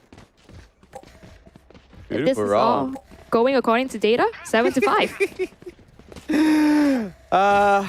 Oh, wait, we had 3 games in a row now that actually ended 7-5. I love this. Okay, first few games, maybe a bit wonky for X10, but really guess they're woken up. Really, it's just about the warm-ups, eh? And we're back to like Ascent. Not a lot of funky things happening just because, but everyone's played this map 1,000 times, right? Oh yeah, more so for some people. Ammo here, just holding it off, but doesn't find one. Instead, Styron is just gonna work off the first contact. Take control. Yeah, imagine ending up the first half with not the best weaponry. So if EG doesn't take this, 5 gifted. Who wants 5 gifted subs? Okay, please don't answer because I I'm do. poor. Alright, I'll see you on your Twitch. Okay, so only somehow Neff has been getting addressed time and time again as the first man. It kind of feels bad for him. I mean, initiate things, right? Like you want to try to force out the fights and put it towards your favor. You put those But not pop flashes. alone. That's your team, Yep. you know. So no, it's just it's not unfortunate. It's not bad. It's just unfortunate, you know. That is unfortunate. That's a judge to a shorty. Yeah. So he just needs to clear it out underneath heaven and gets it straight. Styron now. Perfect crosses with Divine. They split up perfectly, one on controller's side. This literally a good side pick. I mean, eco-fragging, yes. But rounds around, man. And I think that they let X10 run around a little bit too wild earlier on with that earlier 4-0. And they're going to keep up with this. And now if they switch over to the defense, I think things might switch up a bit for Enigma Gaming. Oh, still got one, right? He got one, yeah, he got one. But what was that stack up on heaven? Switching sides. 7-5. Back again with the history numbers. So much is riding right now on X10 to try to extend the series. Bring it to a 5th game. Bring that reset. I'm just paying attention to the light. Every single time we are seeing this face cam, I don't think you guys understand that we are physically blinded because when we are casting here, we also have like bright fill lights on our faces. So he's just basically a fill light. Oh yeah. You're around. Not much to say, honestly, because the fact is it's a mirror matchup. It's honest. I wish we were lying, but there's really nothing too complicated to like mention about like this game itself. A lot of things are kind of default. Here we go, a little bit more pop movement here. Vera already pushed in. Okay, he didn't exactly clear out the controller side. That's where the Frey actually pushed and got Vera. Down B. I'm just a bit confused as to Ego is he's still alive. Frey. Oh The other god. side. Okay, I see it now. Yeah, he was on there. So Tyron is 1 damage off little, and Egoist is just good on that Classic. He's been proven time and time again. That far range shot for Classic shouldn't happen. And because of him, he got it down to a 2 versus 2. But two of them are playing really, really close by. The cross is actually just a cross. Oh, yep. Oh, there you go. Classic into Frey. That's the clutch. Egoist. What did he ate between the breaks? 5 minutes. And he's playing like this. Egoist with ego peaks, man. Somebody take a Classic away from him. I know it's free, but damn, that man shouldn't be on a Classic in pistol round. He makes magic with it. We saw him get like, what, 2 mad right-click shots, I think back. Was it Fracture or Pearl? I don't remember. And then like 2 headshots. Like just normal left clicks at someone who is like at least 50 meters away in-game. I seen that and I'm like, that's not normal. Yep. I don't know how he controls his Classic shots. The margin of error for a Classic whip is quite high. Yep. Oh, especially if you get right-click on. Just right-click, that'll be close enough. Holding default, but look at the amount of space that B-side has given. There's no nanostorms. I understand it is the 2nd round. They have to save. But with that being said, Frey is playing with a shorty. He's going to play on-site. Little do they know though, X10 already making their way through into 3. Oh. Now they know those shorty into them, but not enough. Egoist with the Spectre as well as Tabs taking that one with the shock dart. That's the first shock that we've seen today. So at least there's something to watch where we go. It's just in the smoke galore. They're just playing it out. Yeah, you guys got to learn how to just smoke sight. As long as you make your way into the objective already, you can just come out on either end and coordinate with your teammates for better vision. The pump, the 2nd one never ever came out because the Spectres were just raining onto Frey. 9-5, and the lead grows, by the way. I think X10 finally starts to get his lead. Okay, rifles out for Enigma, but the thing is they're defending, right? We talked about X10 earlier needing to make risky plays, but that was on Pearl. How comfortable are they on Ascent? That's the thing. They've played together before, like you mentioned, right? But was it the same lineup? I think Arthur wasn't here, right? Yeah. Was Arthur already here? No, that was the doctor. The doctor yes, still, the doctor still. If I'm looking at this correctly, Enigma actually won last Ascent with X10. 13 to 10. That's the thing. Yep. Precisely. I mean, that's the thing, right? In another sense, too, X10, they didn't play this map as much. I believe it was 5 times. And it's not the best track record. But with that retrospect, it could just be like a hidden hand kind of thing.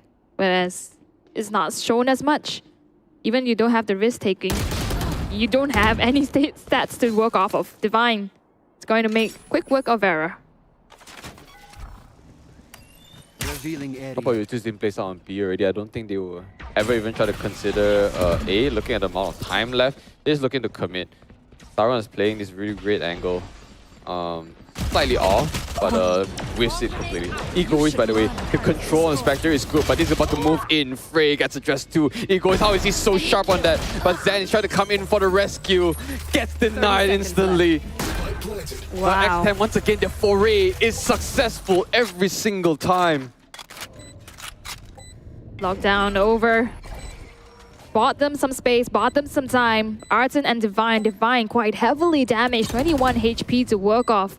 He does have some utility. Arton has none, but Arton can just spray it through and find an opposing nav on the other side. It's kind of rare that you actually die through like the actual wallbang spot. You call it spot wallbang, right? Yep. But they need to move in, and the spray, a little filthy croucher again by Egoist. That's why it survived. And Enigma 1 versus 2, they in low, but X10 might just pay with their lives for this. But I think they're completely fine. They've got bank.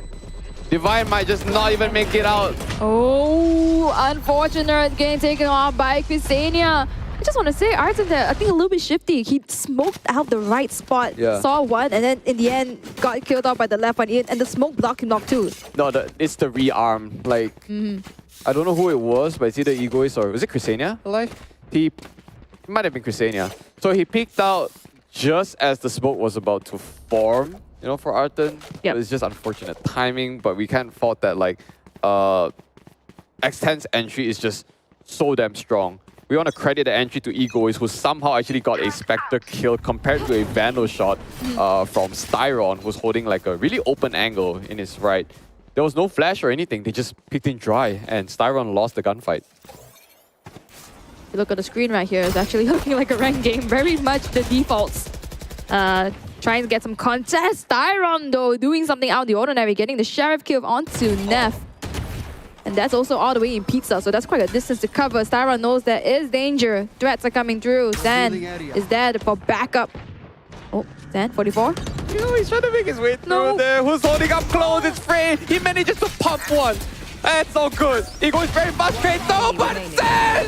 Man, left clicks with that, and he will wipe out the remaining members of X10. It's only Vera left alive, you know. There's only one out to look out for. Oh, it's only 2 bullets to the body. Vera is 1 HP, literally. This is a highlight in the making. 1 HP, 2 members to deal with. Damage was done so devastating by Zen. Spray through, unfortunately. The Thrifty comes through for EG. And by the way, who would have thought Zan, blocked off by the door, would knife it and run in? Okay. With a classic, by the way. It's just asserting dominance at this point, right? Like, we go back to full... I can't say the game's name, but like, you know, when you just play without utilities, just trust your aim. And if you know anything about Zan, he's cracked as he is jacked. Okay? And, I mean, he stopped fragging for his team, finally got an operator again. Manages to eke out just enough economy for an operator and full buy. It is the nuts. And Egoist is actually top fragging in his own team. Despite this lead that X10 has got, they're actually on equal. So Enigma Gaming can always turn this in their favor as long as they win rounds enough. Oh, this is the enemy fight we were talking about. Bladestorm on Bladestorm, unfortunately not connecting. Zan may be the victor off of that though, because Vera is really damaged and Fragment's going to take him down. Arton and Divine's going to find 1 East apiece. What is going on there at mid, man? Somebody mid. Tell me, because I don't follow myself. It is the epitome of an anime battle. Oh. I mean, it's Egoist. 1v4. He's already got 1. 6 bullets in a Sheriff. 4 hits the click. It does not matter. Look at this lineup. They are stacked up at mid. I have a question. Why was Divine looking at the floor? Is he trying to anti-flash? It's a killjoy. There's no flashes. But at the same time, you talk about Ego is top fragging. And I know it's not his time to shine just now, but 20 to 11. Can we just talk about that? That's a 9 kill to death ratio in terms of being a sentinel. So much utility offered from that, and also the clutching skills this guy has. Operator in hands, Zan. Why does Peak let him be rewarded? He's shot from somewhere. And he doesn't dash. Was that from top mid? It has to be, right? Because Zan just... The thing about a Phantom is you don't know where the shots are coming from. That's the problem. He got tagged down to 61 and it took him like 10 years to dash away. That man is a risk taker. Absolutely. Our drone. They lost so much space already, I believe. They have utility set up, but no inkling of where they could be. They know that's an operator up in tree. 10 already repositioned. Look at that. Look at how wary they are of Zan possibly peeking out. They only can hold. They're not really holding an angle. They're just trying to respond to Enigma Gaming for a potential push out. And since they knew that Zan has an operator, they gotta play a little bit more tactically. That's why they don't want to push out that far. But here we go. There's one entry. The flash. Let's go flash out market. Is controller. At least we'll get this wall down. Vera needs to try to clear, and then he probably knows there comes people out of Boathouse, but his job is to clear CT. Zan already came in hot, and Tams is on hot. It's Zan on an Odin, by the way. Gun here. He's gonna lay it down, members of X10. So Ego is again last man standing. It is actually deja vu. There's no way he can get outside. Can I just say, I believe Vera actually tried to check the back of sight, but turned in the wrong timing. He didn't get backstab, but that meant 2 members on the side of EG that were just roaming free on site itself. No, I'm just trying to wonder what happened to the defense. It really all started from Zan pushing out through market area and actually got Thames, I believe. Here. No. Here. Yeah, he actually got Thames first. And then suddenly everything just crumbled for X10. I would need that timeout too, like to just figure out what the hell went wrong that game. Yeah, I mean, it's hard because you're trying to clear the site to have your team to enter, but with the same threat that your Killjoy can put out, putting the nano swarms up onto the lane itself, Frey watching it, and in any time you don't know where the path is, where it's clearest for you to get onto site itself, and you're under so much pressure. You're trying to make space. You're trying to clear it out. You run to the back, and sometimes it's just one step too far. I think like, is there enough creds this round? Okay, there is half buys. Yeah, they lost too many straight up buy rounds already. For example, if Enigma Gaming keeps catching up like this, the score's gonna creep, and you don't want a repeat of what happened in Pearl earlier, where Enigma Gaming just takes it away from X10. But if you're in chat, of course, everyone wants a good game. We want a game 5. But if the problem is if Enigma Gaming actually gets this comeback and closes this game, it is game over. Lights out for X10. They are out of this tournament. Yep. Not forgetting though, Enigma Gaming, they have titles. At the very least, the largest streak of wins within the group stages. So this is going to make an impact for sure. Okay, can I just say, we have the only 2 teams in VCL MYSG that's basically an imported org. X10 is from Thailand and Enigma Gaming is from India. That's true. We're going to have more international orgs taking out our local players, by the way, just because people are starting to see that Malaysia, Singapore has talent that just needs a slight grooming, you know, to perfect their abilities. You are divided. Avera only has one job. Yep. Going clear side, he passes his spike all the way to his friend, and okay. But he needs to be careful of Boathouse, and exactly when I say that, Vera gets popped. Popped like a weasel, Enigma.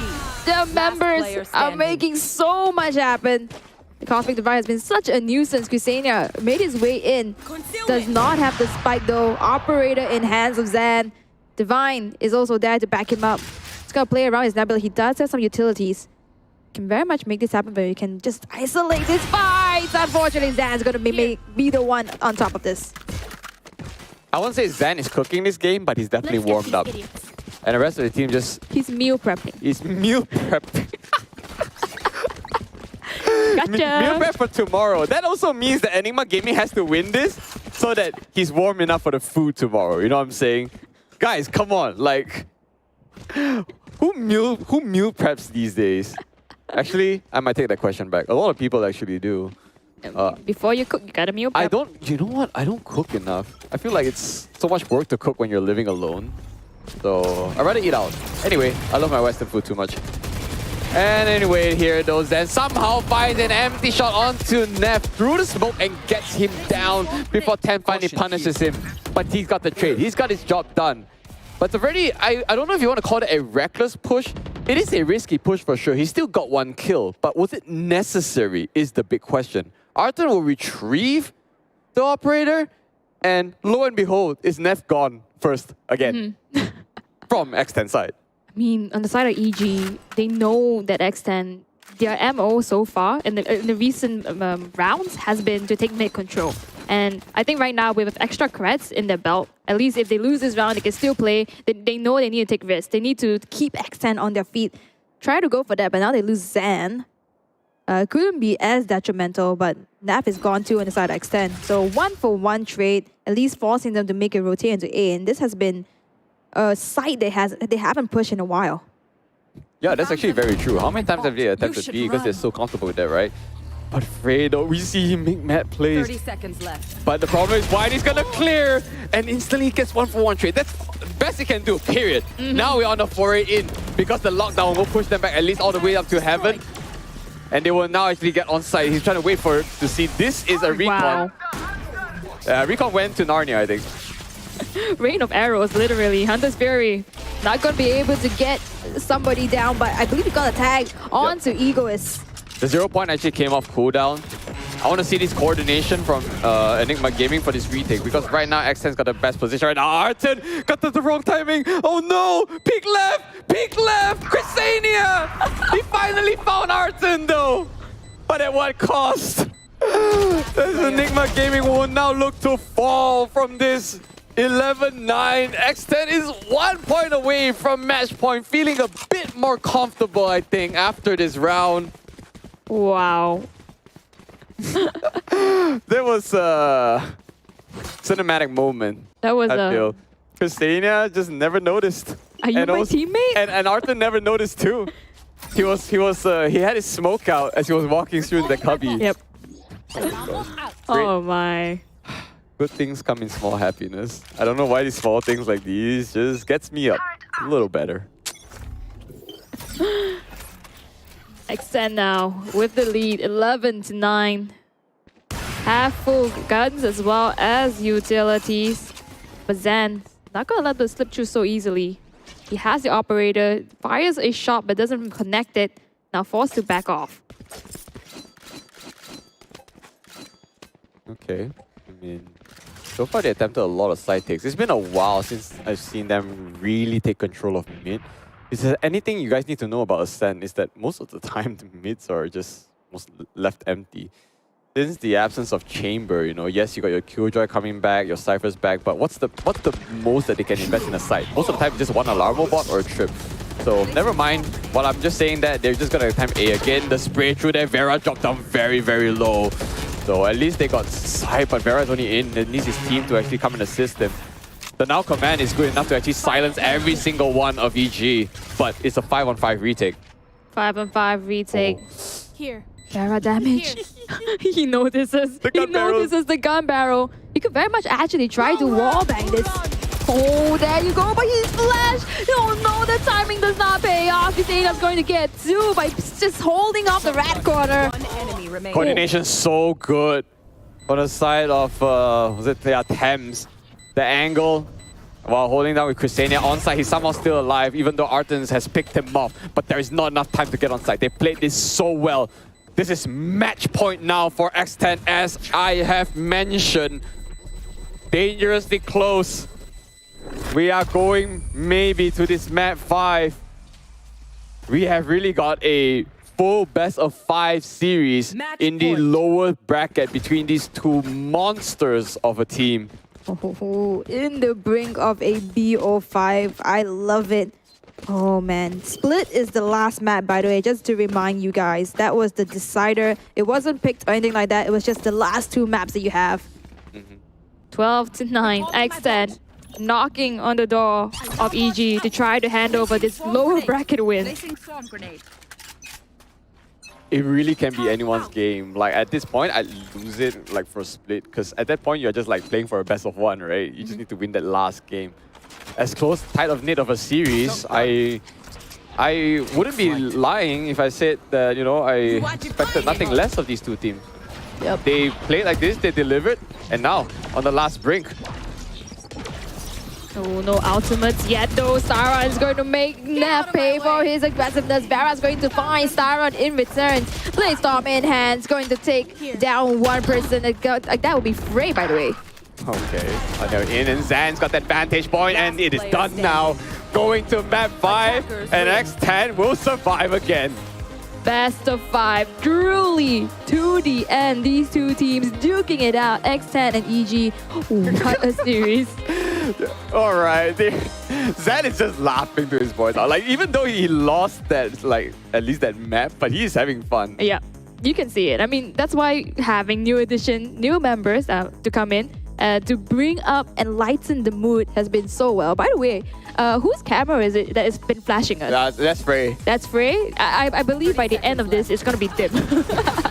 Yeah, guys, they're leading into that PM moment. If the sun starts to set, you know, we can see more of more of Frey's beautiful face, I'd say. So, yep. I mean, the games for this one, even though like it felt like, okay, what score was it? 13-10? 13-9? 9 again? I don't remember. It might have been a 10. But all I'm just saying is that even though the score didn't go long, but the rounds have been going fast. Yep. Like they didn't, not all the rounds that they've been going like super down to the timer or anything. I'm just saying that it really does feel like a very high ranked game, you know, based on the pace that it's been going. I mean, that's what happens when you have two teams that are on par on each other in terms of skills. And it will be this back and forth. Who's going to best each other, have 1-2 steps in front of them, and to make the difference between the scoreline. So many different things happen. It's a 9-13 again. 9-13. All 3 maps that we've seen, besides the first map, of course, is 9-13. Wow. Beautiful score. I mean, if that doesn't tell you how close this match is, I don't know what will. Look at the numbers though on the screen. Yeah. 11-11 first kills. I'm just at this point and just watching just two really strong teams just play Valorant rather than like trying to hope for like really, really big next level plays. So it's just at this point I want to see how one player responds to the other, how fast can they react is different from the type of styles that they respond, right? Like for example, at one point we saw Zan with an Odin. It's not a weapon that I usually see him on a jet, you know, and he got some 2 great kills on it. We saw weird timings happening here. We got beautiful 4K with Egoist, you know. Yep. And Egoist actually emerges as the MVP for X10. This guy really wants to play Split, I believe. And also he's on the Killjoy, not something that we usually see him on, although it's the same role though, has the same, at least in theory, the same fundamentals of both Cypher and Killjoy, but really so much has been done by this guy. Alright, so just because of that, I mean he almost dropped the 30 bomb himself. 25 kills is already very respectable for him, and he's the only one that he really is more of like the actual dark horse. I mean, everyone knows that he's crack of a player, but he disappeared from the esports scene for a while and came back. And not only he came back swinging, he is thundering. Okay, so the thing is, I don't know whether he's going to be one of the main cast for Split 2, but I think he needs to be one of the main rosters because I really don't know where Fane is right now. X10, so much potential. Oh my god! But if you're Enigma Gaming now, let's talk about them in their shoes again. All 4 players on cam, you could see a slight worry in their eyes. Zan was laughing. Yep. So we are back on it. Game 5. If you guys were here for that, I hope we delivered and I hope you guys are enjoying.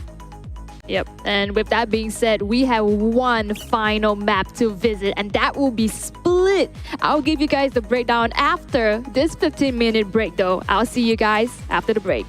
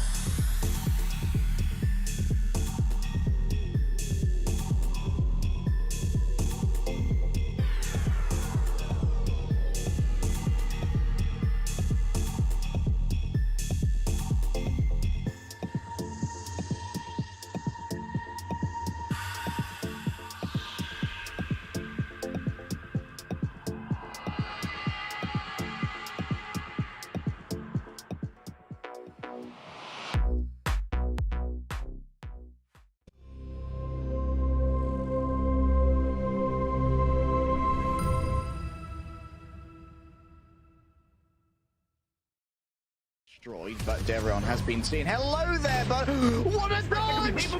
Every single one of them. Are you Each round, only one of them's been. Oh my God! Oh, that was really brutal. They've actually gotten it. Kinda like see that, but oh my god, not again! Behind and retaliates too, but he has a call for taken. Stop it!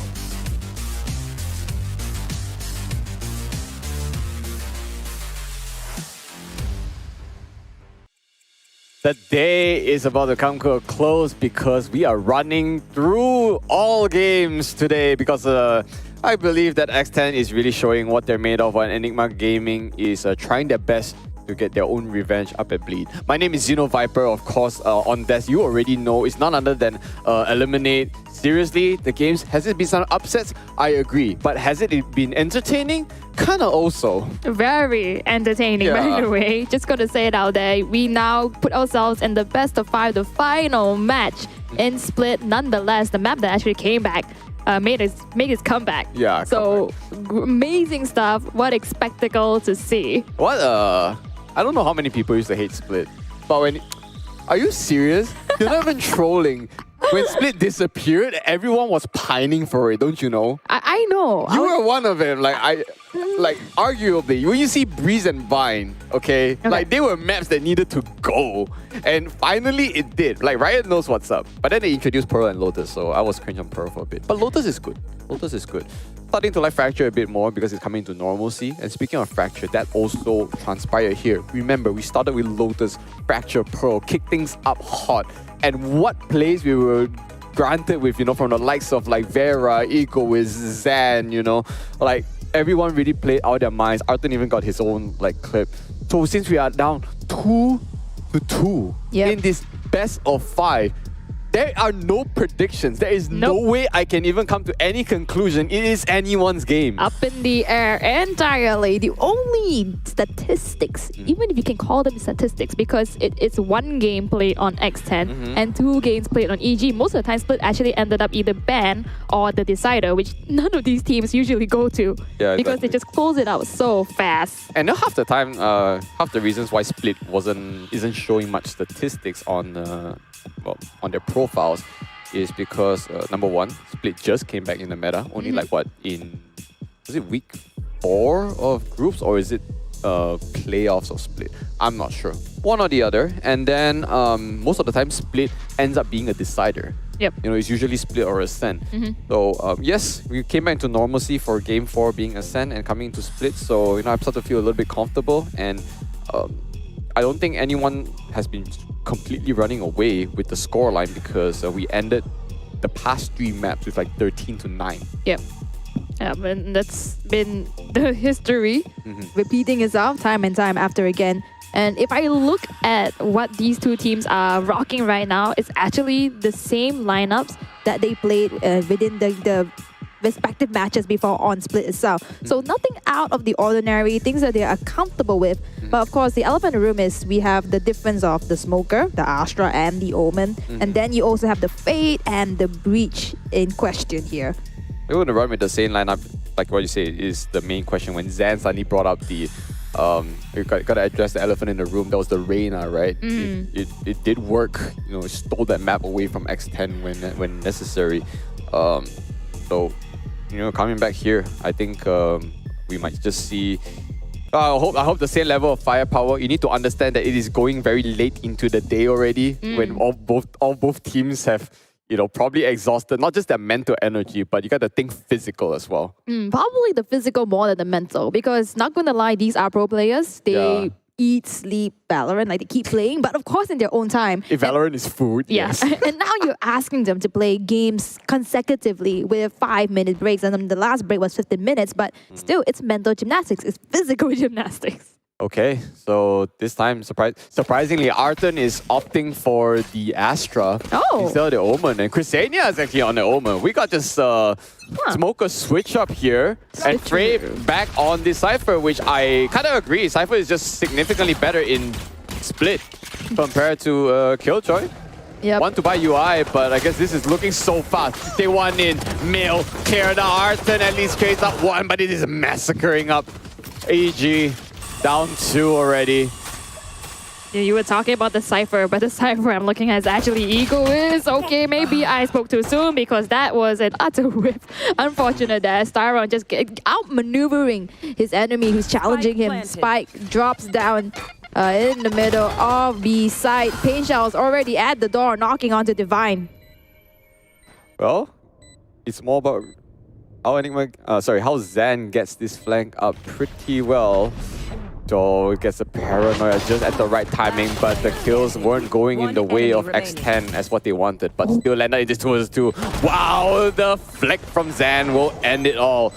Retake starting up. Doesn't matter how many members you lose pistol round, but a really, really beautiful way to start our split. Fast one indeed. I think that's the best case scenario for EG because number one, they don't have much information of how X10 plays usually on split. Now they know they made a mid to B rotate into push, and from that they even got one member out of it. Zan still alive, so they won that round, and now they have some information of the way that X10 is comfortable playing. All anti-eco right now for Enigma Gaming. I think they're really finally here to play. The past few rounds, I don't care who wins the series, but I will be questioning them on the impact and the emotions going through them when they were going through all these rounds, especially how did the upsets affect them, you know, what happened when a round was stolen from them, things like that. Now it's still too early in the rounds to get a prediction. I just want to get to rifle rounds to start deciding, but you know, before we even reach that point, to see how these players duke it out. Stars plays on B, and only one kid can pop out mid. Yeah, Zan spots one. Paranoia to break the silence barrier, hopping on to side, but Frey ready for it. Spectre, this is a force, by the way, on both sides. So, I mean, force on one side, but still, equal artillery on both ends. Actually, it's a force on both sides. Is it? Yeah, because it's Spectres, even though there's one sting on Christania, but it is a force on both sides, which X10 comes out on the losing part of that deal. Oh, Christania somehow pops that without even moving, and pops goes the Weasel. Picks up just like this and finds Zan still only 4 members alive left. Enigma Gaming will carry on this bonus. Doesn't matter, if Zan is already top fragging there, he can just die a bit more. Buy more bonus, yeah, they say. It's just X10 because their bonus... I mean, their force actually lost that, so they will have twice the mountain to climb after that. So very unfortunate. They had an idea. They jumped in, but they had the element surprise as well with the artillery, but unfortunately, the readjustment that came from that, taking Vera down so quickly, unfortunate. Is this a lineup? Dear Lord. Can we go back to that lineup? Where's his cage? Okay, never mind.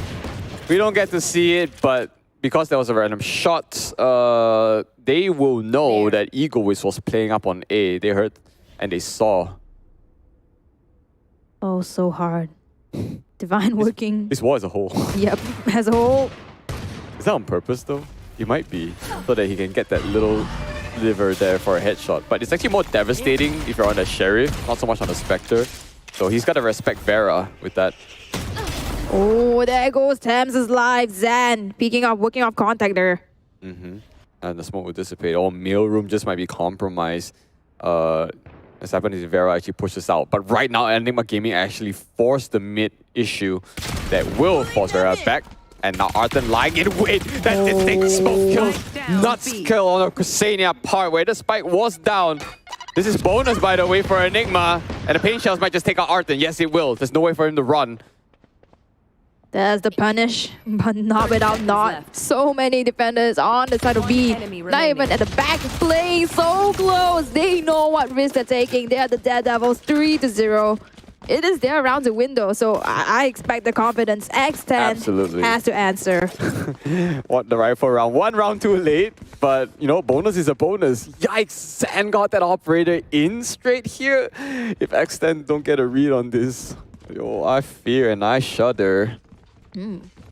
Okay, next round, surprisingly, because of their loss streak, X10 can still full buy after losing this. Yep. But do you want to get there? I think that's a simple answer. Of course. 3-0. Zan not finding any picks with the operator, but instead noise is made up in mid. Divine now playing a little bit on a cheeky angle, takes them down, does not get value for the attempts. Is going to find Divine, and now they have control of mid. Mid, yes. Mill, not so much yet because just some slight rim walls there just to see if anyone's hiding behind. Okay, now they cleared it. But that's what's the point of that if you're not really going to commit? Using the pain shells to just clear our mail room. Huh. So much respect. Yeah, it's kind of really quiet. They can move to Egoist because he's been there for a while. It's not like he's cleared side or anything. Only Divine is gone. Frey is still alive, so those trips and those cameras will get win if Extend is about to just rush in. Oh, he does check his spy cam, realizes there is danger up on A site. They already have it though. Taking possession off site itself as well as Scream. Look at all of this anxiety sprays, I would say. Nah, you always pre-fire and you shoot in smokes. Yep. Always. Oh, Frey on the other side of this barrier manages to break it down. Zam, the operator, does not get the right read, and now he might have to pay for it. Neff is going to get Styron's life and make that a second. Frey has been taken down by Vera. That is coordination suddenly very good on Extend side. Maybe they really needed the rifles, huh? Well, if Zan can get an op shot up, then he needs to actually really back off. The fact that Neff is alive is actually really huge. He gets one more frag. Oh, and it doesn't matter if he dies, he's close to the resurrection. Zan might just get rewarded. Caught in between of two members. Oh, playing with their food right now. They have no reason to push Zan, so... I think Vera is trying to... J-bait, please throw out your pistol. No? Okay. But definitely the win, the round win that Extend needed. Now they know that Zan even has the operator. Yeah. Because of that, like, they gotta like, really either flush him out or first realize where he is and get smokes just to get past him. But if you know anything about Zan, usually his secondary will be a shorty if anyone wants to really like push him. This operator will also be extra scary to pick both usually B main and mid. Zan, of course, choosing for mid. Ooh, contest. And not even contesting. They really respect this. They respect this. I thought they were the both ends. Oh, Prowler. Oh, he's going to review his position. He has the tailwind out into safety. Good movement, but that also enables Vera to push up just like this. Beautiful. Maybe some movements into A because A is really open. Oh, did he flick right into the boombot? I think it did. So it expired, but he dealt no damage to him, so maybe that's alive. Actually, it's kind of slow. When you think about it, it's not really a huge strat per se. They're mostly kind of defaulting after like getting on mid control. Yep. But the issue about mid is that you can rotate into B or A. So the problem is like Enigma still needs to split their defenses. Yep. So once X10 push in, they get one pick, it's usually safe to enter. Of course, you still check your sights. Oh, Divine paranoia from the side of Mail and Heaven. He does put out some slow ops though. It's got to slow down the push. Oh, this is not is good at for the bottom. X10. This is not good for X10. Oh no. No, Enigma, Divine ready. He knows that he's not playing up on rafters, but okay, I take the back a little bit because X10 a bit more coordinated and also with more players on site for sure. But Styron's out. 1, 2, 3. He's on. He's going crazy with that. It's only Crusadia suddenly last man standing at the time. It's up for Crusadia too as Frey comes in for the assist. What those shots, Styron? Just getting 1, 2 readjustment. And you saying it's not good for X10, if you pull that back a little bit, and then suddenly Styron. You know what? I doubt it just because Divine actually died there. Yep. But Styron suddenly came in. He still has flashes. He didn't use even a single one of them. Had a Rolling Thunder for good measure too. He just came out and trust his gunplay. I'm not sure if he had the Rolling Thunder or he just got it, but... You know what? That's true. Round number 6, Rolling Thunder 6 to 8. That's an average of 1. I'd say that's a bit demoralizing for X10. They should have gotten the side already, but did not expect a Styron to wide swing that, considering the CT was actually smoked. Was it smoked? I don't remember, but... CT was smoked, yeah. Zan once again missing his op shot. Oh, that's a bit detrimental. He repositions, but the push is not coming through. This game is won through movements, man. Trust me. Big. Jago jumping. Doesn't matter, you can just keep holding up his operator though. But some of them have actually crossed, right? So they want to maintain this ramp control. Since that's kind of a hard objective to take over. Push into Heaven, they leave 2 at B in case of flankers, in which we don't see anyone from X10 flanking at all.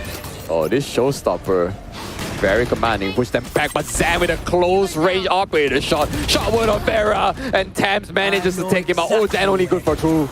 Oh, not looking good though. Enemies are reviewed. The neural theft has been coming into fruition. Kusina is going to be down, as well as Ego is taking down his counterpart. Styron, the man, the machine, gets one, but gets taken down. Let's just play Flower Pot, so at least that's Styron gone. But Divine has a resurrection, if anything. He has all the time in his world to find a teammate for a rest, and it's going to be a 3 versus 1 situation after the rest.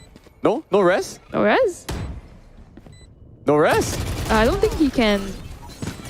He definitely has teammates with him, right? Oh, no. Everything were on site. The blue ones, yeah. Yeah, they were all on there site. There you go.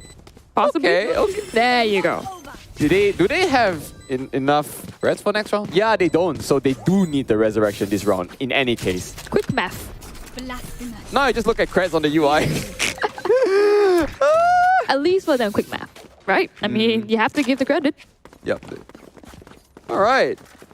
Been a while since I've seen a commanding lead coming out from Enigma Gaming, and this is out from X10. They need to time out, and okay, we see it now. I really wished it was a matter of, hey, let's not show our hand, even though we have 1 game recorded at 0% win rate, but it doesn't mean we're bad at it.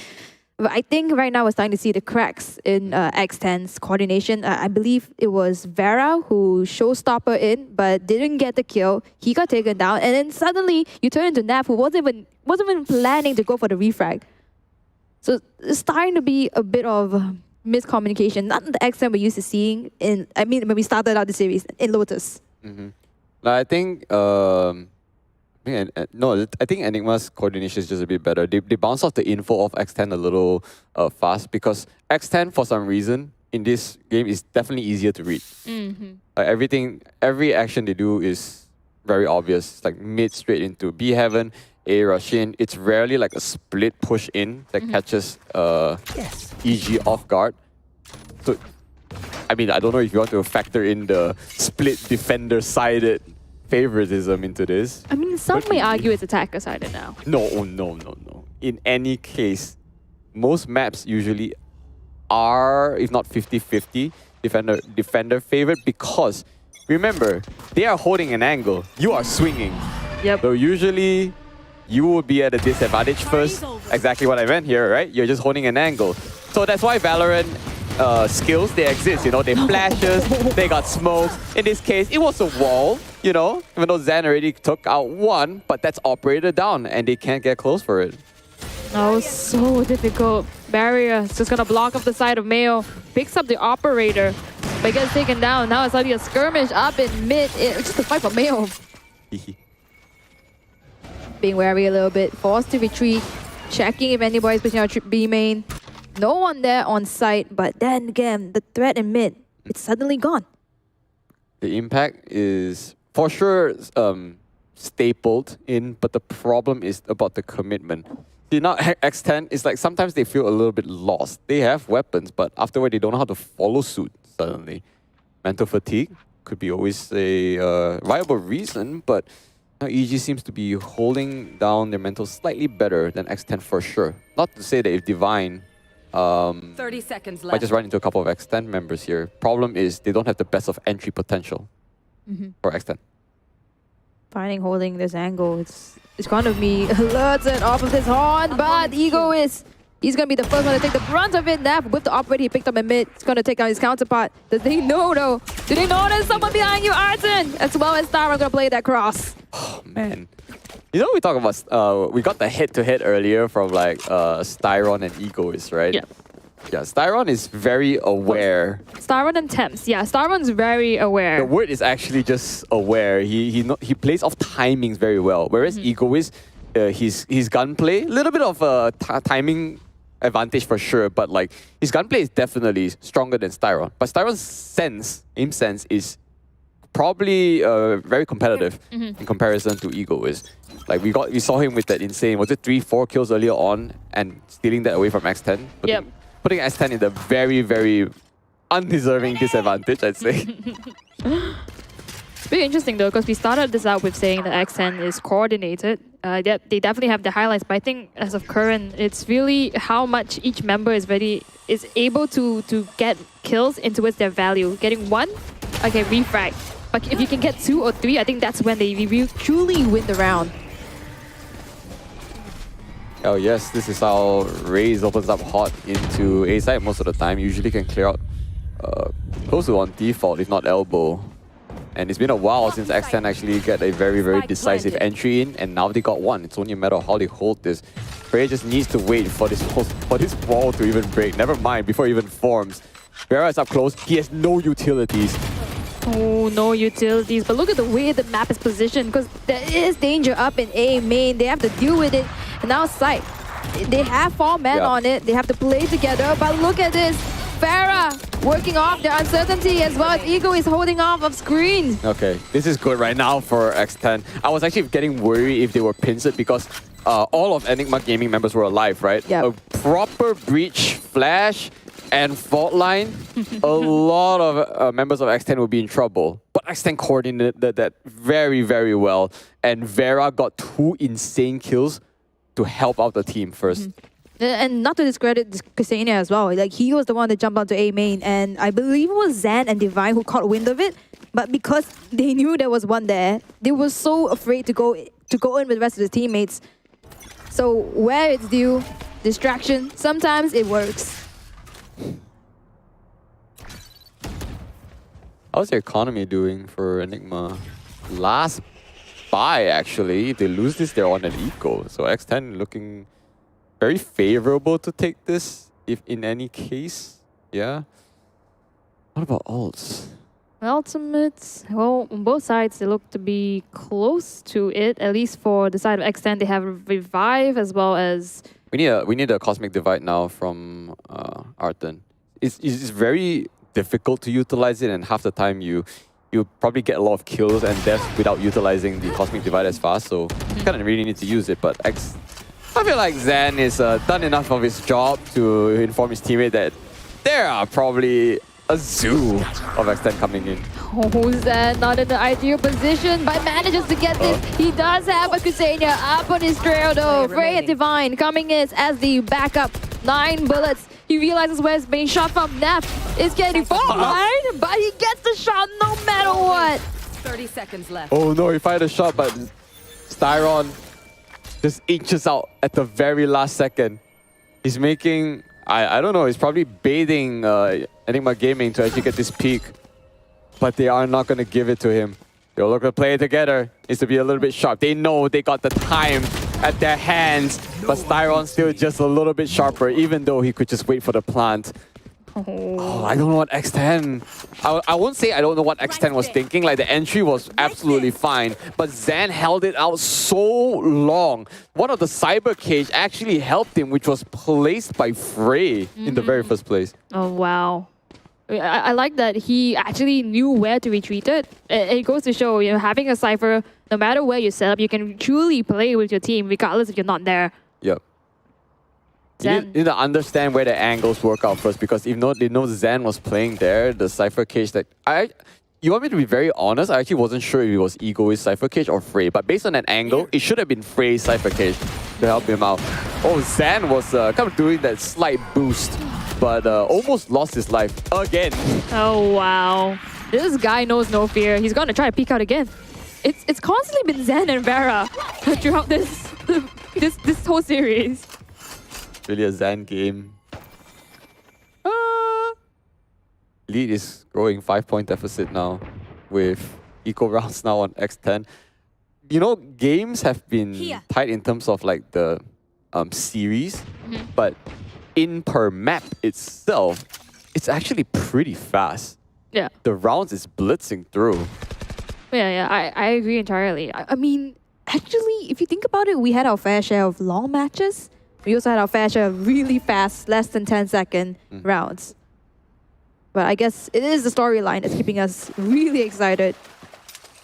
It is water, and water is wet. Is water wet? That's the question. Now this time instead of Zan holding down, it is Frey and Styron. Now scanning, catching Bush, but Frey finds out Cresania. It was a risky teleport, but Vera still finds one. Despite his eco, he is slow. Styron needs to try to communicate well with his team for his retake, but it doesn't matter. X10. They got 2 kills, they whittled down the numbers. Oh no, Zan, trying his right click. What doing, Zan? What doing? Did Zan an operator? Zan has an operator, but okay. he had the Blade Storm. He tried to go in for a updraft right click, and somehow Arthur manages to make this 2 versus 1 work. I felt like Enigma Gaming wasn't even taking that round seriously. Oh man. And that was... I wouldn't say that was X10 round to win, but the way that it was going, even though they were on 50s. No, that round wasn't supposed to be for EG to win after seeing how the memes unfolded after the spike was planted, but they still won that. I won't take it away from Thames though. That was 2 crazy martial shots to the body. But down to this 1 versus 1, you know, X10, you know, it made some things work, but just couldn't secure the round. Is it a big impact? The answer is yes. This is already the final map. It's map 5. Yep. And you got a 6-point deficit now. I don't know if they can keep on with this. I think definitely taking a 50 round is gonna be more than you can ask for. They do have the buys, but some of them will have shields. That'll be Neff, Vera, and Cresania. So even though Vera has to be the first one to make the moves, at this cost, like really the slightest bit of armor differential could be all the means. That means full buy again for X10. Sometimes I feel like when X10 drops too fast, I always question whether or not they had full buys based on the timeliness of their deaths, you know. No, Operator hasn't sang for a while after seeing Zan. Haha, Operator hasn't sang for a while. Oh my god. Somebody get me out of here. Xeno hours. Join me for Xeno hours, guys. It'll be my podcast in the future, you know. Copyright for the brand name, please. Maybe soon. Styron work out with his team. He is paranoia though. And of course, Golden outwins. Styron address, pushes Zan all the way back. He is deafened, but he's not ready. Vera is strong. Can't get the spray transfer. Divine will take him out. He's got the rest, but he doesn't have the right angles. But Arthur will try to help him. Cresania addressed. Oh, Divine mercy. Give him some mercy. Ego's going to take him down. Naf is going to find Frey trying to wiggle his way through the nebula. Now just Arton against the world. X10 finally with a round in the belt. 8-3. Would you want to say it's Vera's single shot of the showstopper will change that around? You know, to enable them to actually push in time. And Thames with the Nightfall, yes, it worked out. But of course, that's at the cost of ultimates. And we look at ultimates, Enigma Gaming is ready to roll. You know, closing it out with an 8-4 will be the best time right now for X10 to keep racking up points. If you got 9-3, however, I don't know if you're a believer, but you know, sometimes the curse is real. We saw that on Loud versus Fnatic, and looking like okay, before the trade, of course, an Egoist gets a return too. There you go, Rolling Thunder coming out of Styron. I'm not sure if he got the pick off and then out. Oh, yeah, I believe that's what he did. And that's gonna just stop the push. Yeah, ending the round with like eco weapons is probably not what Enigma Gaming is looking for. So that's why I said X10 probably has like the chance of making this 8-4. So far, our games today have been ending 8-4s and 7-5s only. Never a 6-6, never too far of a lead, like, you know, like 10-2s or nothing. Nothing of that sort, you know. These two teams can really trade blows. The only time I believe it was really close, I believe it was Pearl in the beginning. So it's like 4-3, and then from then onwards, the lead just kept getting wider and wider. Suddenly things went super quiet after Vera dropped there in A main. I mean, it wasn't even a push in. They just got some peaks. 30 seconds left. Okay. Thames is in. He's got one single Prowler left. But I don't think anyone is there onto B side to retaliate. This will be a free plant. Not planted from main though. It's a big question mark for me. Pretty interesting. They don't have the right post-plant potential to hold this unless they had to play on site. That's the problem. So none of them will be playing from main. You have to play on site to support each other. not much information that they can get right now. Frey's setup is actually not there. I don't think he has a spy cam actually. He might be able to use it, but with the Sheriff, how much can he do? Tams holding off with a shorty and a phantom. He's gonna find Frey. Oh, he's popping in. Tams is literally crazy, but it's only good for 2. Asking more from him would be illegal. There you go. Why does everyone have shorties? What's going on? Sides. It does seem like a couple of friends playing together, doesn't it? This is... At this point, sometimes it feels unrated, but yes, like even I know high-level comms do just buy those shorties. But the fact that even more than two members of the same team holding shorties at the right moments is unimaginable. And for it to actually come into play is next level. So yeah, the 8-4 finally came down, even though it took some time for that round to end. Oh, it's some highlights. Oh, we got highlights suddenly. No problem. Let's just enjoy this Arten 1v2 after Zan decides to right-click the air. Yep. After meal prepping. Meal prepping. Guys, let's not talk about food because I am hungry. I'm sure they are too. You know what the best part is? Hey Yakiniku got eliminated way too early. So, kind of get sad because I love Yakiniku. You know, I went to Hey Yakiniku in Singapore. I saw. They're actually legit. Not bad. I would go back again. Okay. Absolutely. Bring me along, man. Oh yeah, Singapore trip. LFG, guys. LFG. That's it here. Since the round switch up, now X10 is on the defense. Defense heavy. Map. Okay, I'm trying to put some points on the board here, but the pistol round actually does matter in some aspects.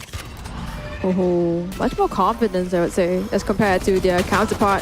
Aftershock, and so many more utilities is going to be used onto Vera. Arten is significantly damaged, gets the heal, but the pick off on Vera, that's going to be at least one less member to deal with, especially since you have no more pain shells. I believe it was drone. Yeah, do you know that they didn't know Vera was there? They just threw the aftershock and pre-fired the exit point, and they actually got him.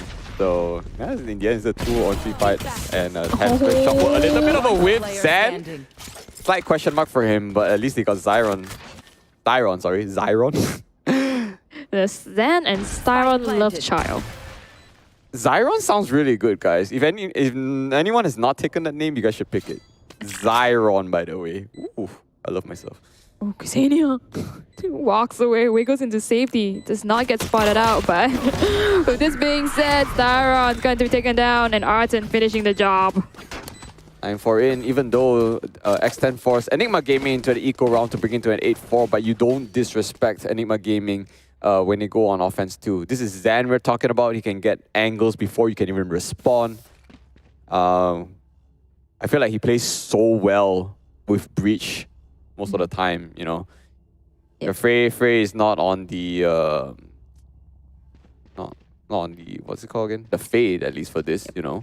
But just one initiator to enable him, that's good enough.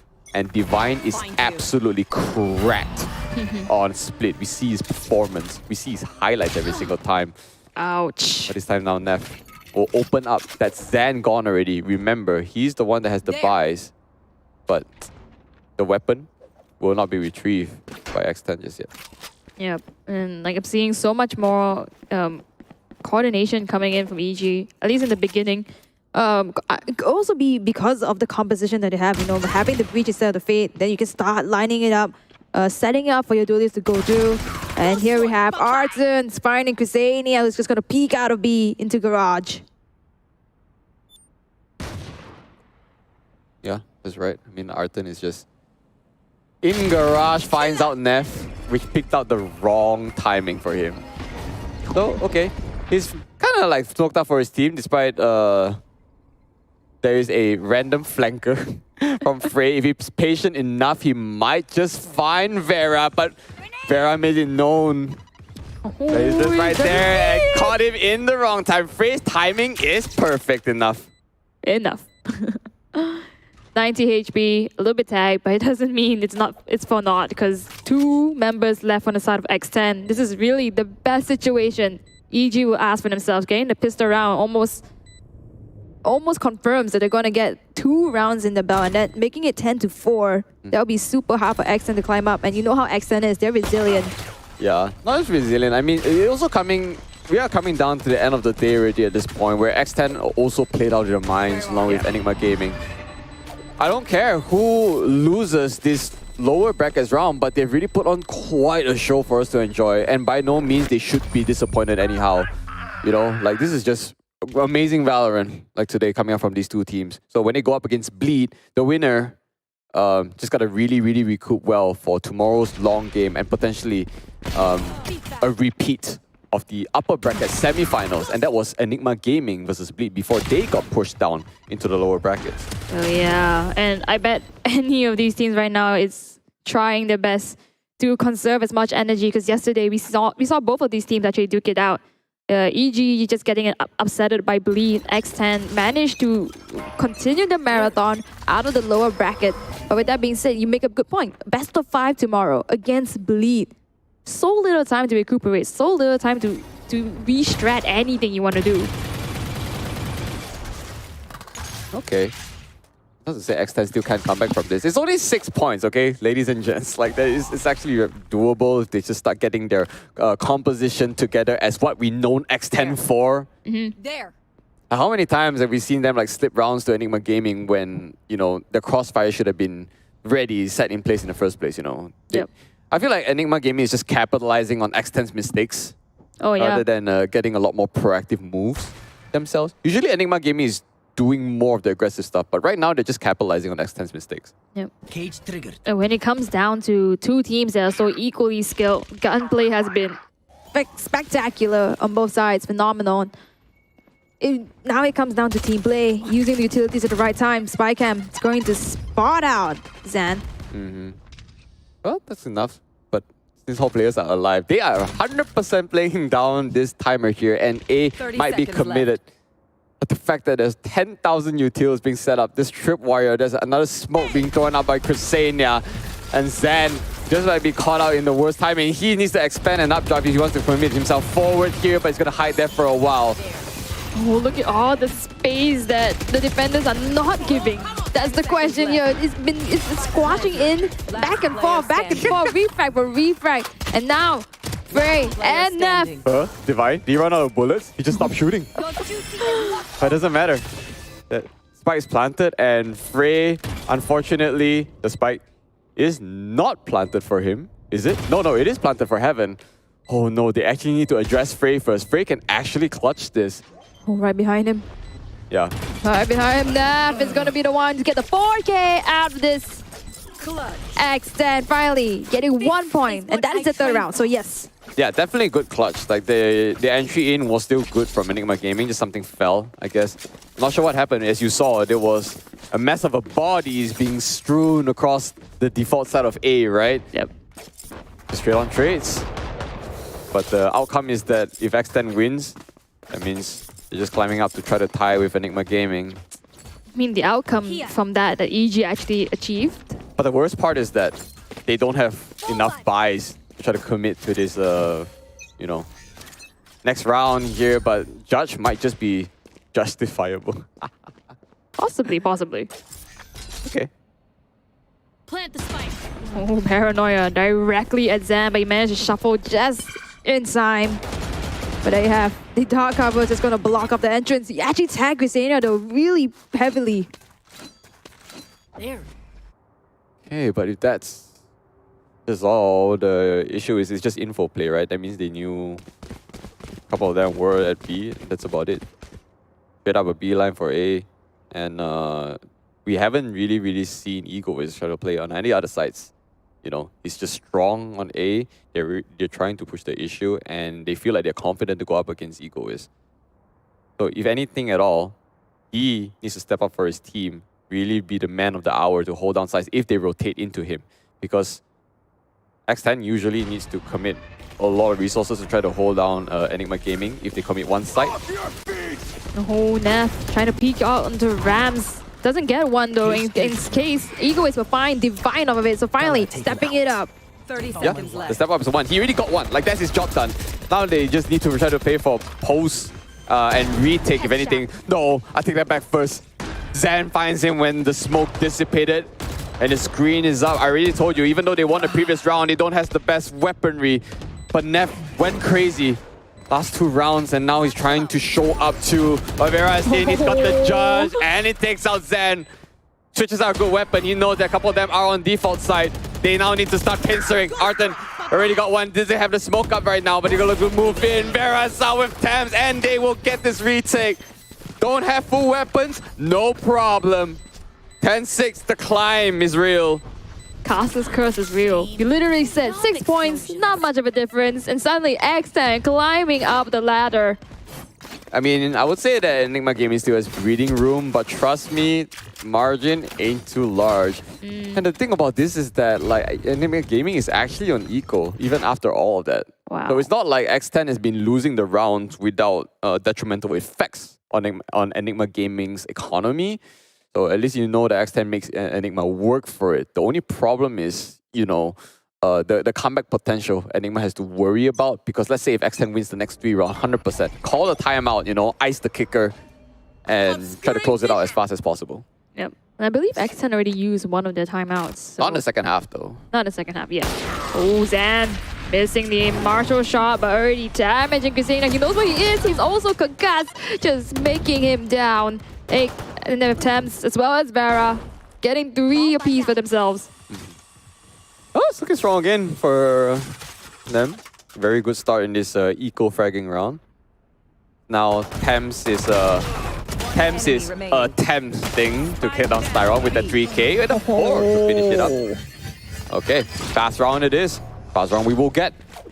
I have concluded that do not give the tower the high elevation to Thames, the high ground. The high ground? Yeah. I think this is a repeat of... Was it one of their maps? I don't remember. Was it Never Divine was a high ground? It was Divine. Never mind. Different player. Yeah, it was really Divine Intervention. I made this joke once. I'm not going to over-repeat it. Just... yeah, EG can't let up. There was a previous round where I don't even remember seeing a resurrection coming out from... Was it Divine or Neff? It was Neff. Yeah. Because you know, Sage is not a support. He's just an actual duelist. Look at Neff. Yeah. There you go. Duelist time! Duelist time! Gets one instantly! And he's only tagged 1 bullet by the Vandal. He's good. Yep, he is good. I think the shorties, by the way, which Neff is rocking, is an answer to the potential that they will run you over, because they play so close. They usually go in with units. Styron here has to check his right. Oh, he manages. Gets tagged though, but it doesn't mean it's nothing, because you get Vera, you get Christina as well on the other side. Arton will pay for his life, but 2-2. 2-2 is 2 pieces each. Let's see. I don't remember stuff since Styron is low and Frey was just waiting for the moment to find a body. So even though this pings out all the remaining members of X10, they're not really suited to like completely just rush without committing utilities, because they need to save their utilities for their post plant. But right now they first need to secure site, in which they will. Zan will lead the charge, but unfortunately gets tagged up by his egoist. They need to fight timer right now. 30 seconds left. Egoist, a lot of work for him right now. He buys off Frey and apparently cleans it out with Thames. Wow. Oh, all of this just stalling it out. X10 knew what they needed to do. They knew that the attackers needed to make quick work with the time limit. Played it out, even invested the Nightfall just to find some information and the locations of their players. Now suddenly we're seeing an EG timeout. Did I say that? I said 10-6. If they like win 2 more rounds, they would just get this timeout right now. They needed to call it. So long. They gotta take this seriously. Last map already. And I'm sure they won their grudge match against Bleed Esports too, since they lost to them in the upper bracket semifinals. Yeah, I mean, grudge match or not, even this is a grudge match, I would say, considering it's brought all the way to the 5th game, 10-8, so very close. EG seems to be very comfortable just now. Now they're in the hot seat. What can they do? At least for this round, because not everyone has a full buy. Nice for Zan, so he's set. I guess Styron can sort of like do Guardian stuff. Arton can. Yeah, he's got enough creds for Guardian and a full shields. So But I gotta remember X10 has the ult advantage. And it is quite impactful. I feel like Neuro Theft might just likely be nerfed soon. Maybe. It's still six charges for it, but might be nerfed up to 7 since Chamber is out of meta. I miss Chamber, not gonna lie. Get out of my way. I don't. Yeah, Chamber was doing things that a Sentinel shouldn't, so I kind of get you. I mean, that's why we have the battle stage now, right? You know? Pave way. He walks so we can run. Okay. See, Zan is all the way in, like by himself. There was a world where he just trips the wire and someone picks down from Vents and kills him, but he's alive. I don't even know. This shouldn't work, man. Not punished. It's very interesting because look at X10 taking the risk. Divine holding it. At this point, I can hear him saying, "Who holds this corner?" Pain shells. Here's 1 shot into it, so at least they know to try to push out through garage area, right?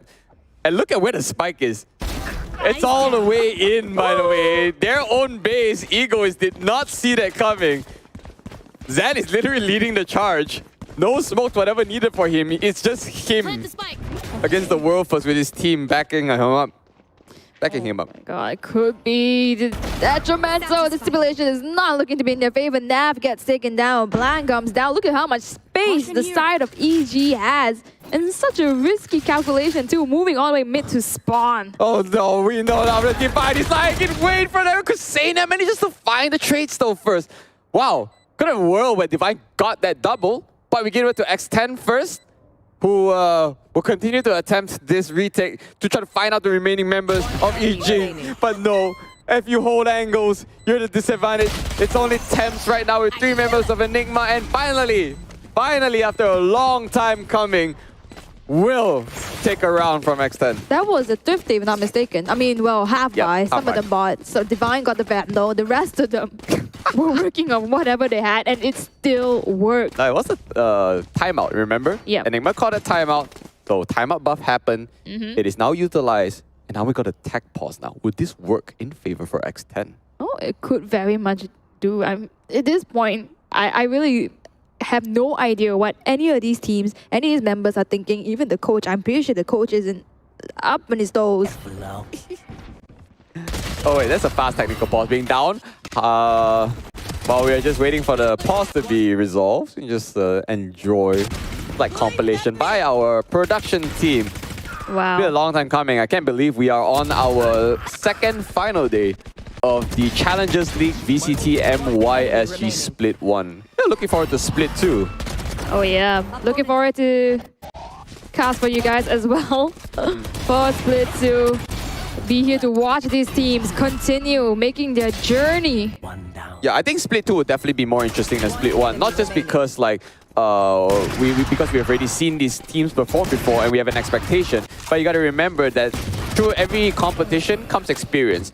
So you won't see the same teams like what you see in Split 1 in terms of the performance. They could really take it up a notch, you know. And then when the open brackets are already done, they will have to compete with Heiyaki Niku and Team Path to see who actually secures the last 2 spots to join this top 6 again. Kizuna. Oh, sorry, Kizuna. Sorry, Heiyaki Niku. Yeah. Thanks for reminding me. No worries. Understandable. Tech pause is still continue on, so maybe X10 really can get some recuperation out of this. I mean, it probably gives us a good break too. Just enjoying the final moments of this lower bracket finals. No pun intended. Just For 11 to 8. Very close. Too close for comfort. Too close, but I'm really not going to take it away from X10. Knowing how they perform, like, they can kind of bring it close. But the thing is, looking at the trend of all maps today, it has always ended up with 13-9, aside from the Lotus map, which ended with 13-5. Please don't foreshadow. If it's 13-9, by the way, I might actually get locked. Oh, I can't say that on speak. I'll stop myself. But yes, you know what? I'll take it up a notch. I'll treat you Starbucks. Me? 13-9. Oh, I know you had Starbucks this morning, but one cannot have too much Starbucks. And we are not sponsored, by the way. Just saying. Thank you, thank you. I'll take it any day. Starbucks, if you're hearing this, Yo. I need my I need my fraps so I can frag. Oh, dab. Why do we have another tech pause? Oh my god. It's okay. It's okay. Extended tech pause gives us time to break things down. I guess let's just really analyze. So the did you just say scoreboard. extended tech pause? So you're saying that X10 is tech pausing here? Yes? No? Enough. Maybe so. Let's talk about our players real quick here. Let's highlight some of them real quick again. So everyone has had insane showing every single time. You know, Kusenia finally putting numbers on the board. This is the previous game. Right now, he's just supporting his team. 10 assists already because the Smokes has been doing work. You know, Egoist showed up hot on Pearl along with Zan, who debuted as Reina. Yep. You know, Everyone truly got time to shine. everyone had time to shine. The head-to-head with Thames and Styron earlier on, and just shows that why these two are one of the most insane initiators in NYSG to start. You know, if you go back in their history, trust me, we will not hear the end of it. Looking at their past accolades, right? Yep. Damn. I mean, in Enigma Gaming, so many players from, you know, anyone say, who knows the no-namers? Let's just start with that. You know, who knows the no-namers, right? And then some of them were in like team, TMG? Sorry, what was I saying again? So Vera, Thames, they're from no-namers, Galaxy Esports, Nef as well, from Long Amazing Zebra, Ears, and Huatsai, and also Louvre, to be fair. Yep. Christiania was from, you know, Bleed and stuff. Egoist disappeared for a bit, that's why I didn't have too much stats about him, you know. Lots of names to the belt. I then believe a lot of Enigma, like I said before, they've been in previous teams before. If not with multiple, it will at least be one member. At least for an Enigma side, I think most of them are from SMG and Huatsai a little more. Yes. Yeah. I did see some of them in the previous... Divine, Frey, and Styron were on the same team almost every time, actually. Yep. All of them. Buddies. And Zan is the freshest blood among these players, knowing that he just turned 16 years old. And literally, his birthday just happened before the sign-up of VCT, so it's just absolute impeccable timing. Wow. Yeah, he's a January baby. So am I. Stars align. So am I. Oh, wait. Yeah, I forgot. Oh, yeah. Capricorns rise up. I'm not a Capricorn. Oh, wait, yours is a later stage. Wait, you're on the edge. Oh my god, I remember. It's okay. It's okay. I'm a Capricorn, no cap. As we talk about the stars aligning, the stars align for Zan. Tech Pause is still in action, but I was going to say 19 to 10 on Arton. This guy has been getting so much frags and... Yeah, we rarely see him topping the board. Oh yeah. Times, you know, and when he tops it, it's usually by a far margin. Like he's 5 kills ahead from Zan, you know. The rest of the team putting in work in terms of the assists. You can see Frey, Styron, and Divine is like 8, 9, and 8 assists each. So it doesn't matter what your kill fate is. Sorry, it doesn't matter what your kill death assist ratio is. Most of the time, you're gonna look at how you contributed to the team. Oh yeah. Does your death count as info, or is your team trading you out effectively? Things like that. So I mean, KD player is one, but what I like to see is more of the value of it. Okay, if we see a huge disparity of kill and death, at least I know you're not dying when you are taking frags. So that means you are there to be, you're able to refrag, or you're able to put down utilities for longer usage of the round. So a lot of value just by surviving, purely surviving. I agree. But you gotta agree, every man alive, no matter how low you are, is information, right? So. Oh yeah. Nef once again. As the aggressive sage that he is, walls it up, blocks off any attempt of aggression inside EG. They do break a hole there though, but respect given. Just gonna be holding out, see if anybody's gonna bite the bait, push it out. Yeah, mail room is like a very deep smoke. They used to like always do this. Like it doesn't matter if they give up mail control as long as you just smoke deep in there. And it will prevent people from actually pushing in. It's just fence is always like the second one to be considered about, which, you know, you and I can see. Zan is just holding there for now. Yep. He's always in places he shouldn't be. Oh yeah, like CT. All the way back. Always in places where they shouldn't be. And when he was in CT side, he was just leading the charge for his friend. Like onward, you know? And this is finally Cosmic Divide that we see. Zan is gonna come up and try to see if he can catch anyone of heaven, in which he finds Egoist, but does not get the kill. It's massive, lays down the second one. And the Neuro Theft was spot out the remaining members of EG. My eyes are down. Fighting on both sides of the Cosmic Divide. Still not able to make any movement on this side. But the rest of X10, they're not giving it up. They're holding it down like a fortress. Flashpoint is going to be utilized. And Ferry is going to find that. But in return, his life will be paying for it. There. Okay. If that's 10 happening seconds here, left. 10 seconds, they gotta run in with this wall that's blocking them. It's not looking good for Enigma Gaming, and X10 will look to make this an 11-9 again. Oh my lord, is this not deja vu? You don't end this game 13-9, guys. You don't end this game at 13-9. This is way too many. If you look at the top left, we had 3 maps already ending 13-9. If this really happens, it is cursed. You will remember these teams for the rest of your lives. This is time for X10 to break that curse completely. Bring us this comeback. Bring us this upset that we're all here for.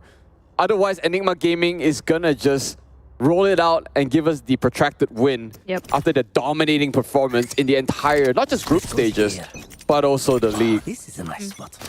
Arguably, this could very much be the round that matters the most. Both of these teams have rifles, but really on the edge of creds. EG has a little bit more though, just because of the losing streak. So if they have to come back from this. Ascent now, let's see what Enigma Gaming is cooking up here. Being blocked out, Ego Wiz doesn't check. Run seeing Heisen for the cage, but Frey will find him in return. He's back in there. I have got sight, but the retake strong for X10. We've seen that work previous rounds as well. A lot of utilities available for the side of X10. It's whether or not they can coordinate his retake. Styron is going to be using his Rolling Thunder. Revive is coming in. Arton once again back into the fray. 5-man holdout. They know the Rolling Thunder pushed them all back from heaven. That's why it's clear to actually resurrect him in the open. Vera comes in. It finds on Arton. Not enough for Frey. 4-on-3 right now. Frey holding down Tem. Make sure what to hit right now is Zyron's going to hold down sight. He's on an elbow, but they're all second as Crusader got the lineup, but can't get the shot. It's a trail train, and left will be the final one to secure it.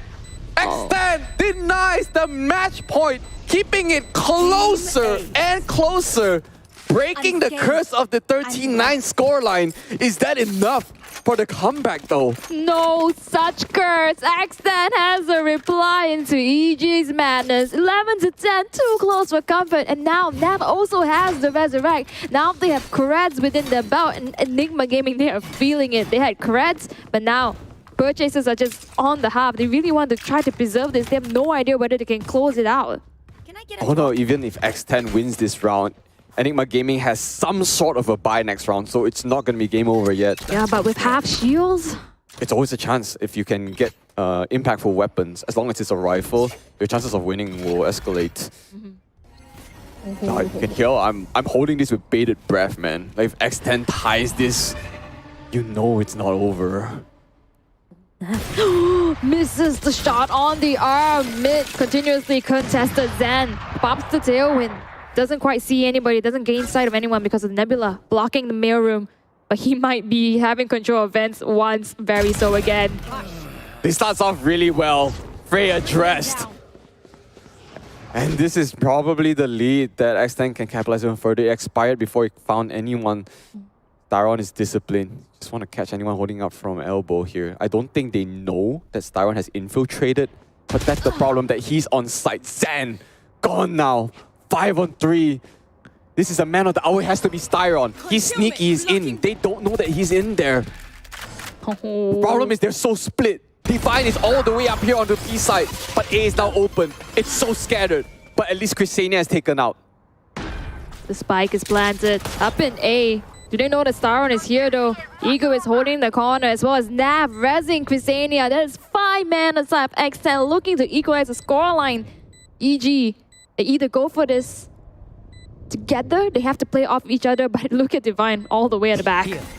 There's really this world where Enigma can actually win this 3 versus 5. But let's see how this round to commence. As Arton, they found him up at elbow and they keep going. The movement from Vera is so good to wait for his rest of the team to come and retake this retake.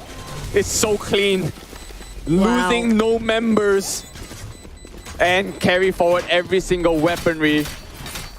It is as close as it can get. Enigma Gaming will have a, losing streak extra creds, I would say. So maybe some of them can still afford the full buy. Yeah. Yep. Just because of the streak. They still get it. They still have a chance to be the first to reach match point. But this is it. If they lose this one, they're going into match point potentially with not full buys. And I knew that was what they were planning in the previous round. I did question it a little bit because, you know, you should try to play to your best ability. But I guess this is the foresight. This is the way that EG wants to play. Oh, God. You know, sometimes the burden lies on the Cypher to see how his external impact actually alters a slight pace of the game. Usually a random cage or a random wire, you know, will flip the game around sometimes. So, but at that point, it was actually for Frey to try to create noise upon A. He threw his stuff and he just dipped. Yeah. Very interesting.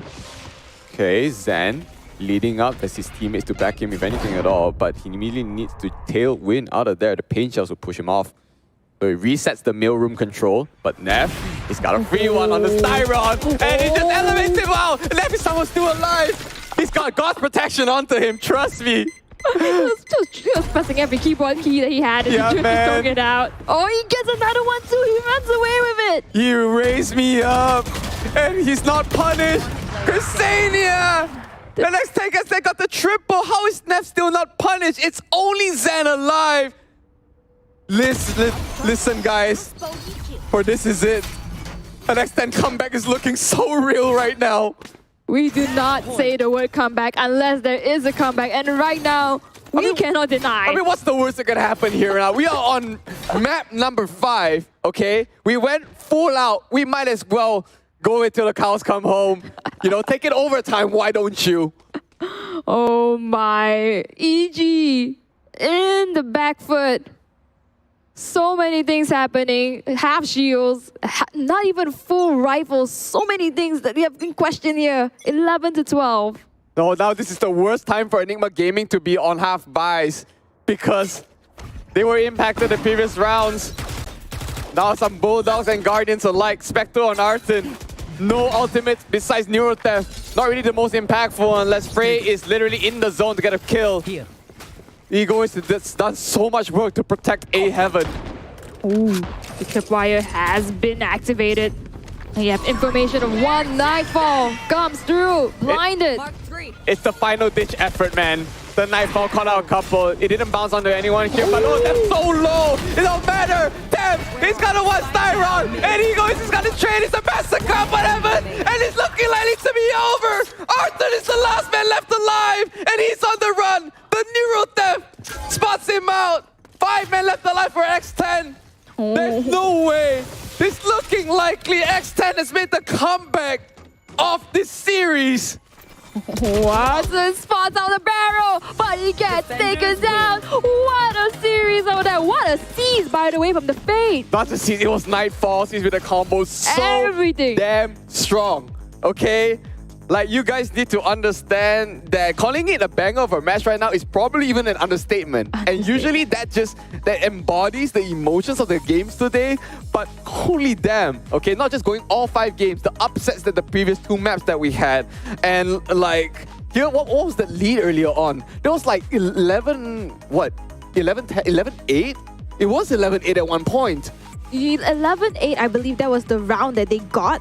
But then after that, it just kept going towards in favor of X10. Correct. Before that, it was, I believe, like 11-5 or something like that. We need to probably go back to like some of the replays. But the games, I mean, we went on long today because it's all 5 games, right? But let me just tell you that one, okay, X10 was looking weak the first half because Enigma Gaming was getting good reads onto X10. But when they flipped around, suddenly X10 was so commanding. They held down their vigilance. They trusted the process. They understood the assignment and it really paid off. Yep, and I initially thought that X10, they were giving too many rounds to EG, but they proved me wrong entirely.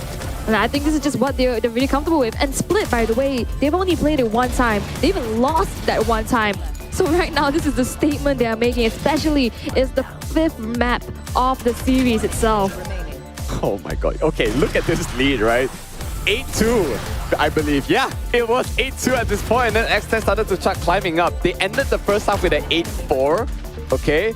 But the thing is, like, you have to remember the tech pauses that came into. That gave X10 the longest time in the world to reset. Oh my. Is this a prod team trying to favor X10 kind of situation? I mean, so many things up in the air. No one could have expected it 10-4 and then coming back from it.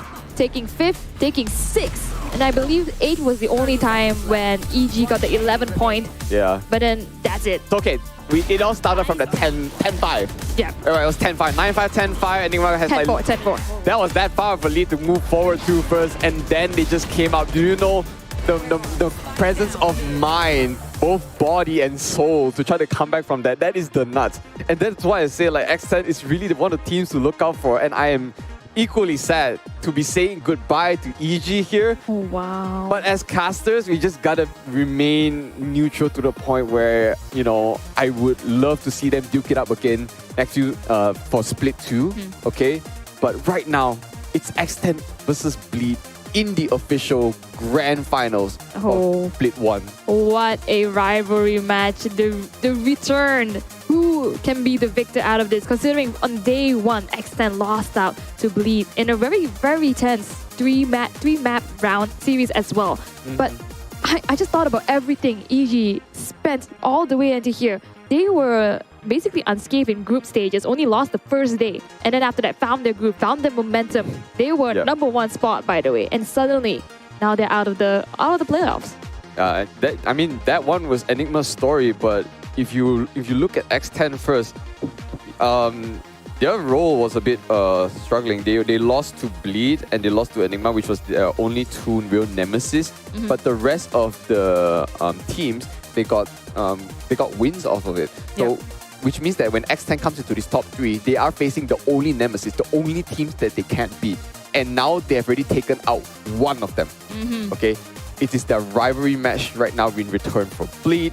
You know, and this will be, they will take over Team Path's Cinderella story, in which they will work their way up and try to dethrone Southeast Asia's strongest team right now. Oh, yep. You know, like you just said, you know, the head coach of Bleed said that they fear X10. Yep. And now their fears might come true. They are going up against them in the grand finals. I would not miss the grand finals for the world, honestly, considering how much has been laid out already. And X10 especially coming out of this performance, this marathon of today itself, and then tomorrow they have to face our Bleed themselves. And just to wrap things all up, from what an extraordinary series, an extraordinary showcase, MVP of the final map goes to none other than Neff, the Sage. Okay, just saying that Neff survived so long from holding up V Garage is illegal, right? Oh, yeah. And he should have died by the wall raising him up, that the timing was, you know, I won't say the timing is impeccable, but like he just should have died there. And not only he survived, he lived on and got 2 more kills out of that. He was holding an operator as well. So this is no other better person than Neff himself to take this. He was hardcore anchoring his team. Oh, yeah. And he's the IGL for is he? X10. Ah, yes. I see. I mean, keeping the team together in good form. Neff, you got my best of respect. But everyone onto Enigma Gaming, I would say GG, well played. You have played out of your minds. And for them to come this far, you know what I'm saying? Like, it's no small feat. And with that being said, for those of you who are watching at home, we have a treat for you because it's not over yet. We have an interview with Egoist. All right, Egoist, my man. Hello, can you hear us? Yo, hello. Hello. I can hear. All right, I can understand maybe a roller coaster of emotions that you're going through now. So I'll let you take a breather. Okay, it's done. I want to know what was your story first, a personal story. You know, you were first a sub, you know, and then you took over Fane just for a bit, and then you somehow fitted so well into the lineups. You know, you performed out of your mind, and you disappeared from the competitive scene for a while. So please tell us a bit about your story. Oh yeah, I actually didn't touch the game for 2 years. Then I only played unrated. Then one day Ian told me whether I want to be a 6-man, a substitute. Then I just said why not. Then suddenly they asked me to be their mid. Yeah, Wow. that's the story.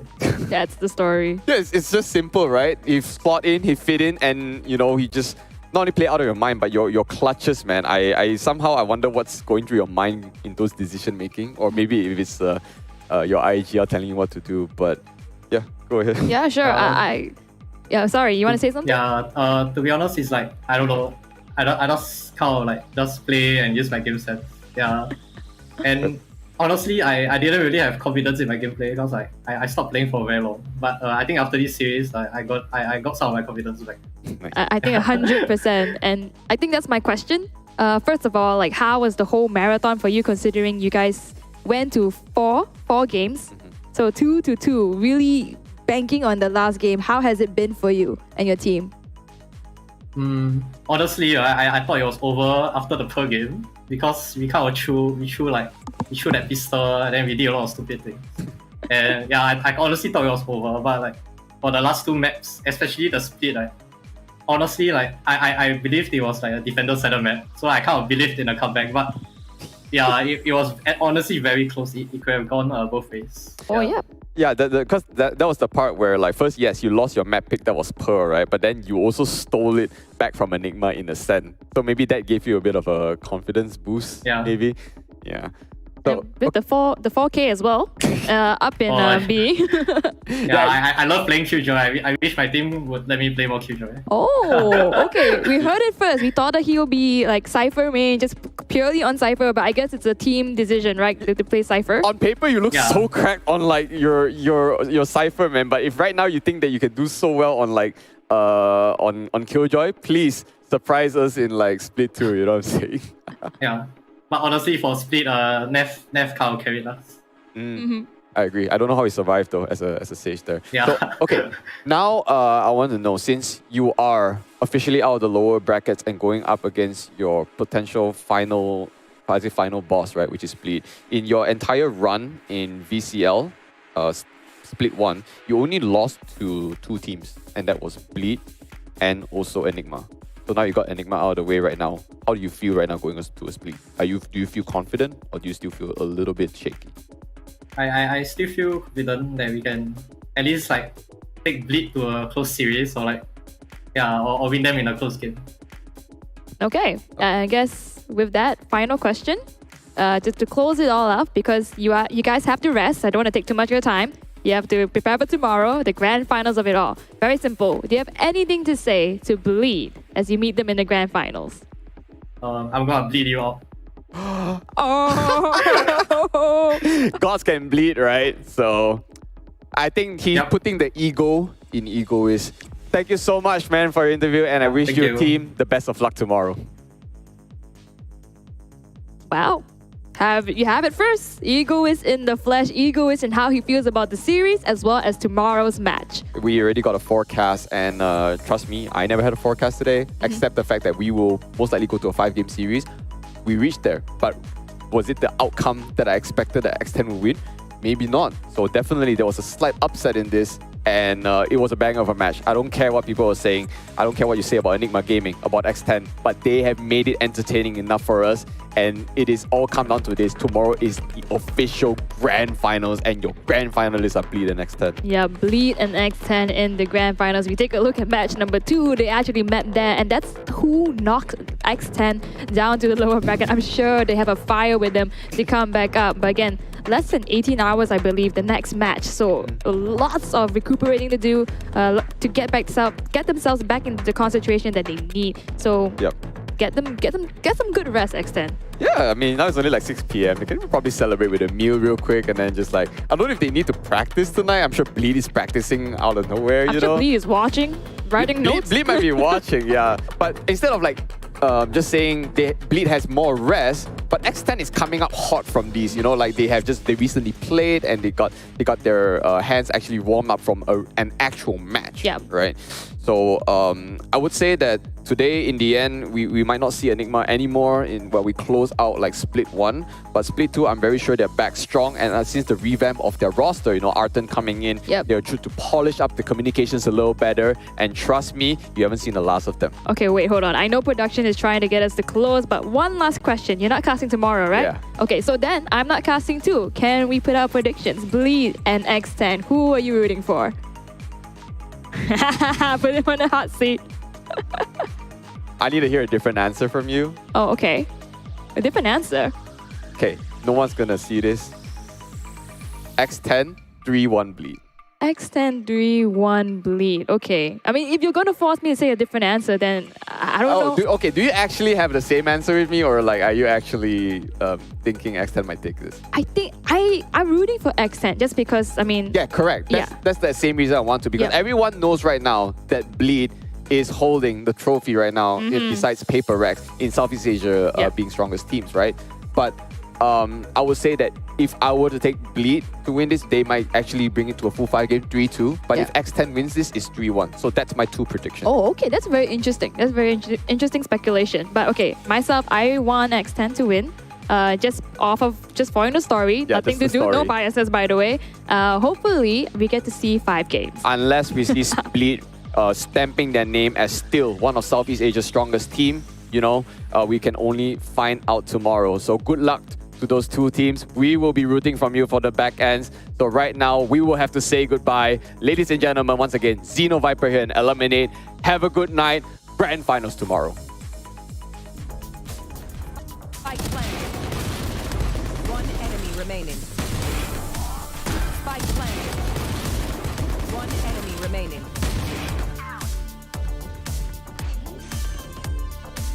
One enemy remaining.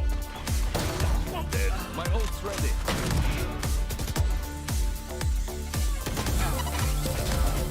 Right. Battle out. One enemy remaining. One less. One enemy remaining.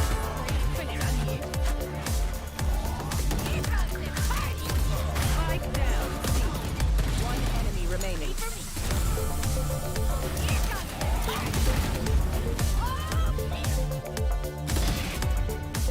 One enemy remaining.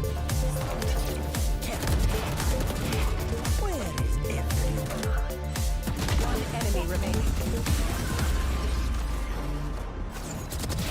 My eyes are One enemy remaining. 3 out. One enemy remaining.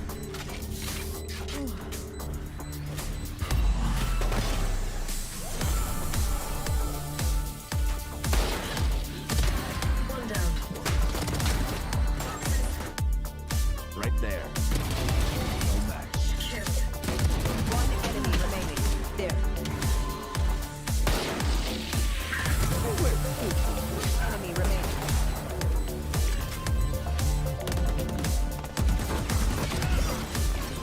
Last player standing.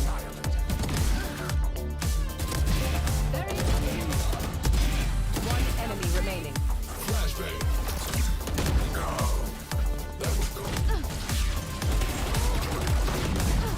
enemy remaining.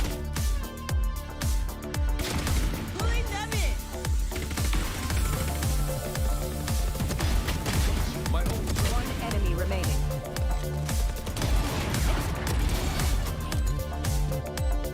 One enemy remaining.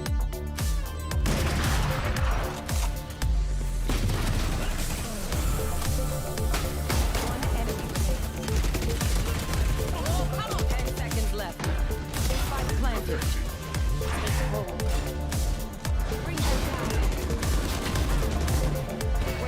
Spike down mid.